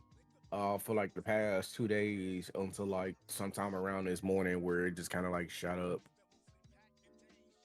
That's how And it I be. and I feel like that's because more people, I feel like there's like more people like the mode is out and more people are playing it now. So like there's a reason to go looking. That's exactly what it is. Like for that you stuff. can get in depth. You can get in depth and like research topics. Like Google Trends is like an easy way to to check and see what type of stuff is trending if you need ideas. But in general, the idea for on YouTube is you want to make videos for that audience. So when you're thinking about when you're thinking about making a video, you have to think first of all, okay, who's this for?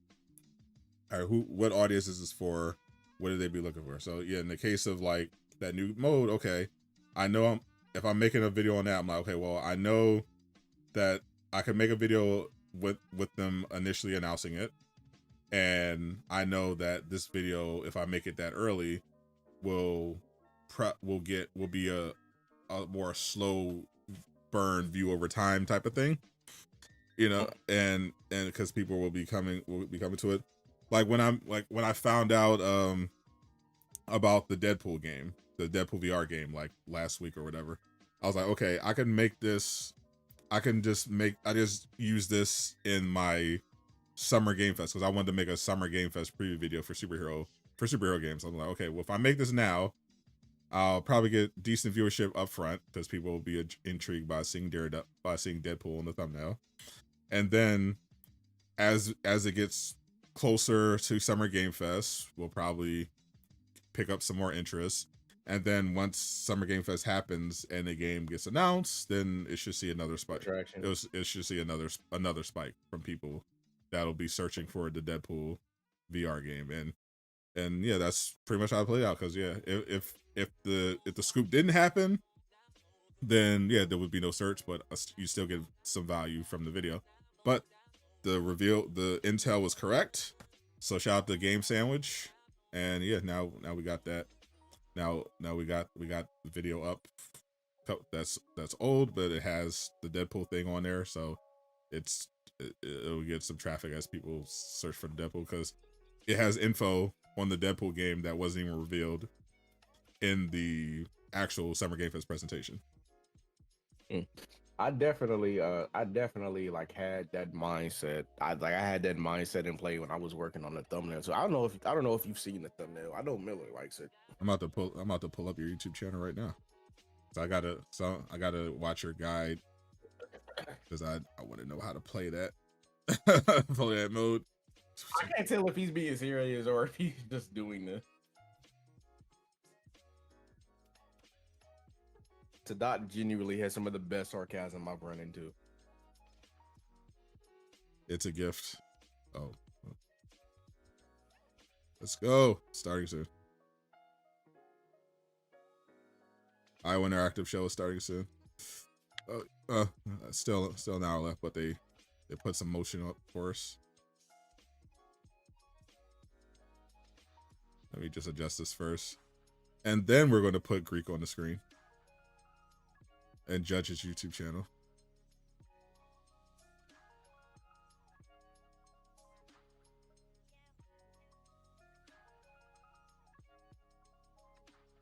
Cannot wait for that 007 game. Summer Game Fest was 3 hours ago, my friend. You're extremely late. I've never really been that big a fan of 007. There's nothing wrong with it. How dare you? I never really got into it. Like I've definitely seen like stuff that was like similar, like Archer, for example, which was pretty much just 00. If 007 was a narcissistic, it's a parody. Dickhead. It's a parody of 007. Yeah, intentionally. So it's a parody.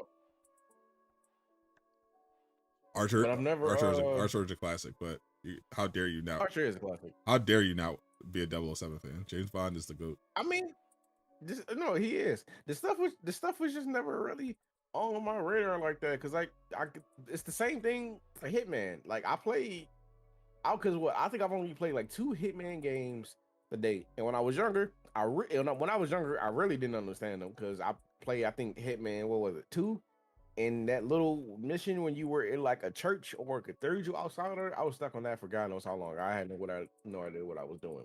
But I played Hitman like I would say like a year and a half ago. And yeah, cause I'm older, I know what I'm doing now. Like I like Hitman. There's nothing wrong with 007. I just never got into it. And I figured like, okay, it would be a good time. Like they have a game coming out. They're in the middle of finding a new one for the movies. Okay.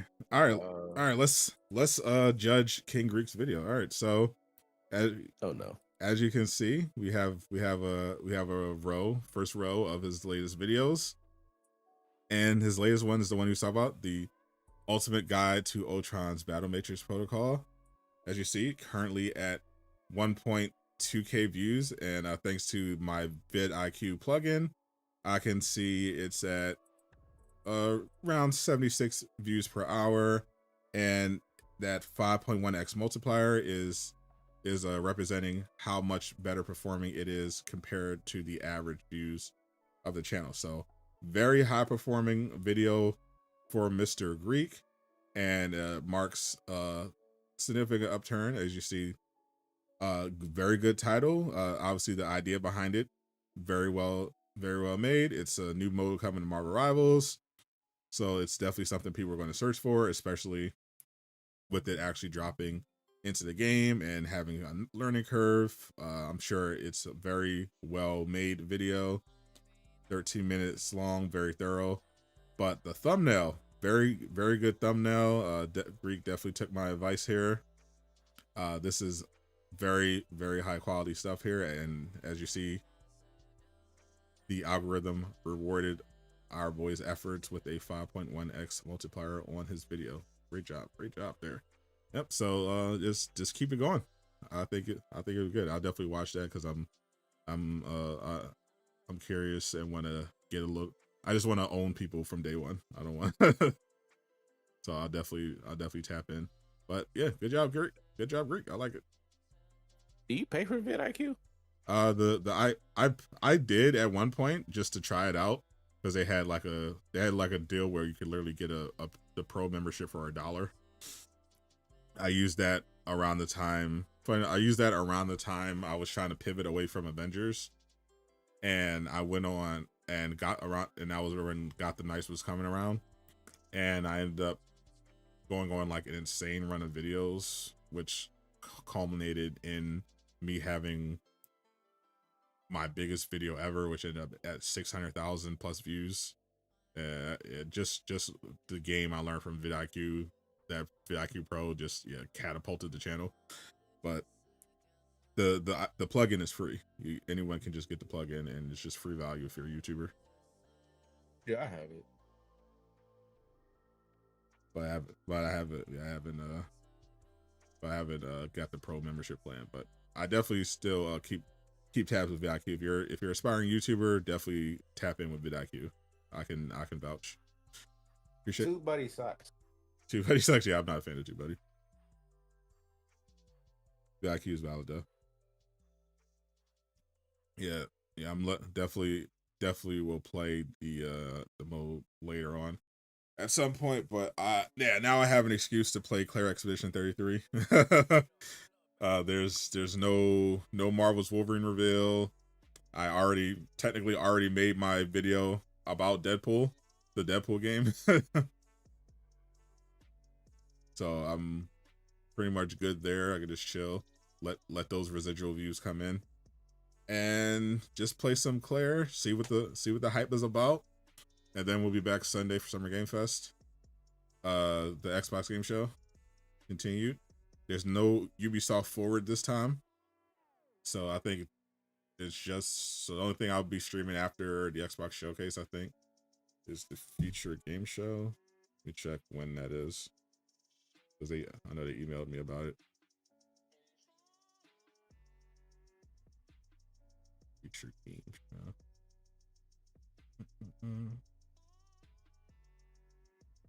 I'm thinking of going vegan. What do you think? What do you think, Greek?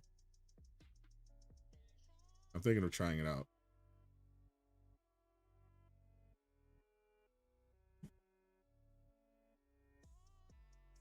I've been doing some research and I think I'm gonna give it a whirl. Shop. June 7th. Wait a minute. No. I was 4. Oh, I thought I have time. I was just checking. I said I'd co-stream the future game show. It's 4 p.m. tomorrow. Is that on today? It's tomorrow at 4 p.m.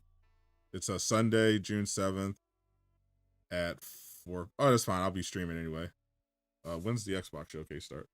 I thought it was tomorrow. I was about to say. Yeah, the PC game show and the future game show are both Sunday. All right, that's fine. I thought it was Saturday. I was like, bro.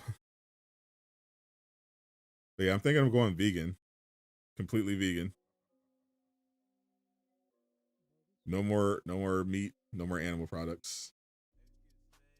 They're gonna give it a try. Xbox showcase June 8th, 10 p.m., 10 a.m. PT. All right, so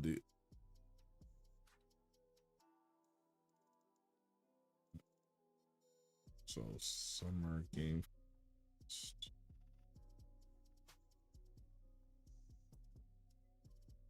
Let me look at the full calendar. If I don't miss anything.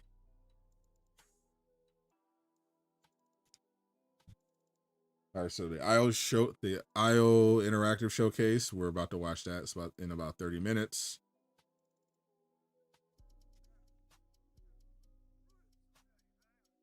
Then, yep, there it is. June 8th, 1 p.m. Eastern is the Xbox showcase, followed by the Outer Worlds Direct. The PC game. How long is the Xbox showcase then? Probably it's probably 2 hours. So then the PC gaming show was at 3. There's a Death Stranding live demonstration of Death Stranding 2 at 10 Eastern.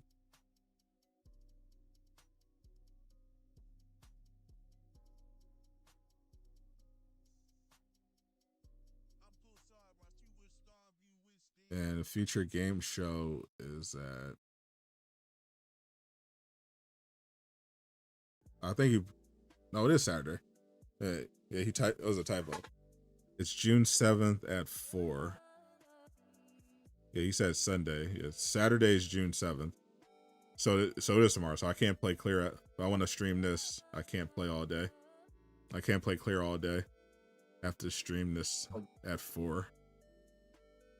Oh, this guy knew. This guy knew Resident Evil was showing up. He teased it. What the hell? Yeah, I knew it was showing up. I teased it. What are you talking? I was like, no, I meant like the actual he had made a tweet like 15 minutes before we saw the trailer. He said, "I'm actually very amused by the Resident Evil 9 teasing, but hey, I think it's very likely the show closer be a pretty fun requiem to the whole thing." Oh yeah, he definitely knew some extra stuff. Yeah, like because like multiple insiders said that Resident Evil 9 is definitely getting shown at the Summer Game Fest. But nobody knew the name. Yeah, no one said the name though. They just said it was definitely being shown at the Summer Game Fest. Yeah, he said that at 6:45. Yeah, he knew.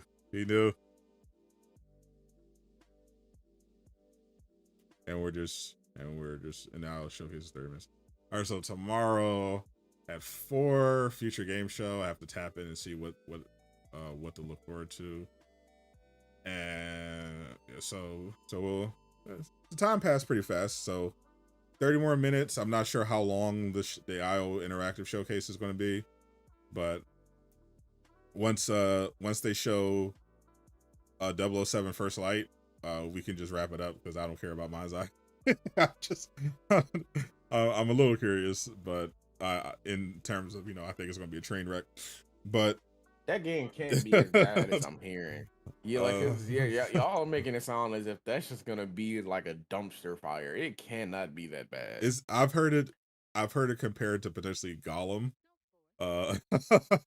It's very possible that I don't know, based on what I heard happened at the preview event, this game is absolutely cooked. But who knows? Maybe they have a miracle. I don't know. But yeah, I'm really only tapping in for the 007 part of this IO Interactive Showcase. Otherwise I don't care. But yeah, future game show tomorrow at 4. So I still technically have time to play a little clear. I've been trying to like have a block of time where I could just concentrate and just play it. Because if I get hooked on it, I want it. So maybe I'll do the prologue. I don't know. We'll see. We'll see. But yeah, I thought I had Saturday off. Now I did say I do the future game show, and I usually like the future game show. Future game show is usually pretty good. PC gaming show I could probably skip. I'm just trying to see. I'll be streaming the. Actually, no, there's nothing I need to see at PC gaming show. I'll just tap in for the Xbox showcase and the Outer Worlds Direct, and then be out. So future game show tomorrow at 4, and future game and the Xbox game showcase on Sunday, and then that's it for Summer Game Fest. That's it. That's all the events we need to cover. And yep, back to the grind. And then I'll play some player. But if there's any breaking news, I'll, of course, report on it. Excited for the game. Looks like GTA 6. Mindseye. It does not look like GTA 6. But feel like the show was kind of mid. Not bad. Not that good. Insane take. Y'all in this mid. Okay, hold up. No. One of y'all gotta explain yourselves. Why was this showcase mid? I'm curious. I guarantee you they're going. I'm curious. I guarantee they're going to say something like Wolverine. I guarantee it. Like it's no matter how good a showcase is, there are a lot of people who just go into these showcases and they're like, and they only care about one type of game or one specific game. You know good and well somebody paid tickets, bought a flight, got a hotel to go to Summer Games Fest for Wolverine just to not see Wolverine. Somebody's going back to their hotel room right now, pissed. I'll keep it all the way 100. If you actually paid to go to Summer Game Fest because you thought you were going to be there in person when they showed Wolverine, that's your fault. you're a silly goof. I think they'll definitely show something for Fable. For sure. I would hope so. It's supposed to come out next year. It would be a little concerning if they didn't have anything, but yeah. I'm not that excited about Fable. I'm hoping it's good.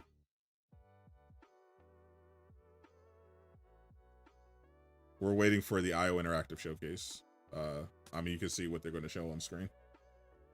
But I'm looking forward to I guess what's the rest of the year? What's probably going to be at the future game show?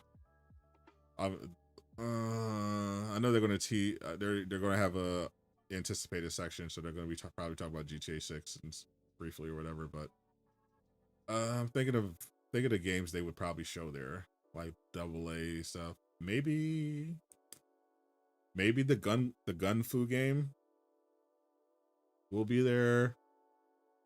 What's the game? What's the medieval game where you go back in time and you have like modern weaponry? I don't know. What's the name of that game?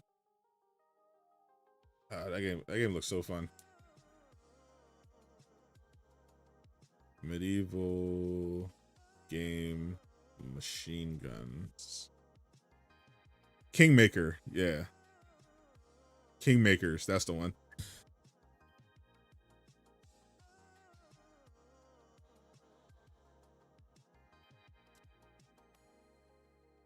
Yeah, we'll probably I for future game show, I would bet we'll probably see something for Kingmakers. So, games like that.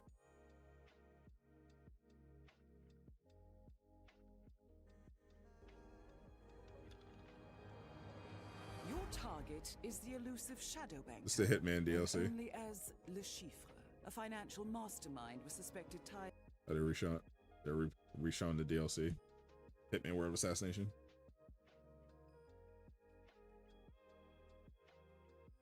Hoping for Diablo 4 expansion. New Fable is too woke. Oh god. I promise you, your life will be so much better if you forget the word woke. Where's Wolf Among Us 2? I mean, it's either delayed again or canceled, or they're saving it for another event, like maybe Gamescom. Showcase is not over. This is a different showcase. Summer Game Fest ended over an hour ago. This is the IO Interactive Showcase. IO Interactive is going to be doing their own separate showcase where they're doing a deep dive on Mindseye, 007, and Hitman World of Assassination.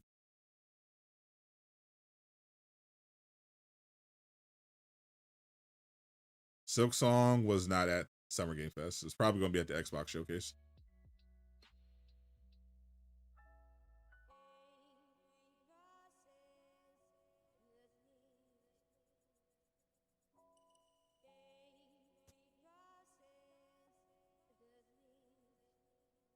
That would be my guess, because insiders are saying how, because it looks like based on the data we're seeing, there was some leaks earlier too. I think, yeah, Silk Song definitely gets revealed this week. It was just a matter of, is it going to be at Summer Game Fest or is it going to be at the Xbox show? Tomb Raider surprisingly wasn't there, even though Amazon Studios was a publisher, was one of the partners. They didn't end up showing up for Summer Game Fest. I don't even know if, yeah, they wouldn't be at the Xbox show because Perfect Dark is the Xbox game that Crystal Dynamics working on. We'd probably see Perfect Dark before we see Tomb Raider there. I don't know, that game, I've not heard anything good about anything that's honestly been going on at Crystal Dynamics behind the scenes. I've heard the Tomb Raider game is not really coming together. The culture, the workplace over at Crystal Dynamics is still kind of a shit show. The game is very much behind schedule. So anyone's guess when we'll actually see it. Not that I'm looking forward to it. I don't care. I'm not buying it. I don't like Crystal Dynamics. I don't remember if Amazon presented anything. Weren't they working on an Invincible game? Invincible game? That's Skybound. Skybound started up their own development studio made up of industry veterans for that AAA Invincible project. They're not working with Amazon. Funny enough, Skydance is one of their financial backers. The parent company that owns Skydance New Media, which is doing Rise of Hydra. Yeah, they're one of the backers. They're one of the financial backers for the new AAA Invincible game. Funny little coincidence there. What's the opposite of woke? Is it comatose? Napping, sleep, backwards? It's racist. That's what it is. Or grifter. Oh, wait. He did throw shade at Mario Kart. He did throw a shot at Mario Kart. I didn't catch that. No, because I didn't mean to interrupt you because I'm looking at clips, and when they was introducing Sonic, he had said introducing a cart game where you can play against your friends on other platforms. Oh yeah. Unlike another one. Shade. I saw Jay playing Mario Kart earlier. He was crashing out. Yeah.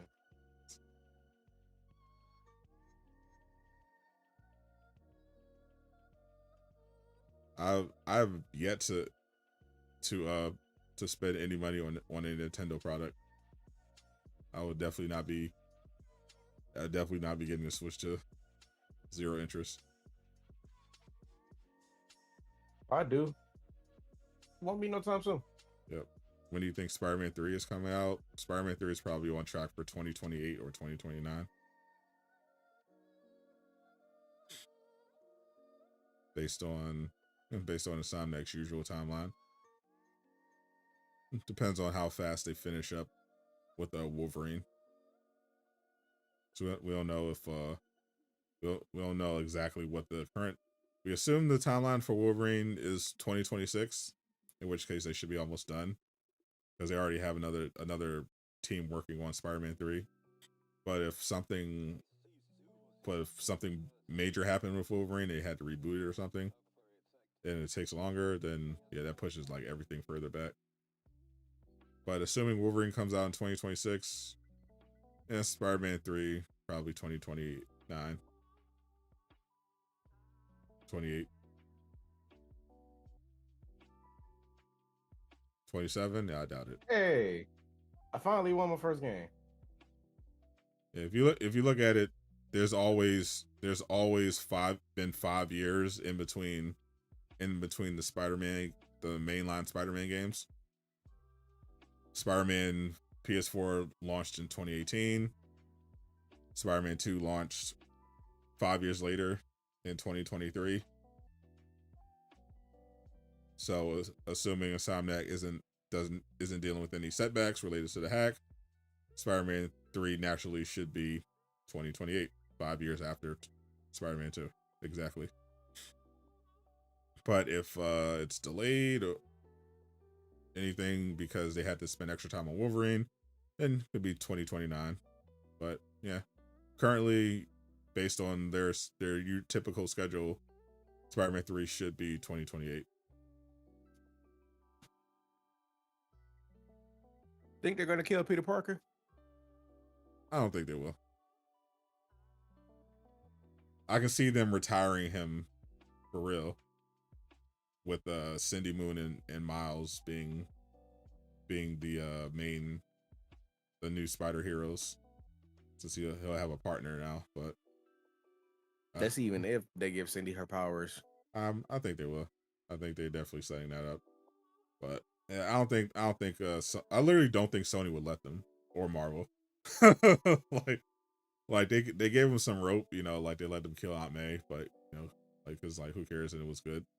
But I don't think Sony is gonna, especially in this current climate, I don't think Sony is gonna let them risk killing off Peter Parker. It's not gonna let it happen, because they want to milk. As long as those Spider-Man games are selling, Sony wants to keep milking them. They'll let them. You can say that again. They'll let them push Miles, because the Miles Morales, actually sold a lot. But they're no way they're letting them kill off Peter Parker. Sony would not allow. Literally will not allow it.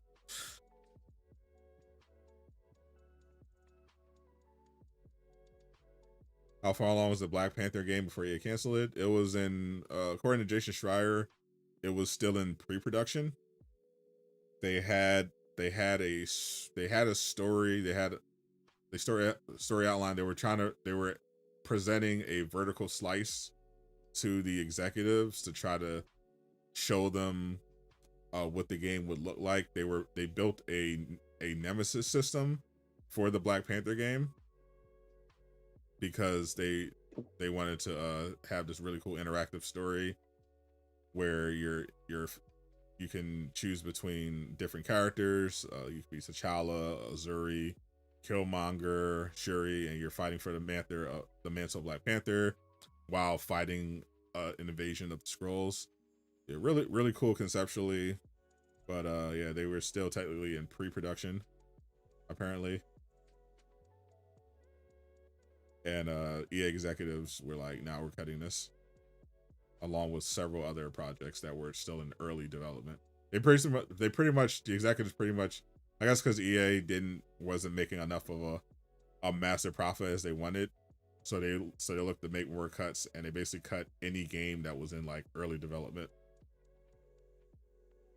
A lot of the games, apart from like a few games, they just massively cut a bunch of stuff.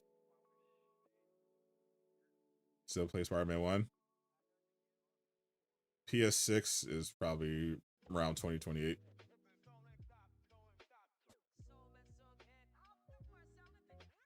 Based on the leaks, probably around 2028. So, makes sense. Make Spider-Man 3 the launch title. That's the one thing I think that's the only thing that could potentially get Wolverine canceled, because I know Sony wants to make sure that they have Spider-Man 3 ready for the PS6 launch. They want that lined up and ready. That's why because they literally wouldn't allow them to delay Spider-Man 2 even though it needed it.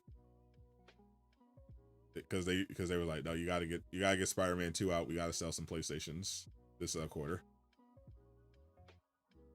So I'm wondering if they would tell them to just abandon Wolverine or put it on the back burner just if something happened. I say if Wolverine something happened and they said they had to reboot Wolverine, at this point, I'd say Sony would probably tell them, nah, just cancel it. You need to, because you already have a team working on Spider-Man 3, and to me that's probably to Sony more important. Even though Wolverine's a big name character, they'd be like, well, we rather you get Spider-Man 3. It's a proven commodity. It doesn't have this baggage associated with it. Just do Spider-Man 3, do Spider-Man 2 DLC in the meantime, Venom spinoff, whatever the fuck you need. But yeah, this Wolverine shit. We're here that we're not doing it. Already spent enough. I still don't like the fact that for some reason somebody thought it was a smart idea to kill off 5, not even just main villains, but 5 major villains who were in the past game and not put it on screen. Don't get me wrong. It works in the sense of setting up. It works in the sense of establishing just how truly dangerous Kraven was. But it wasn't well executed. Yeah, I agree. I think that it wasn't well executed. I think that's a function of the game being rushed. Like that was I think the biggest problem with Spider-Man 2 it was not with these low IQ chuds kept saying the prom is like no one cares. No one who actually played the game cares about who you help go to prom. Like no one cares. The actual problem with the game was that they didn't have enough time to cook on it. They obviously needed to delay it. They weren't allowed to, because Sony needed to get it out. So they had to cut. They had to cut into the third act to make everything and some other planned content they had. Because if the game was longer, I heard Venom was supposed to be playable. Like Venom was supposed to have a much bigger playable section. It was supposed to be similar to what the Ultimate Spider-Man game did. Yeah, there was a lot of Venom content that didn't make it into the game. There was obviously the symbiote Miles Morales sections of the game. They got cut out as well. They had a lot of stuff planned that sounded really cool, but also it would have definitely fleshed out aspects of the story. Like I felt like they could have done a lot more with Norman in the story, especially since you're trying to set him up to hate Peter Parker. Well, he doesn't know it's Peter yet, but just to hate Spider-Man. I felt his setup to villain could have been done better. And yeah, I think Kraven and Venom probably suffered the most. We didn't get quite enough of Venom, and Kraven did great with the time he was on screen. But yeah, they definitely could have done it. Definitely could have let his arc play out a lot better if they had more time. Because yeah, it doesn't make sense that Kraven is killing all of these major Marvel Spider-Man villains just off screen. That just doesn't make sense. It's unsatisfying. Like imagine. It's understandable that he prepared and did his research. What's understandable is that the only kill we technically got to see was Scorpion. We didn't see Electro. We didn't see Vulture. Yeah. The only reason we even know Rhino was dead was because somebody decided to glitch out the damn game and found a hidden trophy room with Rhino's head on the wall. Exactly. That's the only reason we even know about it. Like imagine if we actually got to play some of these fights. Like that would have been so cool. Like you have to play from Kraven's perspective, or just at least see them as set pieces, and like they just not just having just going through the game and finding out, oh, he just killed one of the most popular villains in Spider-Man lore off screen is like so unsatisfying. Like what? Like what? Yeah, not even that. Do it this way. Make it a three-way fight situation. You're trying to protect the six from Kraven. Yeah. While they're also all trying to kill you. Yeah, that would be insane. Like there's a lot. Yeah, there's a lot of really cool stuff they could do. Just to have them, just you to be walking through the mission and see that they're dead. I'm like, bro, that was very unsatisfying. It was unfortunate. That's why I stand by my statement on what's the word? And if anybody disagrees with me, you can go kick rocks. Because let's be honest, if you look at the game I'm about to mention, you're gonna understand exactly why I say this. Spider-Man 2 is specifically Act 3 is nothing but a watered down Web of Shadows. I don't like that they essentially just redid that storyline. And in terms of just how massive of a threat Venom could be, Web of Shadows did that a lot better. I don't like the fact that you're not wrong. Don't get me wrong. I'm not saying that like comics Kraven is like made or anything, but this was quite literally one of the best representations that we've ever had of Kraven in media. This man is a hunter. This man is a menace, and he does not fuck around. However, choosing to have his introduction literally be a version of Kraven's last hunt without the whole arc of him becoming Spider-Man to prove that he was better, that wasn't a smart move to me, because it's like, okay, Kraven is here. This Kraven of all people had Sandman scared, who is virtually who was really almost virtually untouchable if he's on solid ground. Yep. And Kraven had this man scared. And I'm not gonna lie. You know what? Somebody took too much inspiration from like early phase MCU movies. Because why the hell do you kill off a villain that strong? Just why? Not to mention, because correct me if I'm wrong, this Kraven did, outside of like the herbs that he took and whatnot, this Kraven didn't really have no special enhancements. This Kraven was literally just a monster all by himself. Yeah, just skill and technology. So like, what the fuck? Yeah. I mean, he was. Yeah, Spider-Man 2 was rushed. He was incredibly. He was definitely strong. He was definitely stronger, more agile than a normal person for sure. But he caught Scorpion's tail mid-strike. Do you know how strong you have to be to stop that mid-strike? Yeah, I mean, when he nearly killed Peter, like he literally just stopped him. He has super strength. Like he just like stopped him and stabbed him. See, and that's the crazy thing. That right there, that's another testament to just how much of a problem Kraven is. Because when you think about it, I want everybody in the chat think back to Spider-Man 2. Think about every fight that we got into with Kraven. I want you to think about how many times he got his ass handed to him. The only time it happened is when the symbiote was in play. When the symbiote wasn't in play, Kraven was dog walking any and everybody. The symbiote was the only thing. He literally didn't even care about Spider-Man until he saw the symbiote. Like, because he thought he was weak. Like, he literally didn't care. He was just trying to get the lizard out. Like he didn't view Peter as a threat. That's why he just immediately stabbed him. Was like, you're not him. You're not that guy. The symbiote was quite literally the MacGuffin of that entire situation. Yeah, without it, like Peter was literally cooked. out of the end of him if it wasn't. I mean, hell, without it, everybody was cooked, because again, Kraven didn't lose a single fight unless the symbiote was involved. Sure. Yeah. The only ones he lost. Yeah. The only fight he lost was against enraged symbiote Peter and full Venom Harry. Everybody else, he just absolutely cooked. He went through the whole Sinister Sir Six, except for he never fought Octavius, but everybody else And dog walk. Mr. Negative, and dog Harry. walk. Oh man. And Harry, who has no combat experience outside of like schoolyard brawling.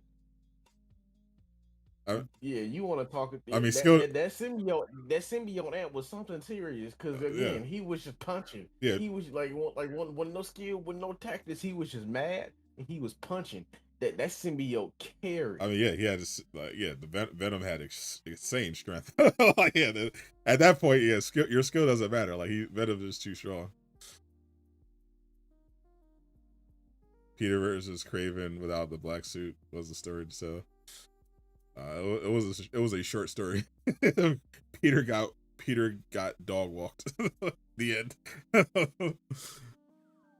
Because I get that like the whole point of the story, like as they said, it was supposed to be addiction was supposed to be the main focus point, and that's completely understandable. Yep. But I'm not gonna lie, because what's the word? Outside of like lashing out at Harry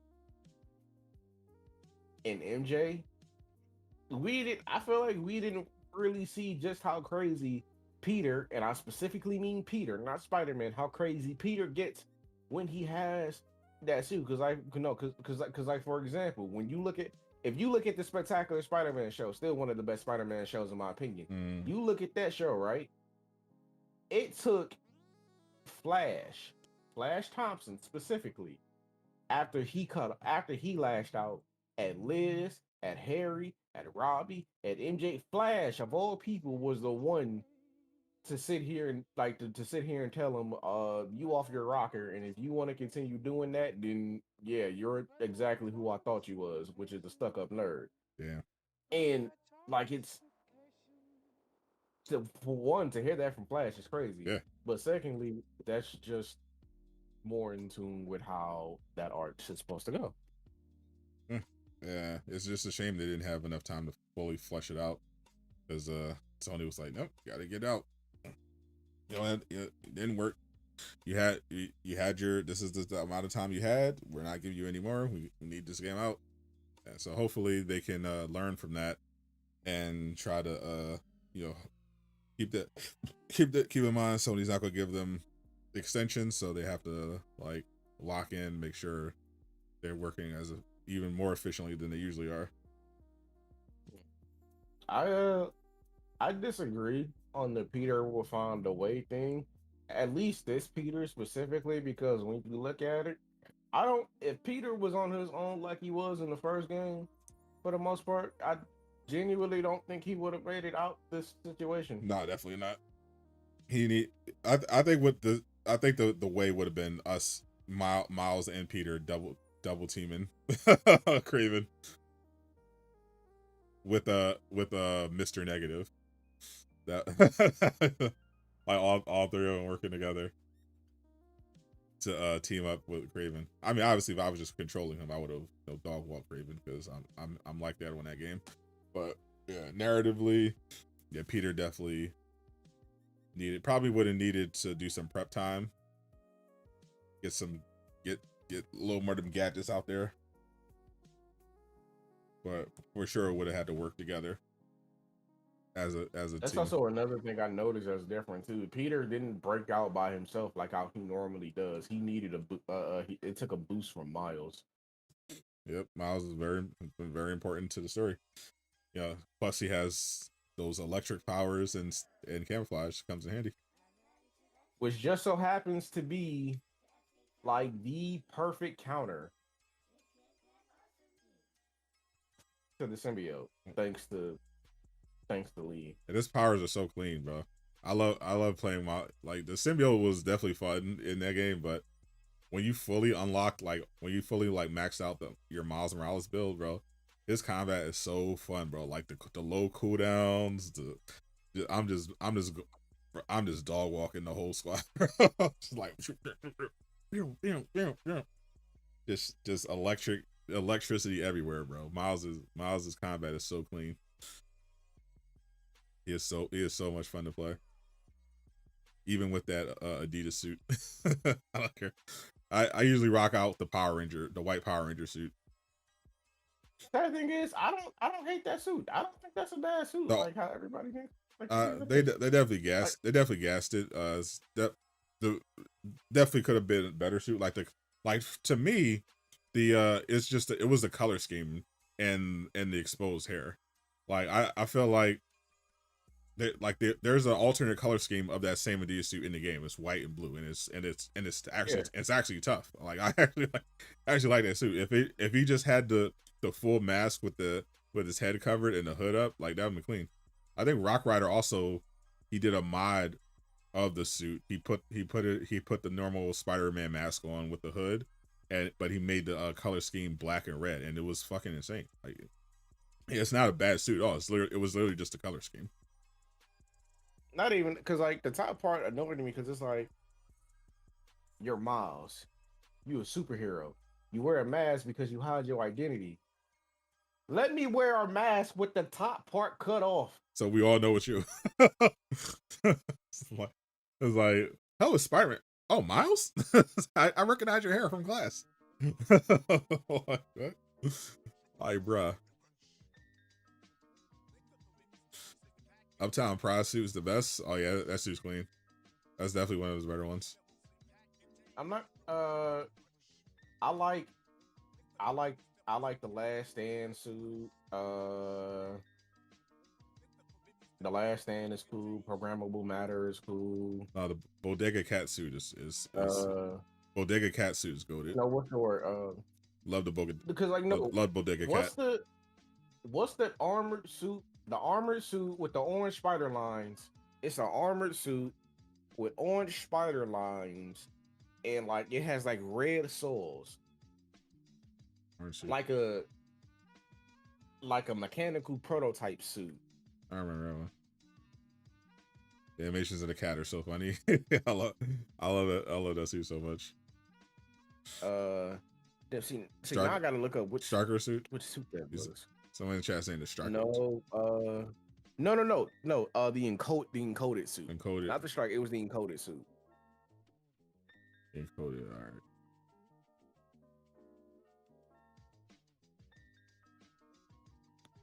Cause my favorite, it was the encoder suit, Brooklyn 2099,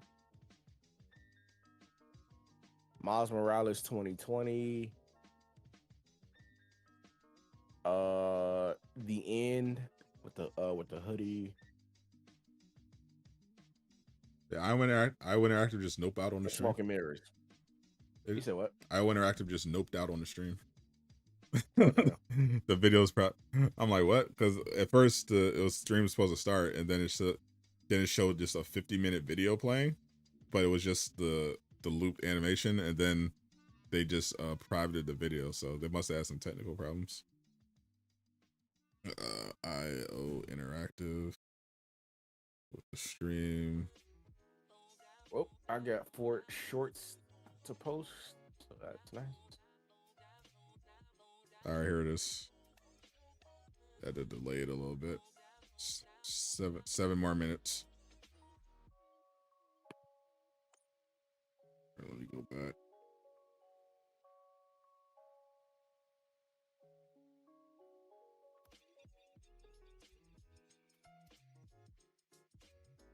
I tried to get in contact with Aaron before, but I couldn't. That sucks. Aaron who? Oh, Aaron Jason. Oh yeah, he's cool. He's a cool guy. You tried to get in contact with him? I think it was around. I think it was around Spider-Man 2 times. You're trying to get yourself a review code. Not even a review code. I'm just trying to like shake hands. Network, doing a little networking. Yeah. In the industry, I feel you. Just get my name around. I mean, it's always fun and good to meet with the developers. They're cool people you can meet. You can learn a lot about the industry. But if you're trying to for content creator purposes, if you're trying to get your name around, you don't want to talk to the devs. You want to talk to the PR. You want to talk to the marketing. you don't want to. Isn't he PR? Like, No, he, no. community manager? He's a community manager. He's not PR or marketing. Oh. You don't want to talk. Yeah, if you want to specifically, if you want to get to Sony, if you want to get in with Sony, you don't want to talk to the employee of the developer, the game studio. You want to be talking to the Sony marketing department. You want to be talking to those people, the people who are. You want to be talking to those marketing firms, PR firms that companies like Sony will partner with in order to reach out to content creators and make game and give them access to games. Because it's not the community managers that do any of that stuff. They don't do the content creator relation stuff. That's usually a separate marketing firm that does it. Or Sony has, in the case of Sony, they have their own marketing department. They also have an outside company that they work with as well.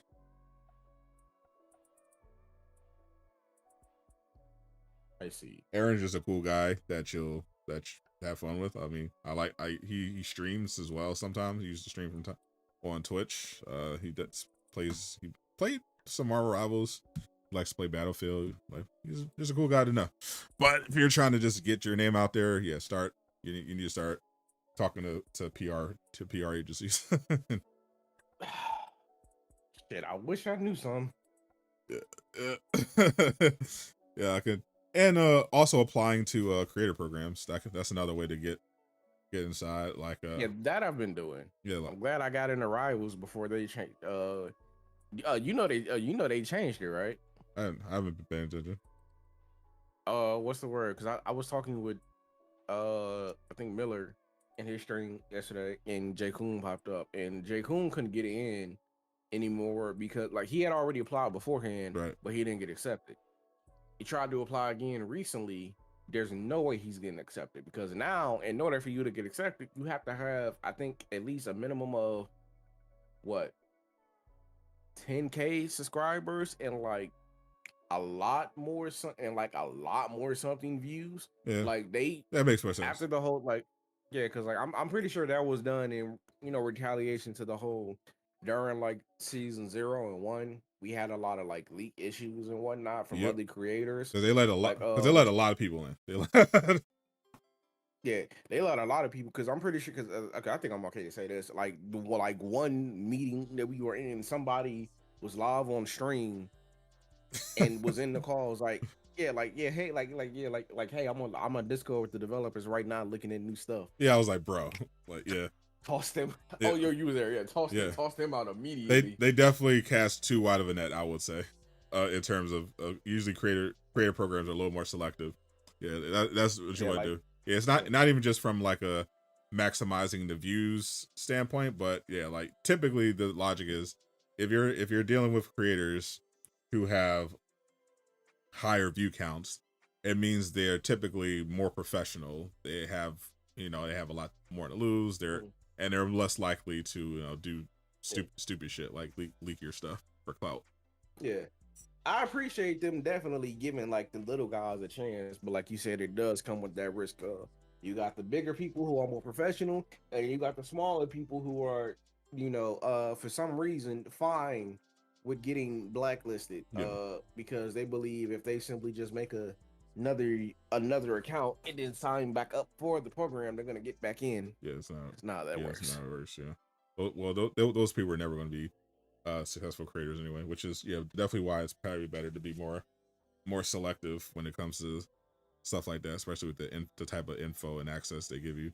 Like I'm in the Capcom creator program, and I signed up for that. I didn't get in. Yeah, and we don't get like they don't have us sitting in hands-on meetings with like giving us early access to stuff. They just give us news and opportunities to play all the games. We just basically get all the games free. But yeah, we're not privy to like early stuff that's coming up. We're just eligible for getting the games free and early for like review purposes and stuff. Same with Ubisoft. Like, though Ubisoft does give us some like a little bit of heads up stuff about some stuff in that creator program. But yeah, I need to start looking for PR companies. I don't know where to look though. That's the problem. I got a few. Trying to remember. So Ear to the Ground is the one Sony works with to do influencer marketing. And what's the one about to start?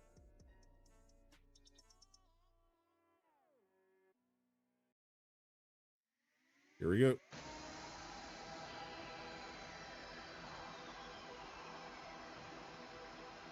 IO Showcase. 007, baby.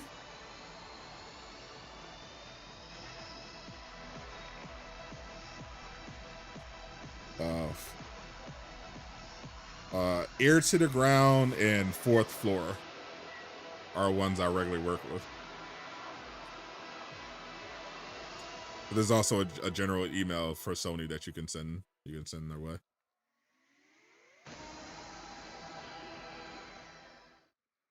I think you do well with Fourth Floor. Hello, everyone. Gamers of the world, welcome to a celebration of play, creativity, and passion. Welcome to the very first IOI Showcase. We are live from the Roosevelt Hotel in Hollywood. She looks like Nikki Glaser. Johnson, I'm going to be your host for the night. Does she look like Nikki Glaser a We're little going bit? to have a really fun night talking about games, first looks, deep dives, and yes, And the cheekbones, sprinkle in a yeah. couple surprises. But, you know, You said it's we'll called finally get to Fourth meet the Floor. creators of the magic Fourth and have Floor, a panel yeah. at the end of the show, too. So Is it buckle just up, Fourth Floor? power up, Because there's a and lot lock of. in. Our first guest is none I'll send you other an than the email. CEO of IO Interactive, After. Hakan Abrak. Yeah, you don't gotta do it now. Yeah. I looked up Fourth Floor and they definitely gave me a PR firm. And what is this? The Ireland? This year marks the 25th anniversary of Hitman. From a team of few passionate tech That'd be pioneers, funny. IOI Bond was grew to build buying more this game. ambitious projects. I would love it. Such as Hitman, The Fortnite chuds would Nation, go crazy. which created its own genre with a single-player game is that he gave canonically thousands bisexual? of hours of fun. Canonically, he's the straightest human On who's our ever mission lived. to bring Hitman everywhere, whether it's by bringing Hitman to new platforms or by collaborating with celebrities as elusive targets, we just reached a new milestone, as we count 80 million players in the world of Assassination. Ooh. And 25 million units sold since 16. Our fans have supported us all these years, whether they recently joined the ride or joined it as early as I did. So I just want to say thank you.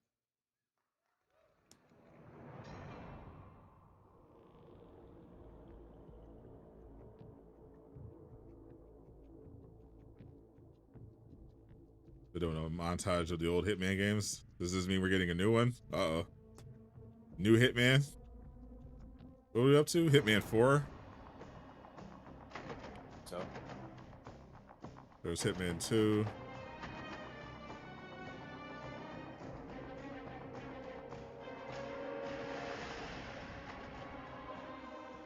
And these games really have been around for a while. Hitman Contracts. that's the one I played. That's the one. That right there. Remember that damn logo? Yeah, Hitman's been around since I was born. Hitman Blood and Money.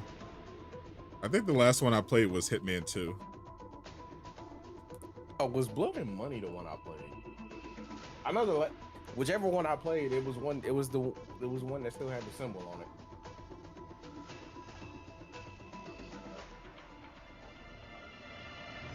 Hitman Absolution. Yeah, they're definitely about to announce a new Hitman game. That's definitely what they're setting up.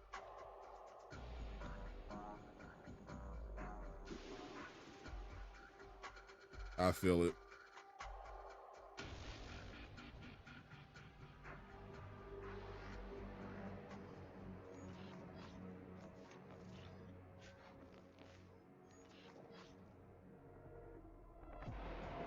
What's up? Hey, what's up, Reese? Welcome to the stream.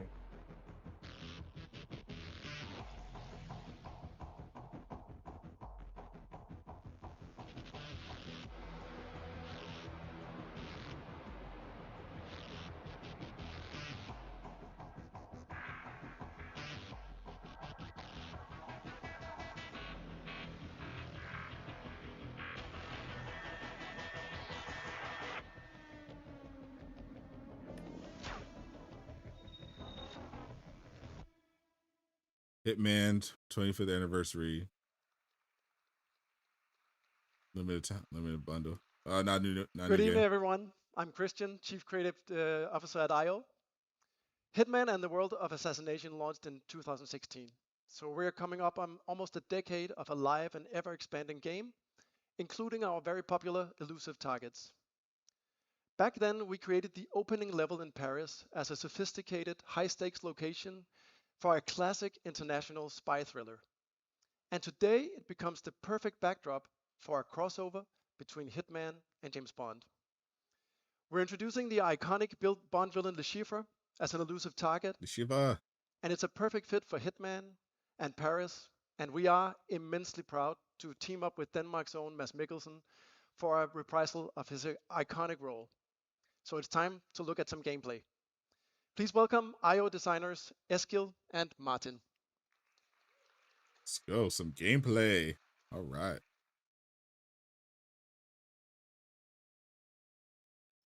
I've never played Hitman Word of Assassination. Good morning, 47. Your target is the elusive shadow banker, known only as Le Chiffre. A financial mastermind with suspected ties to the criminal underworld, he has made a fortune manipulating global markets by orchestrating disruption to drive stock fluctuations in his favor. However, a recent failed venture left him in dire straits, losing vast sums of both legitimate and illicit capital. In a desperate bid to recover, he has arranged a high-stake poker game at the Casino Monarchique in Paris. Our clients have deemed this unacceptable. Should Le Chiffre succeed, it will fortify his ability to fuel a dangerous network, an outcome they cannot allow. Be warned, Le Chiffre is calculating and ruthless. He will not go down without a fight. Good luck. All right, hi guys. We're just gonna show a little sneak peek of what's happening in the level. So we jumped in a little bit. Here 47 has already obtained this invite, and you can just, Jonathan, just play the video from here.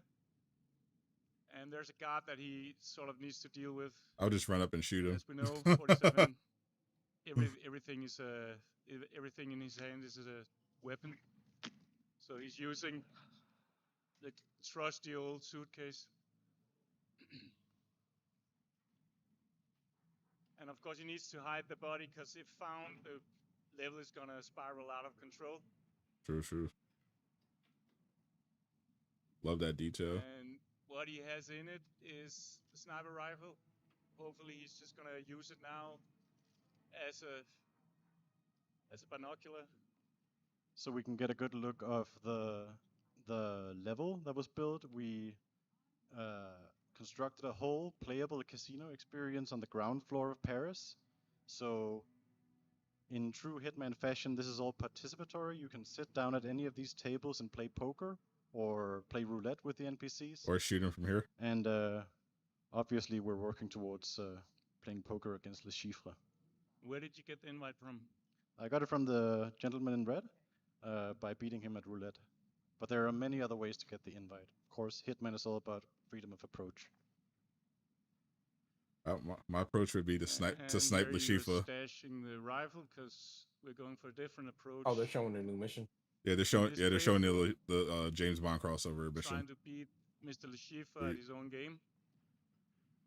So instead of sniping him, he's going to go down to the casino. I think he's just in the next room. And we're going to get a chance to 47, the coolest bald dude ever. True. The main attraction. Besides Michael Jordan, obviously. That is Le Chiffre, shadow banker and mathematical genius. You need to stay on your toes. He has never been defeated in a poker game. And there we have Mass, all the Schiffer in all his beautiful 3D glory. He was so amazing to work with. I was at the voice recordings, and the way that he just jumped into that role was magnificent. He's a master. Mr. Reaper. RPG didn't tell me he had a friend. I need her to be bad, true. Just ask Vin Diesel. Idiot. Reaper. Unusual name. Or is that your real name? I've never come across it. Names are for friends. Wouldn't you agree, Mr. Le Chiffre? Chiffre. I'm just not fond of unexpected guests. I like to know who I'm dealing with. Me too. Shall we begin? After you. It's tense. And Bateson is still doing a very solid job. It's real. That's great dialogue. That's great acting.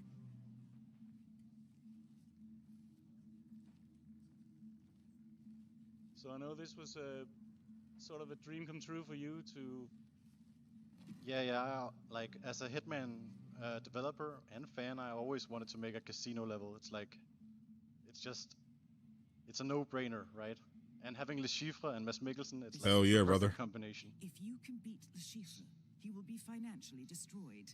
Then General Murillo will take care of the rest. Well, what a pleasant surprise. Mr. Smith. I didn't recognize you with your clothes on. You know each other? Yeah, we go back, don't we, Mr. Reaper? Yes, of course, Mr. Reaper.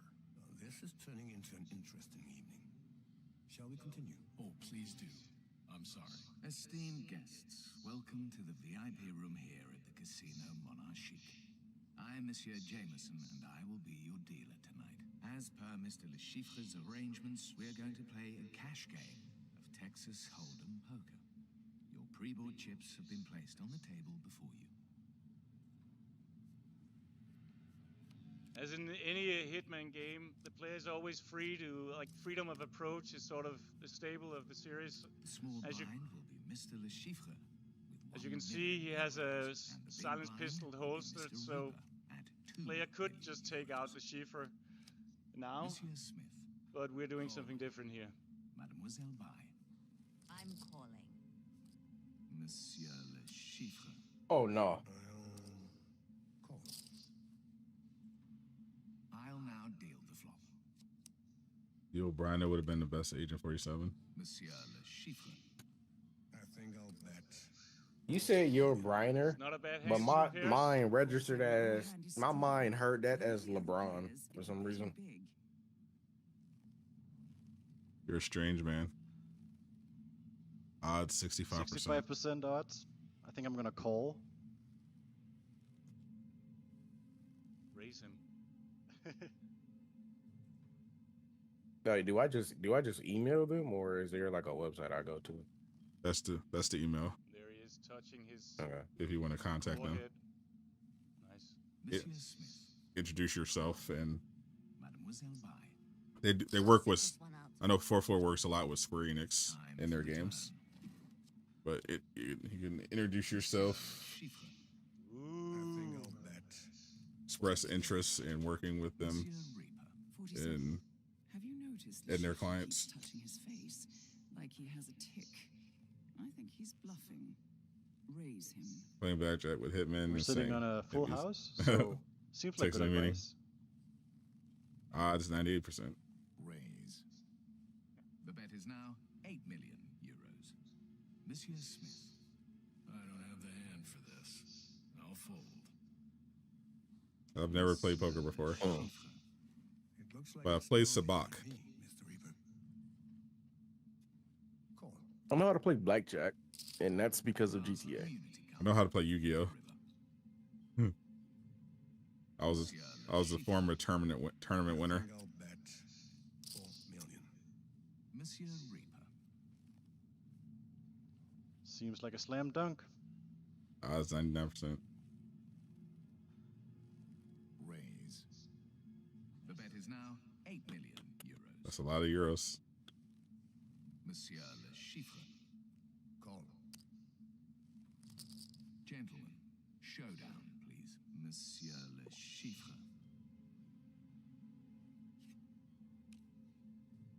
4 of a Oh no. Unfortunate. Damn. Oh no. Cooked.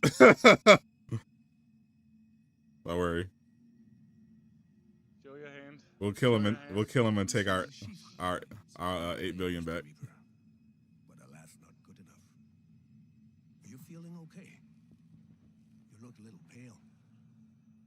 You should never accept Shoot him. from a stranger. Shoot him right now. I detect poison on your biomarkers. The Shifra's signature poison. Keep calm. We've prepared for this. We have an antidote. Damn, you poisoned him. Now go. Took your money and poisoned you? All right. We will take a 30-minute break and then resume. Just walk out of there calmly. You'll take it from here. Yeah. All right. Bro, this is like a movie, bro. This shit's just so. This is just a DLC mission. When we were playing this, Eskil was giving me instructions where to go. He's like, go left, go right, go down the stairs. Run. And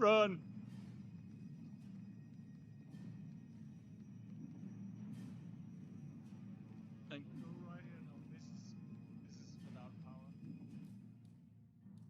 I'm just gonna throw a hammer at this guy. Yeah, what do you do?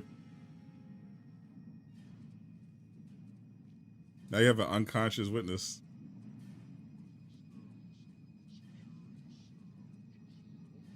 You have 22 seconds. Pick up your pace, 47. You have 20 seconds left. Doesn't seem viable. I hope the poison isn't lethal. It's a very. Oh, he is cooked, brother. You are cooked. You are still too far away. 47, can you hear me? 47. 47, come in, please. Damn. It's under control, General. It's just a minor snag. Who knows? It could be anyone. Oh, he'll talk. Trust me. Yes, you'll get your money. I'm on a winning streak. Hold on, he's waking up. I'll keep you posted. Oh, good. Lucky you. He wanted to question you. You're awake. Good. How are you feeling, Mr. Reaper? Constricted. Well, I felt it was a necessity, one I must confess I rather enjoyed. What a jerk. Do you know why I'm good at cards, Mr. Reaper? I can read people. I could spot Mr. Smith a mile away, and the two others I know. But you? Nothing. What can I say? I just have one of those faces. Yeah, well, I have a lot riding on the game tonight, so I get nervous when a total stranger suddenly turns up. Getting poisoned and losing in the same day is just, yeah, I go home after that. Okay. Let's not waste each other's time. Who are you? CIA? MI6? FSB? Does it matter? Well, it matters to me. Now Scrotum is crazy. Are you here to kill me? I was hoping to outsource that part to Murillo. So you do know something. I assure you the General will not be killing anyone tonight. So tell me who you are and what you're doing here. Right. We ain't talking. I have a question. Do you have to play in the poker game, or is that just optional? It's all optional. The one thing they keep harping on is the game gives you freedom of choice to approach your assassinations. You are something. You could have literally just. I wonder if there's you could have literally another outcome. You could have literally. That's how it's supposed to be designed. Like they mentioned earlier, you could have. They mentioned earlier you had a silencer. You could have just shot him. Guess we'll just have to wait. Can't wait. Keep an eye on him. Don't do anything stupid. Right.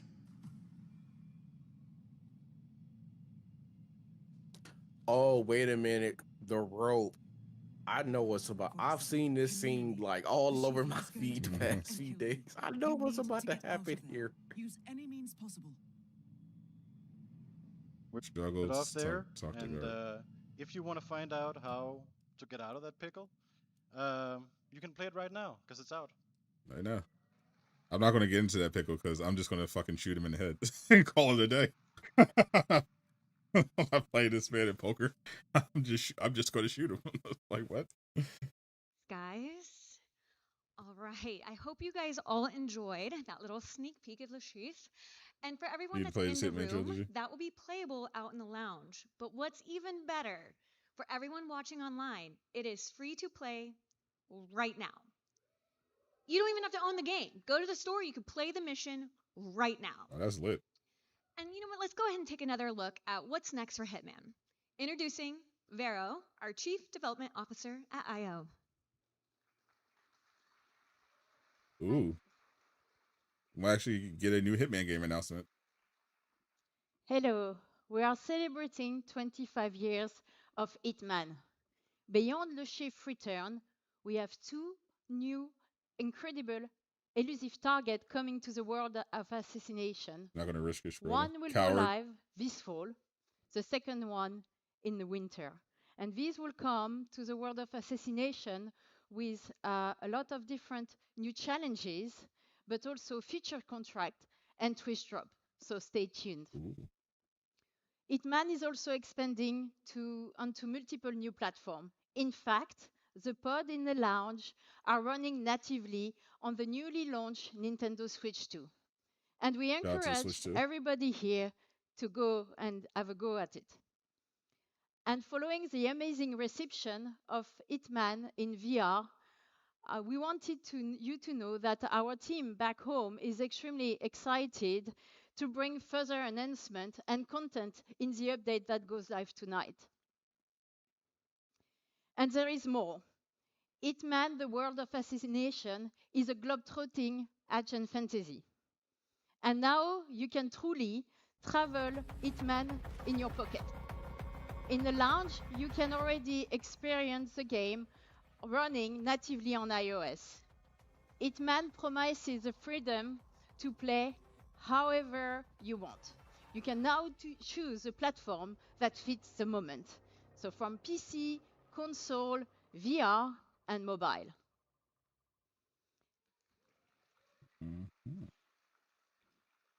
There is more. And as a final twist, Hitman is also going analog. We are partnering with Mood Publishing to bring Hitman to life in a completely new format. Hello everyone, Casper from Mood Publishing here. At Mood, we specialize in making memorable board games.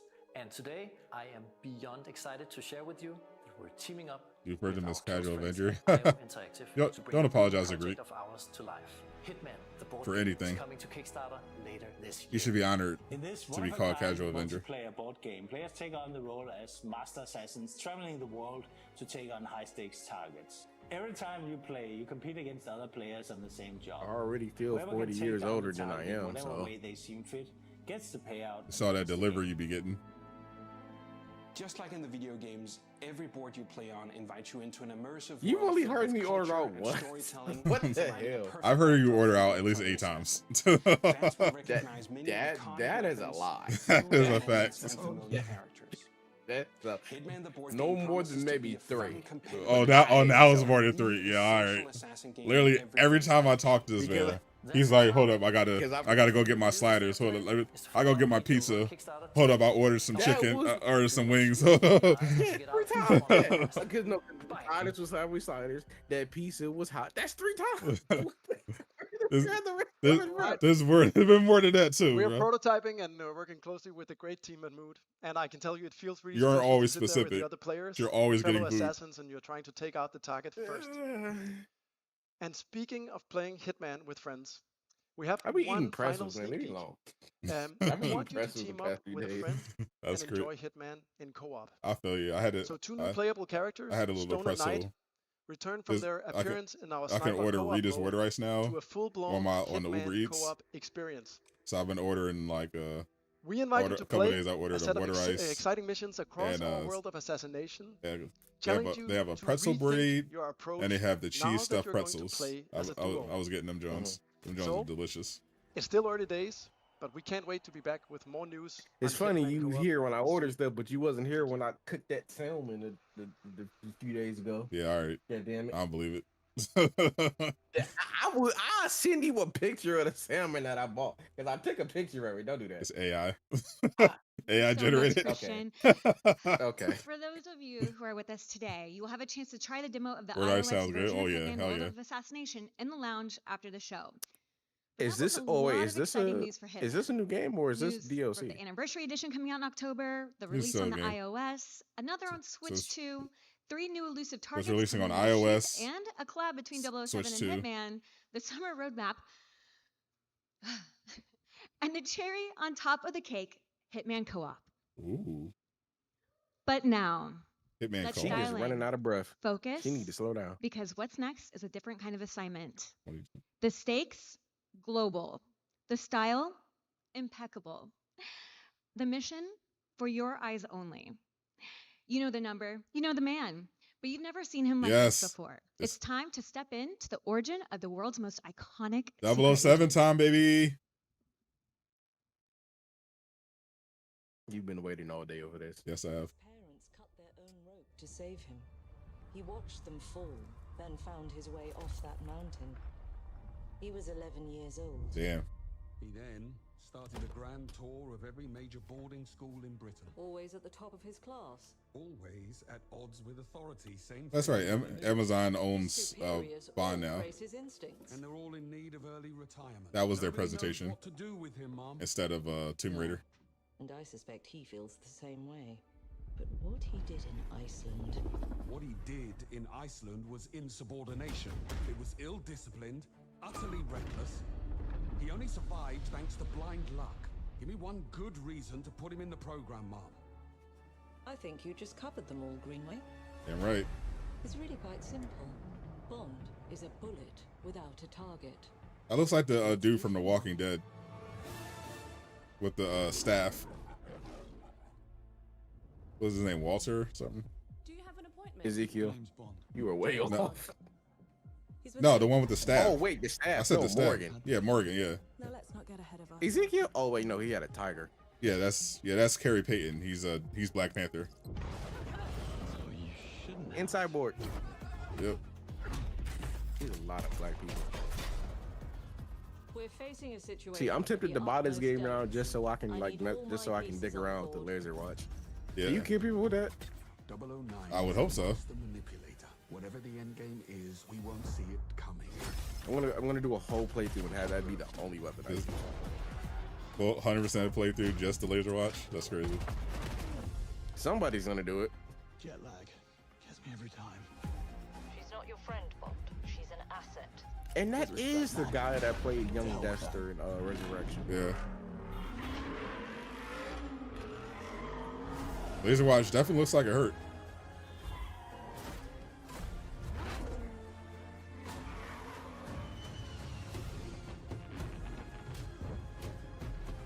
Tell me, what do you do, James? Lately, headhunting. Yeah. He's hunting for some head right now. It looks like you got it.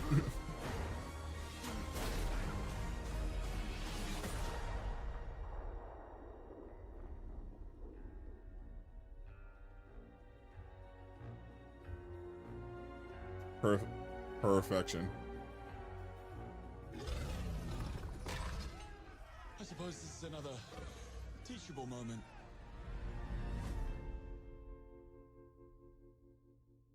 Coming 2026. Damn, 2026 is insane. 007. You liked it? Rise of Hydra, GTA 6. Not too bad.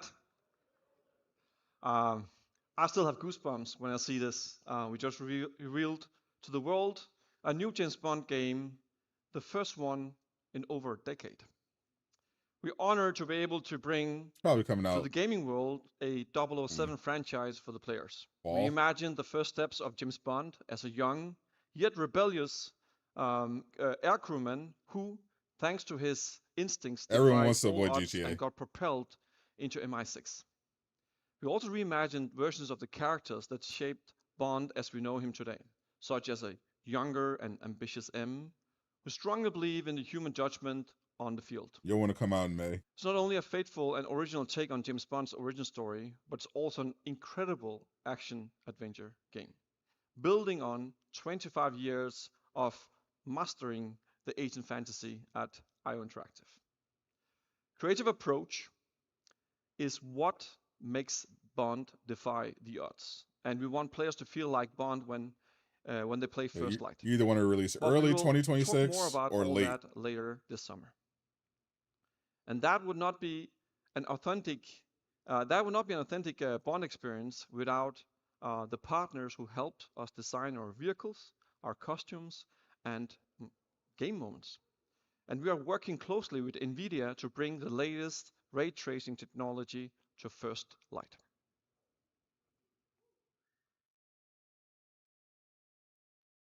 Remember, GTA 6, is going to occupy a lot of obviously everyone's time. 007 First But Light will release online in is not going to be 2026, available so day please one. sign up to your IOI It's not account even and get coming to free rewards PC in Hitman and for like a 007 year. First Light, and wishlist a game on your favorite platform. But that's not all. As always at IOI, we want to reward our community for showing their unwavering support. With every significant milestone in our wishlist numbers, we will grant players additional rewards on day one. Ooh, I'm sure everyone's speculating what those tiers will be. Additional rewards. Well, I can't wait to know more about 007 First Light. When are we going to get more Am I news? still live? No. We'll be back with a full gameplay reveal later this summer. All right. Thank you, Hakan. Thank you so much. Everyone mark this in your calendars. And Bond returns later this summer with an actual gameplay. That's going to be absolutely incredible. Extended gameplay later summer. Now let's so see how Gamescom the magic probably? is done at IOI. Please welcome Ulas, Chief Technical Officer. Probably coming back for Gamescom.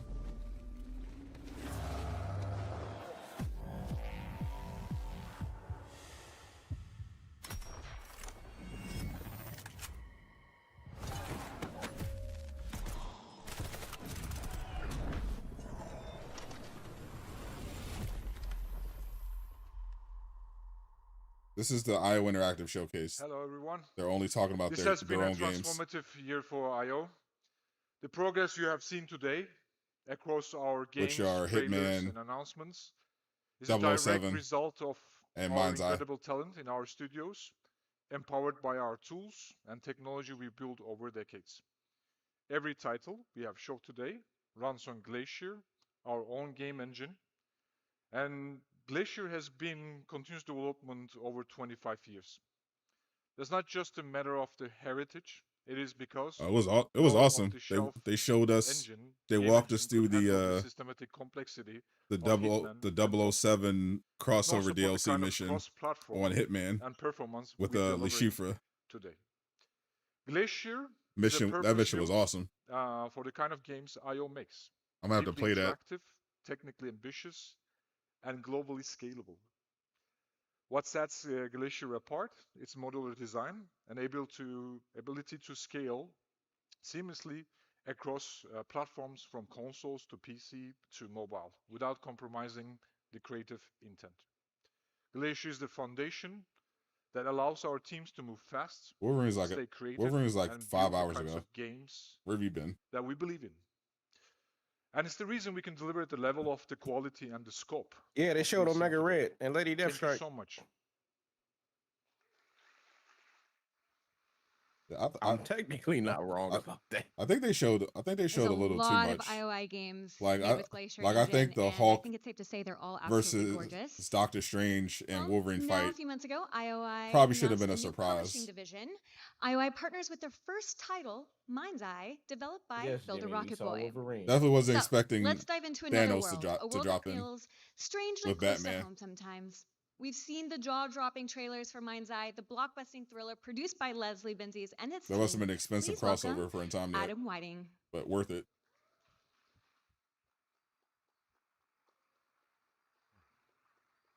Hey everyone, Adam Whiting here, Assistant Game Director at Builder Rocket Boy.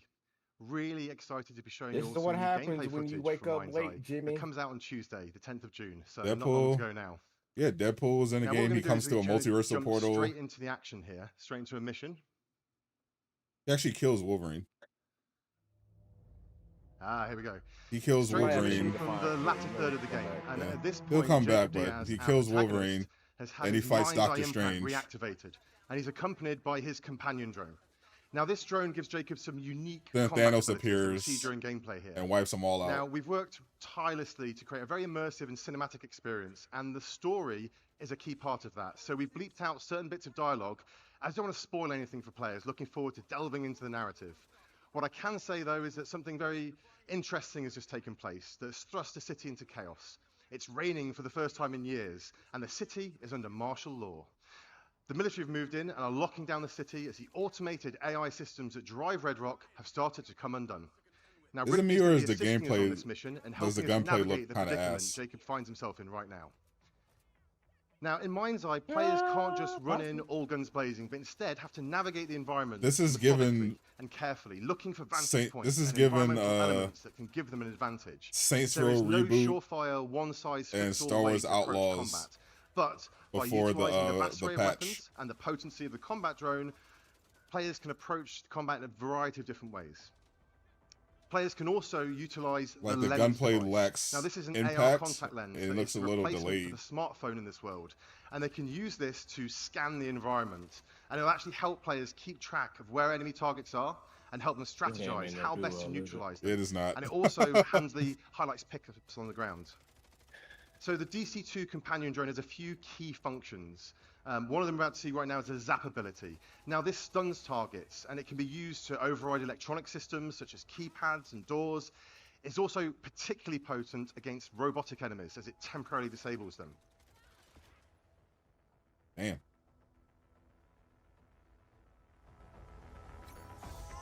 What's releasing tomorrow? I have no idea what game is releasing tomorrow. Now, we try and keep players immersed in the narrative, so we have many cinematic moments. New games and don't players typically release seamlessly on transition Saturday. in and out of these I got throughout the Frontiers course too. of the game.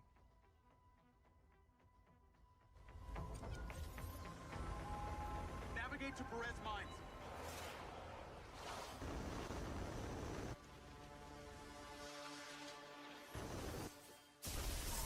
Wolverine shadow dropping tomorrow, I imagine. Rigby, my drone's been hit.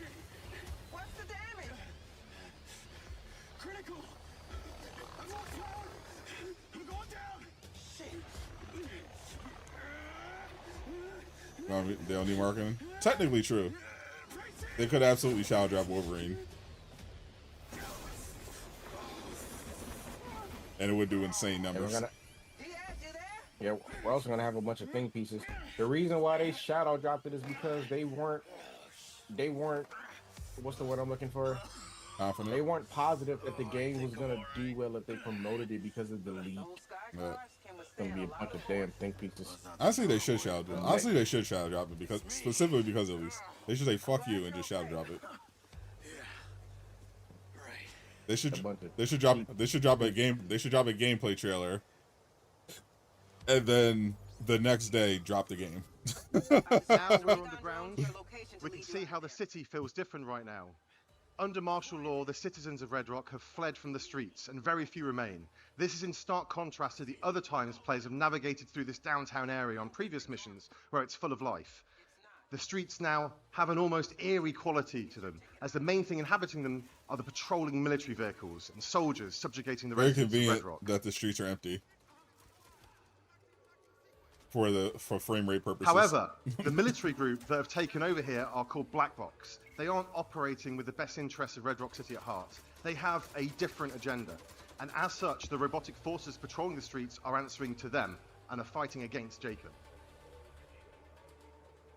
You want to tell me what you were doing? At least you're not pretending you thought he was dead. Why would I pretend that someone is dead that you were... As players progress through the story, they face increasingly difficult enemies that are more tactically adept, as well as better armed. And as Jacob encounters these new factions, he gains access to their weaponry, adding to the player's ever-expanding arsenal. This legitimately looks like ass. Now, the robotic enemies players encounter are also susceptible to the companion This drone looks so bad. and its ability to hack them.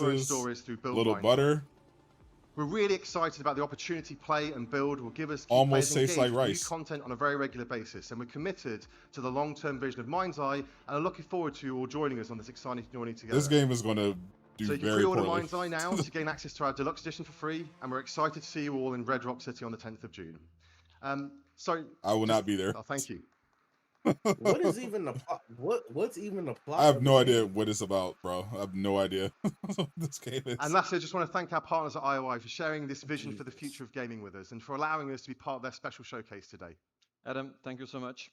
And I thank you watched, for all your hard work watched and the efforts, showcase. and I thank watched you for the multiple team trailers. back at Bar, I and watched thank you, Leslie. the impressions of You've the created an gameplay amazingly preview, ambitious, and I still have no idea awesome what this game and is about. We couldn't be more proud to That work with you as is- partners, yeah. and we're looking forward to get this game out to the fans 10th of June. It's going to be a hell of a ride. Thank you. They should have delayed this.